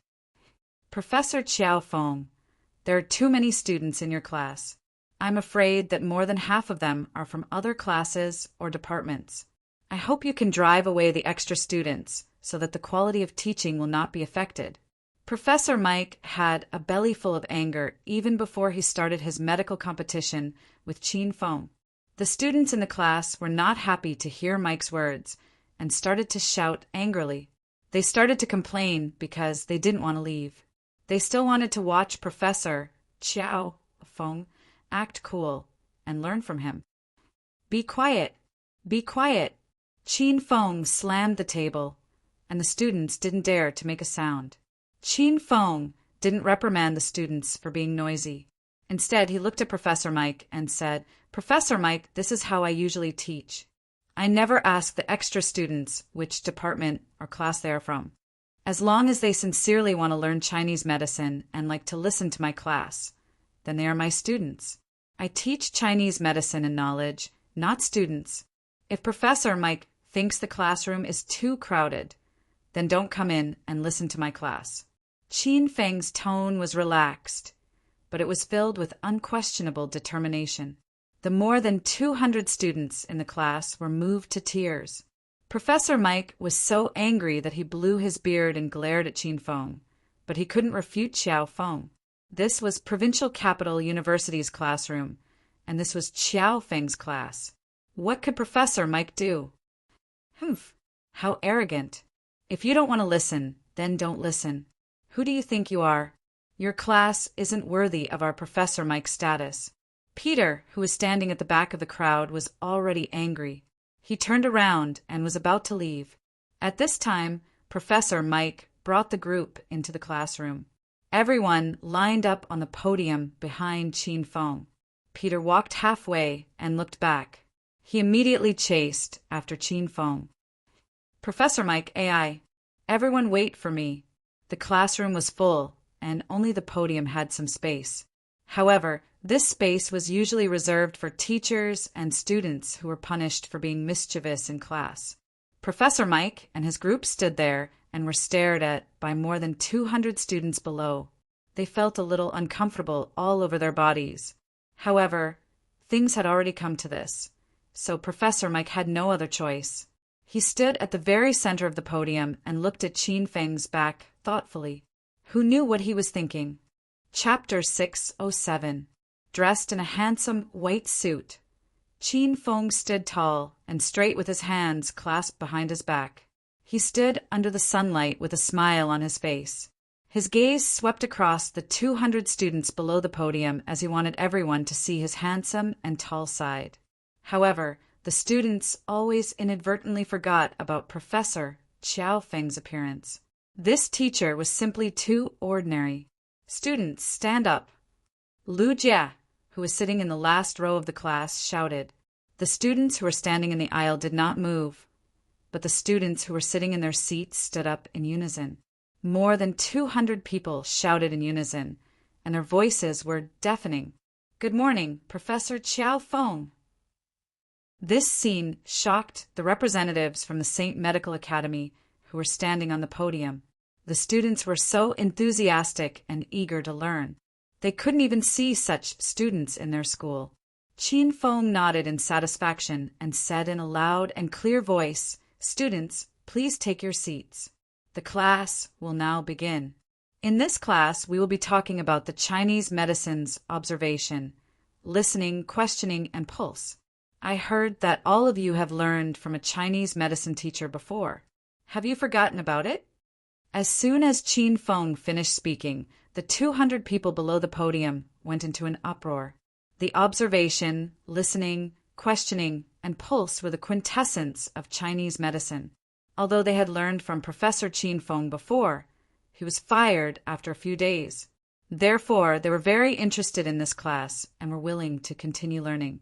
The representatives of the St. Medical University were puzzled when they heard the words observation, listening, questioning, and pulse. It was obvious that they did not know much about Chinese medicine. Since everyone wants to learn the Chinese medicine's observation, listening, questioning, and pulse, let me test you first. Can you recite the most basic Wang formula? Qin Feng looked at the familiar smiling faces below the podium and asked gently. The Wang formula was a boring and tasteless book of Chinese medicine theory. It was completely based on rote memorization. There were many awkward-sounding words and medical records in the book. It was difficult to read it, let alone memorizing it. To these university students, they would never choose to memorize a book if they were asked to kill someone, let alone a book like the Wang formula, which was equivalent to classical Chinese. However, when Qin Feng started teaching, these students took the initiative to memorize the entire Wang formula, because if they did not memorize it, they would not be able to keep up with Professor Qin Feng's pretentious pace in class. In the face of interest, any age difference could become a friend with benefits. No, he could overcome all difficulties and hardships. Lu Jia, who was in the last row, suddenly shouted again, giving Professor Mike and the rest of the team a great shock. Very deep. Dig the veins, dig the tendons, and search the bones. Begin.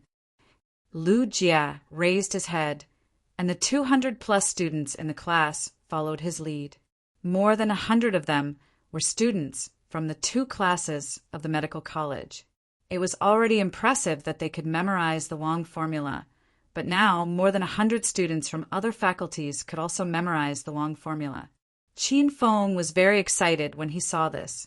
Lu Jia raised his head, and the 200-plus students in the class recited the Wong formula as well.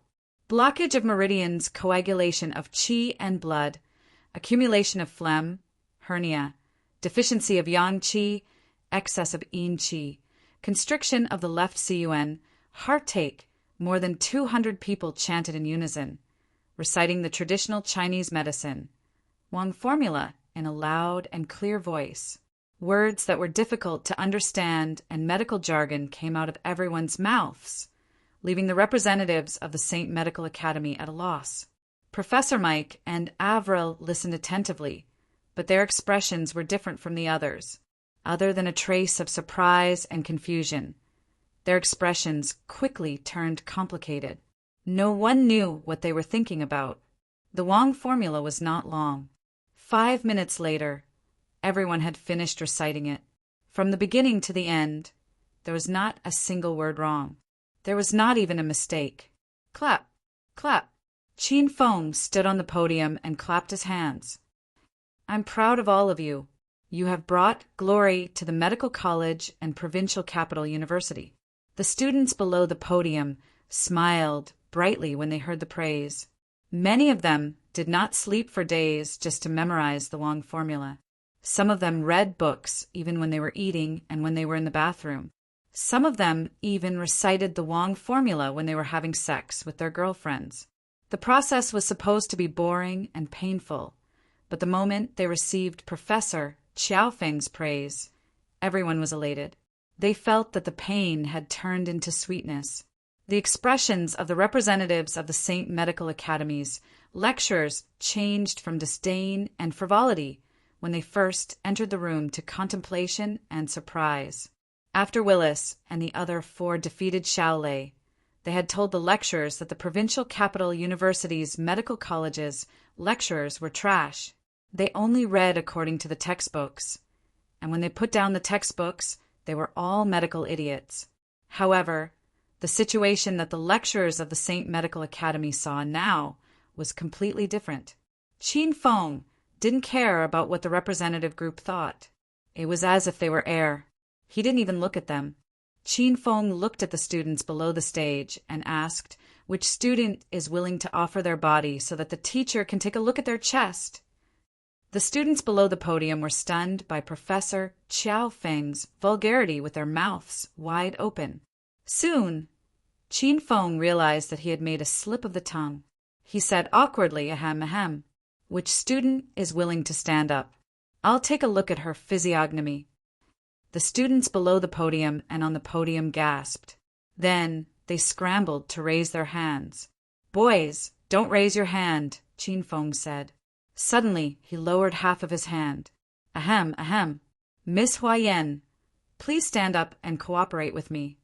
Qin Feng immediately recognized Hua Yan's chest among the 200 students and asked her to stand up. Hua Yan stood up. Her tall and sexy body caused a wave of exclamations among the students. Qin Feng waved his hand to signal the students to quiet down. Then he looked at Hua Yan and stared at her collar for a while.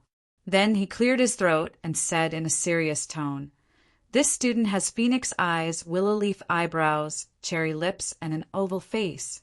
Her skin is as fair as snow, and the bridge of her nose is high and natural. She's indeed one of the prettiest girls in the medical college. The 200 students below the podium were still in a daze after Qin Feng's words. Didn't he say that he taught Chinese medicine? Why did he suddenly teach picking up girls? At least tell us, so that we can take notes. What kind of nonsense is this? Teaching students to pick up girls in the classroom? Is this the Chinese medicine teacher of the medical college? Is this the famous Chinese medicine skill of China? Is this the fucking skill of picking up girls? Peter's mocking voice came from behind Qin Feng. He purposely raised his voice so that many students in the class could hear him. The students of the medical college were furious. They couldn't tolerate people from other universities to insult their medical college, Provincial Capital University, and Chinese medicine. However, they couldn't refute Peter because what Professor Chiao Feng taught them was indeed the skill of picking up girls. Huh. Which student was talking behind me just now? Qin Feng turned around and looked at the representative group of St. Medical College with a puzzled expression. Peter was here with Professor Mike and the lecturers to make a scene. He wasn't afraid of Qin Feng. He took a step forward and said, "It's me. What's wrong? Do you think I said something wrong?" Qin Feng looked in Peter's direction. After a while, he said with a smile, "Oh, it's little brother Charcoal. You're so dark that I almost can't see you." Pete was too unscrupulous. Qin Feng's little joke almost made Pete faint from anger.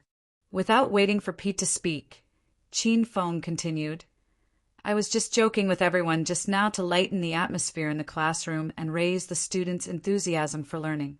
Next, we will officially enter into the traditional Chinese medicines Wang, Wen, and Qian. Which student is willing to stand up and let me see you?" Qin Feng suddenly became serious. The students in the class who were laughing also quieted down. After a while, Ma Chao stood up. "Professor, please take a look at me. I'm not feeling well recently." Qin Feng still remembered Ma Chao. He used to be a bully in the class. On the first day Qin Feng came, he taught this guy a lesson. Now, he and Lu Jia were both hardcore fans of Qin Feng. Qin Feng's expression was serious. His eyes fell on Ma Chao's face, from his hair to his chin. He looked at every part of Ma Chao's face very carefully. All the students held their breath. They were afraid that they would affect Professor Chiao Feng's performance. The classroom fell into a dead silence. The sound of a needle dropping could be heard. This student's glabella is dark, his lips are purple and slightly chapped, his eyes are turbid and lifeless, and his complexion is pale. After a moment, Chiao Feng opened his mouth and paused for a moment before continuing. "This student, your main symptom is kidney deficiency." His words caused the whole class to burst into laughter. No one knew whether Professor Chiao Feng was serious in teaching or he was just joking. Ma Chao's face turned red when he heard Chiao Feng said that he had kidney deficiency. He did not refute and quickly sat back down. His action made the students realize that Professor Chiao Feng was right. The representatives from the St. Medical Institute were still in shock. They never thought that the Wang formula of Chinese medicine was so powerful. They could diagnose the cause of the disease just by looking at the other's face. "I know. You guys must have discussed this beforehand. In order to win against us, the St. Medical Institute, you guys have come up with this kind of show. What's the point?" Willis suddenly voiced his doubts. The other 3 male exchange students also came to their senses. Yes, it must be an act. They must have discussed this beforehand. Not only the student representatives voiced their doubts, but the representatives of the lecturers also expressed their doubts. Only Avril and Professor Mike had a complicated expression. They did not have many doubts on their faces. Instead, they were more surprised and happy. "What did you guys say? You guys suspect that I'm acting?" Ma Chao was already a little embarrassed when his kidney deficiency was pointed out. Now, there were people who doubted that his kidney deficiency was fake. Weren't they looking down on him? "Humph. You dare to say that you're not acting? You can tell that you're sick just by standing there and letting them look at you? Then it's really easy to be a doctor." Willis maintained a disdainful expression. He was very firm about his speculation. Owen, Peter, and Jack also did not believe that Chinese medicine could be so powerful. They helped Willis to denounce Ma Chao. Instantly, the 200 students in the class were furious. All of them stood up and glared at the representatives of the exchange group from the St. Medical Institute. They knew that Professor Chiao Feng and Ma Chao were definitely not acting. Almost all the students in the class knew that Ma Chao had kidney deficiency. There was no need for him to act. "Everyone quiet down." Qin Feng slammed the table and yelled when he saw that both parties were quarreling fiercely and were about to start a fight. The students in the first class immediately quieted down. However, They still glared at the exchange students with resentful eyes to express their anger. P.S. Today's chapter has been repeated. If you encounter this kind of problem in the future, just refresh the book or uninstall it and add it to your collection. Please forgive the inconvenience. Chapter 608. Professor Xiaofeng. My student's suspicion is possible. I know that Chinese medicine is extensive and profound, but it's our first time in China and we don't know much about Chinese medicine. You were able to tell the cause of his illness just by looking at his physiognomy. It's hard for my students to believe you.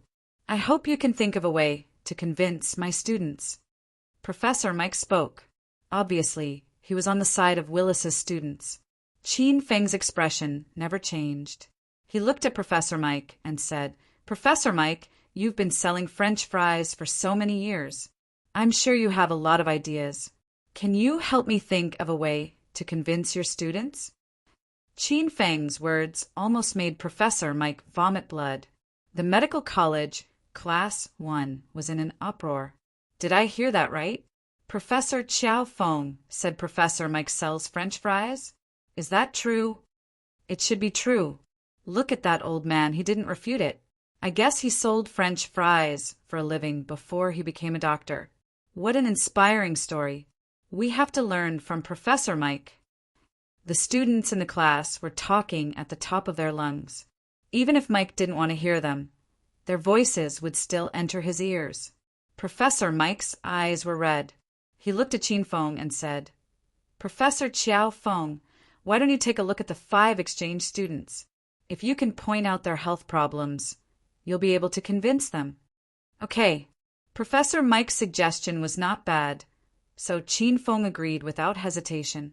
Since Willis was the first one to question Qin Feng walked to Willis and stared at him with his deep black eyes. He carefully observed every detail of Willis's face. He stared for a long time. Qin Feng's face darkened. Ever since he mastered the 5 elements acupuncture technique and 100 Herb Sutra, he had transformed from a Chinese medicine idiot to a Chinese medicine expert.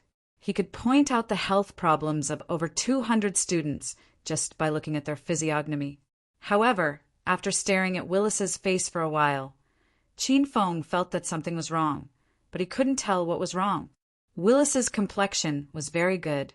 Obviously, he didn't have those common illnesses. Moreover, he didn't have any obvious symptoms. Moreover, Willis was a foreigner. It was Qin Feng's first time reading a foreigner's physiognomy, so he couldn't find the cause. Haha, Professor Xiaofeng, how is it? You've been staring at me for so long without saying anything. Could it be that you've fallen for me? I'm not interested in men. Willis looked at Qin Feng with a smug expression. He didn't forget to mock Qin Feng. As a child of a noble family, Willis's body had been nurtured well since he was young. He didn't do any manual labor, so what problem could he have? Willis was also a medical student, so he was very particular about his diet and habits. He knew that there was nothing wrong with his body, not even the cause of suboptimal health. Moreover, there was an unknown secret in his body. Willis did not believe that Xiaofeng could see through his secret. The atmosphere in the class suddenly became tense. Everyone stared at teacher Xiaofeng. Could it be that he really couldn't tell? Ha ha ha. Professor Xiaofeng, you don't have to watch anymore. I already know that you were acting just now. You knew that Professor Mike would bring us here today to compete with you, so you colluded with these students last night to put on a Hollywood show.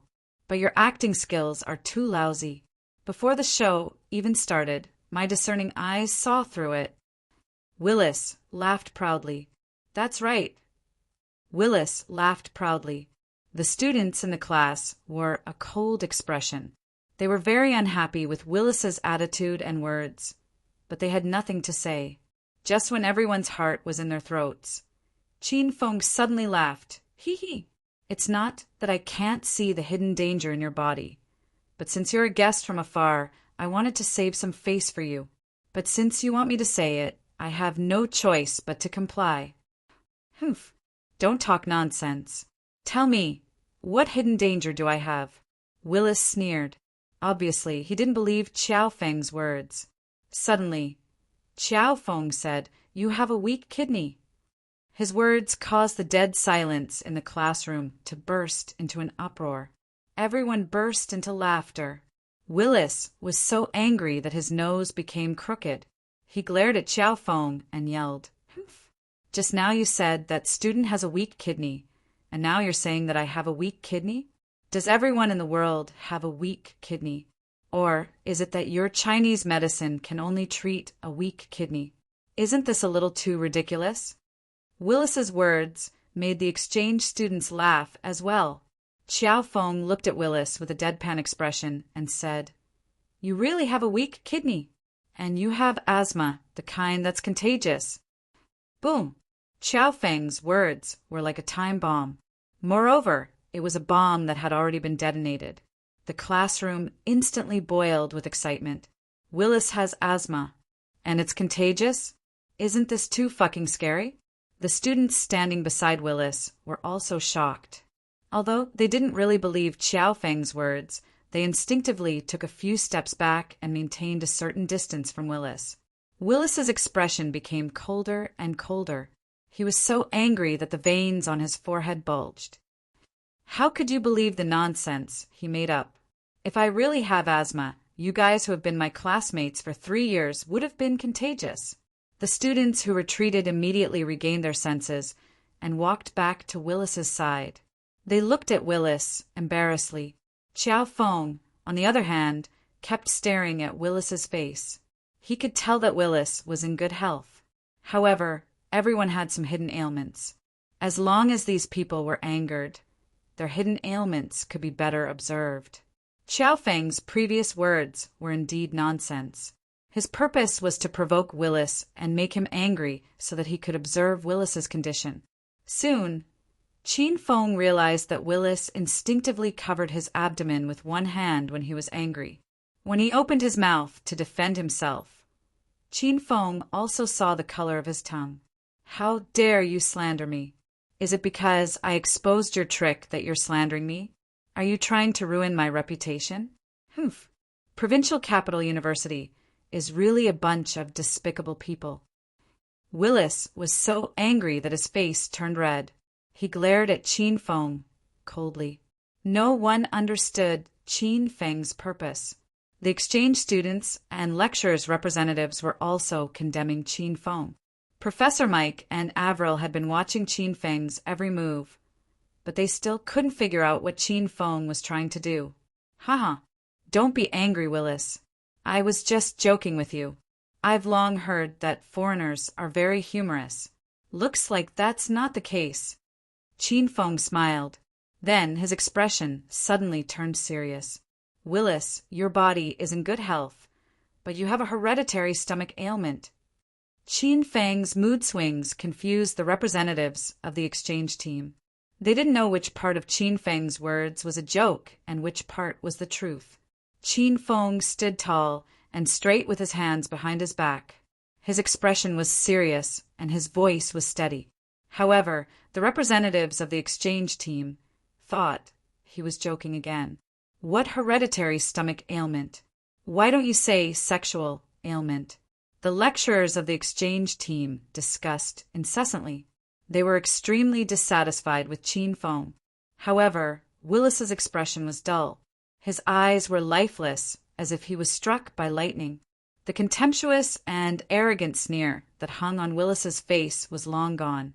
It was replaced by a shocked expression. He did have a hereditary stomach ailment, but only he knew about it. Even his classmates didn't know about it. This kind of hereditary ailment was usually very obscure. As long as he didn't say it out loud, no one would be able to tell. Willis couldn't figure out how Qin Feng found out about it. At the same time, Willis was even more worried. Did Qin Feng see through the other big secret of his body? You're talking nonsense again. Willis didn't want to admit it. He looked at Qin Feng nervously. You know best whether I'm talking nonsense or not. Qin Feng shrugged indifferently. He looked at Qin Feng with a carefree expression. How did you find out? Did you see any other hidden ailments in my body? Willis couldn't take it anymore. He was very curious about this question. Of course it's from the physiognomy. In Chinese medicine, look, listen, question, and feel the pulse. Do you understand? Qin Feng looked at Willis proudly. As for the other ailments, Qin Feng really couldn't see them. Therefore, he avoided answering this question. Willis didn't say anything because he was so shocked that he was speechless. Did Chinese medicine really find out the cause of a family's hereditary ailments just by looking at the physiognomy? Did they install a B-mode ultrasound machine in their eyes? The lecturers and student representatives of the St. Medical Institute saw the drastic change in Willis's expression. Although they didn't hear Willis admit it, they could guess what had happened. No one dared to say anything. Only the muscular and simple-minded Peter glared at Qin Feng confidently. He said playfully, "Don't talk nonsense, kid. How can a person with a mouth full of nonsense like you be a teacher? Is Provincial Capital University's medical school going to close down? Why do you keep inviting some weirdos to make up the numbers?" Ha ha ha. Peter seized the opportunity to mock Qin Feng. Of course, he wouldn't let it go. However, he suddenly stopped after laughing 3 times. He looked at his companions with a strange expression. "Professor Mike, what's wrong with you guys? This teacher is simply spouting nonsense. China's traditional Chinese medicine is a liar. We've already won today's battle before it even started. Hurry up and laugh with me." Peter was still immersed in his own thoughts. He looked at the people around him with an incredulous expression. Professor Mike wanted to kick Peter out of the classroom. He glanced at Willis before turning to Qin Feng and said, "Professor Qiao Feng's Chinese medicine skills are really amazing. You've really broadened our horizons today." "You flatter me. Chinese medicine is broad and profound. I've only learned a little bit about it. I'm sorry for my incompetence just now." Qin Feng and Mike looked calm on the surface and even flattered each other. However, Mike was infuriated. Although Willis didn't admit that he had a hereditary stomach ailment, as long as one wasn't an idiot, he could tell that Professor Qiao Feng was right.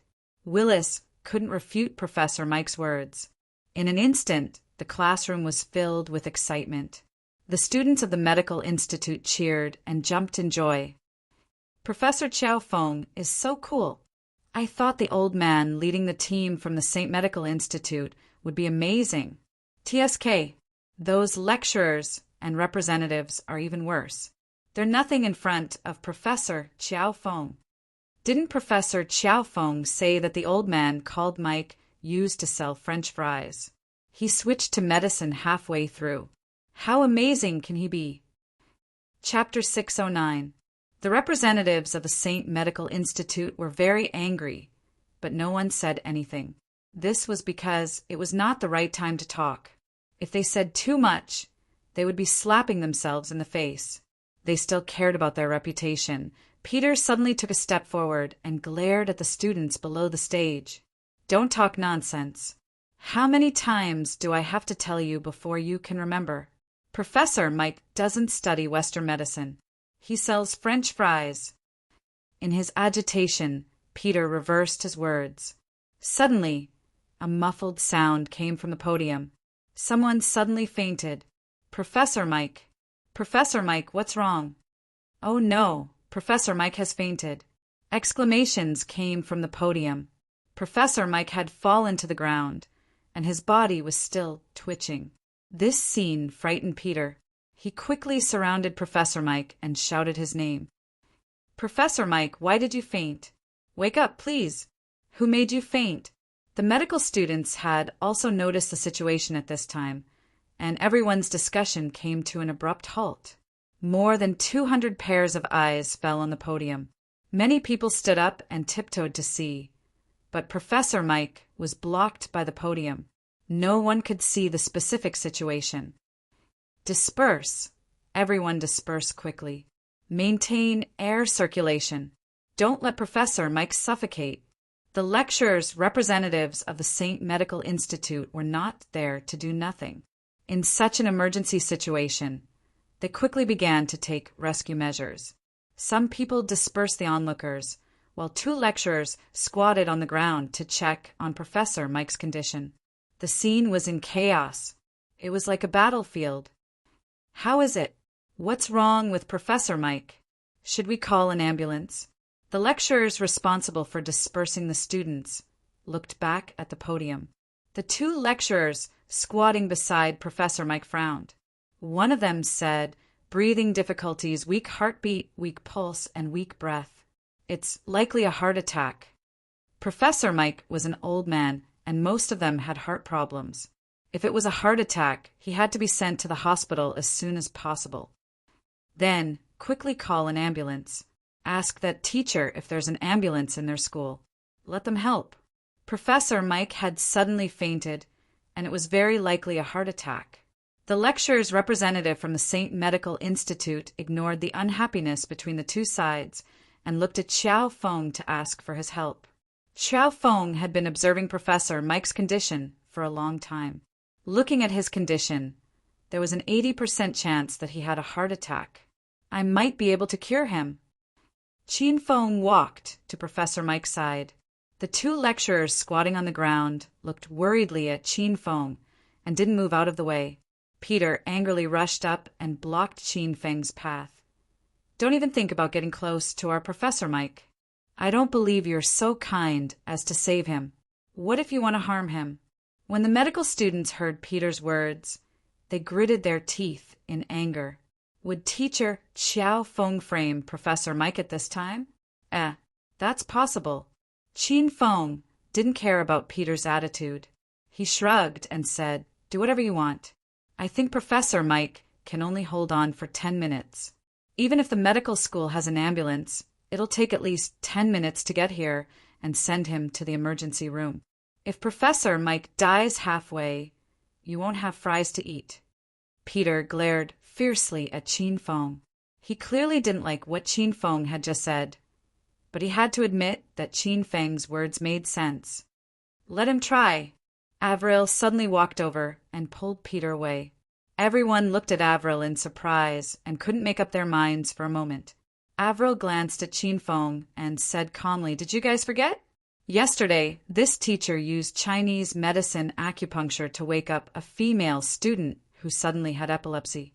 I believe that he has the confidence to wake Professor Mike up." Qin Feng also looked at Avril. Previously, he suspected that Avril might have been sent by the William family. Now, Qin Feng was more and more suspicious of her because this woman never panicked. When Professor Mike suddenly had a heart attack, the other lecturers and student representatives were all anxious and sweating, but Avril acted as if nothing had happened. "Let him try, maybe he really can." Willis was the second to stand up. Then Owen and Jack also nodded.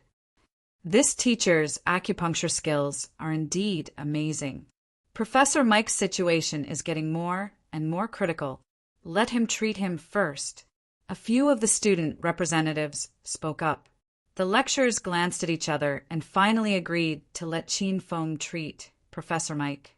Everyone consciously made way. Qin Feng walked to Professor Mike's side and squatted down. First, he scanned Professor Mike's face. Then he placed his hands on the artery of his neck and put his ear near Professor Mike's chest. Qin Feng observed Professor Mike for a long time.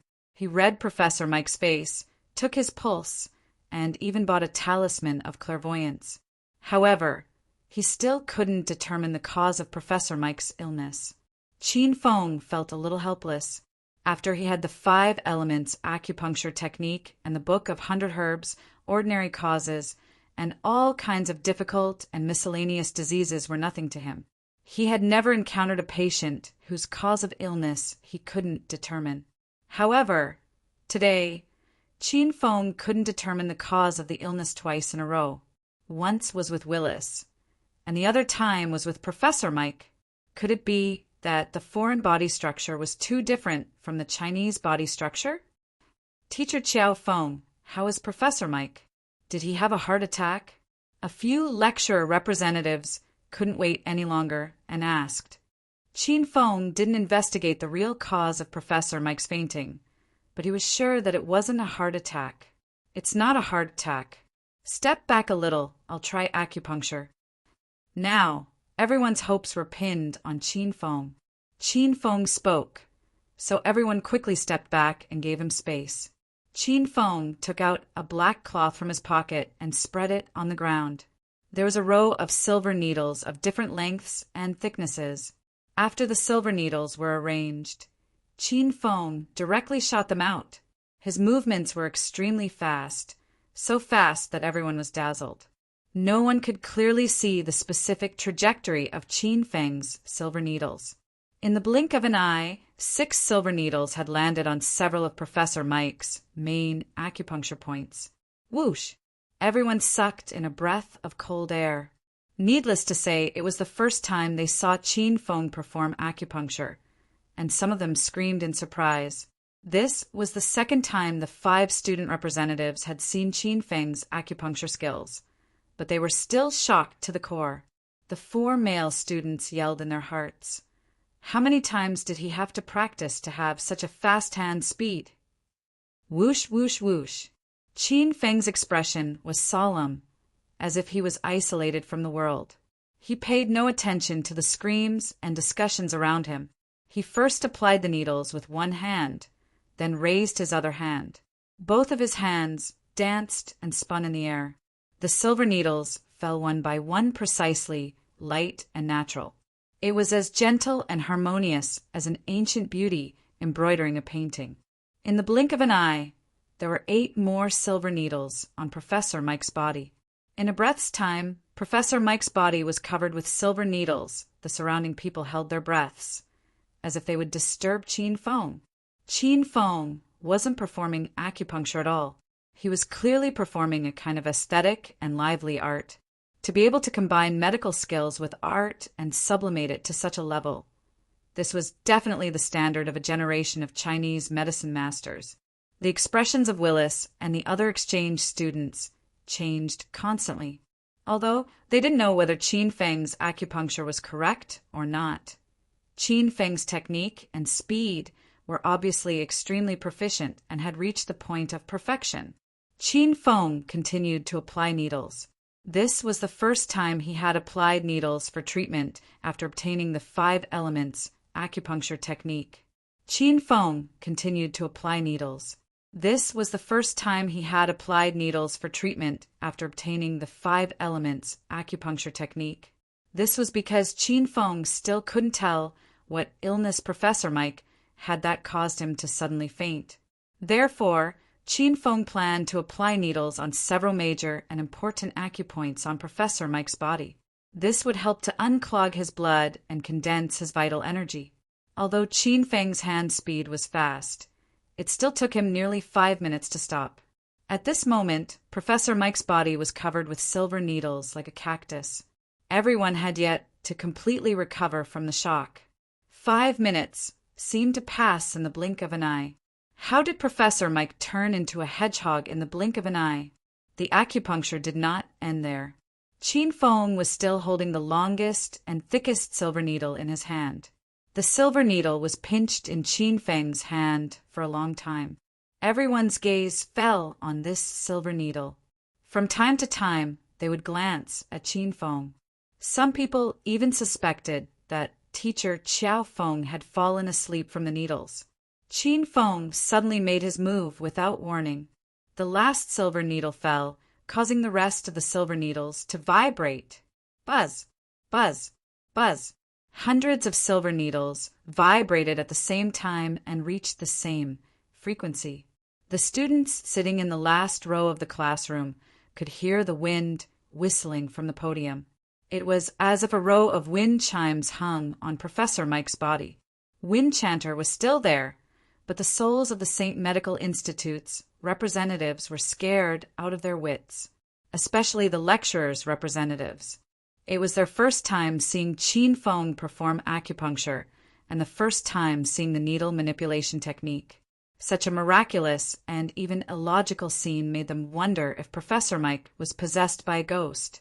This is amazing. China's acupuncture technique is really amazing. Some lecturers had already recovered from the shock and couldn't help but exclaim in English, Is this China's Chinese medicine? Look, listen, question, and feel? Acupuncture technique? I want to learn. I want to learn too. No surgery, no medication, and just a few needles can cure a disease? China's cultural heritage of more than 5,000 years is indeed not just for show. The representatives of the exchange group, who looked down on provincial capital university, the medical institute, and even China's Chinese medicine, were deeply moved at this moment. They had never seen such miraculous medical techniques. How could this be considered medical techniques? This was simply a miracle. The lecturers even forgot about the fainted Professor Mike. They forgot that the silver needles were for Professor Mike's treatment and not for an acrobatic performance for them to praise. It didn't matter whether Professor Mike woke up or not. The lecturers stared at Qin Feng with scorching eyes. They couldn't wait to acknowledge Qin Feng as their master. Cough, cough. Hundreds of silver needles vibrated for more than a minute. Suddenly, the unconscious Professor Mike coughed. Cough, cough. Where is this place? Why am I lying on the ground? When everyone saw that Professor Mike had woken up, they quickly surrounded him. Their faces were filled with surprise and astonishment. You're awake. You're really awake. Professor Mike, are you all right? How do you feel now? Do you need me to send you to the hospital for a checkup? The lecturers and students of the St. Medical Institute looked at Professor Mike worriedly. Professor Mike's memory seemed to be recovering. He looked at everyone for a while with a puzzled expression. Then he stood up. Did I suddenly faint just now? Which one of you saved me? Professor Mike glanced at the people of the St. Medical Institute. Everyone shook their heads. Avril took a step forward, pointed at Qin Feng, and said, Professor Mike, we were helpless when you suddenly fainted. We were going to send you to the emergency room. But Professor Qiao Feng came to your rescue and saved you with Chinese traditional medicine.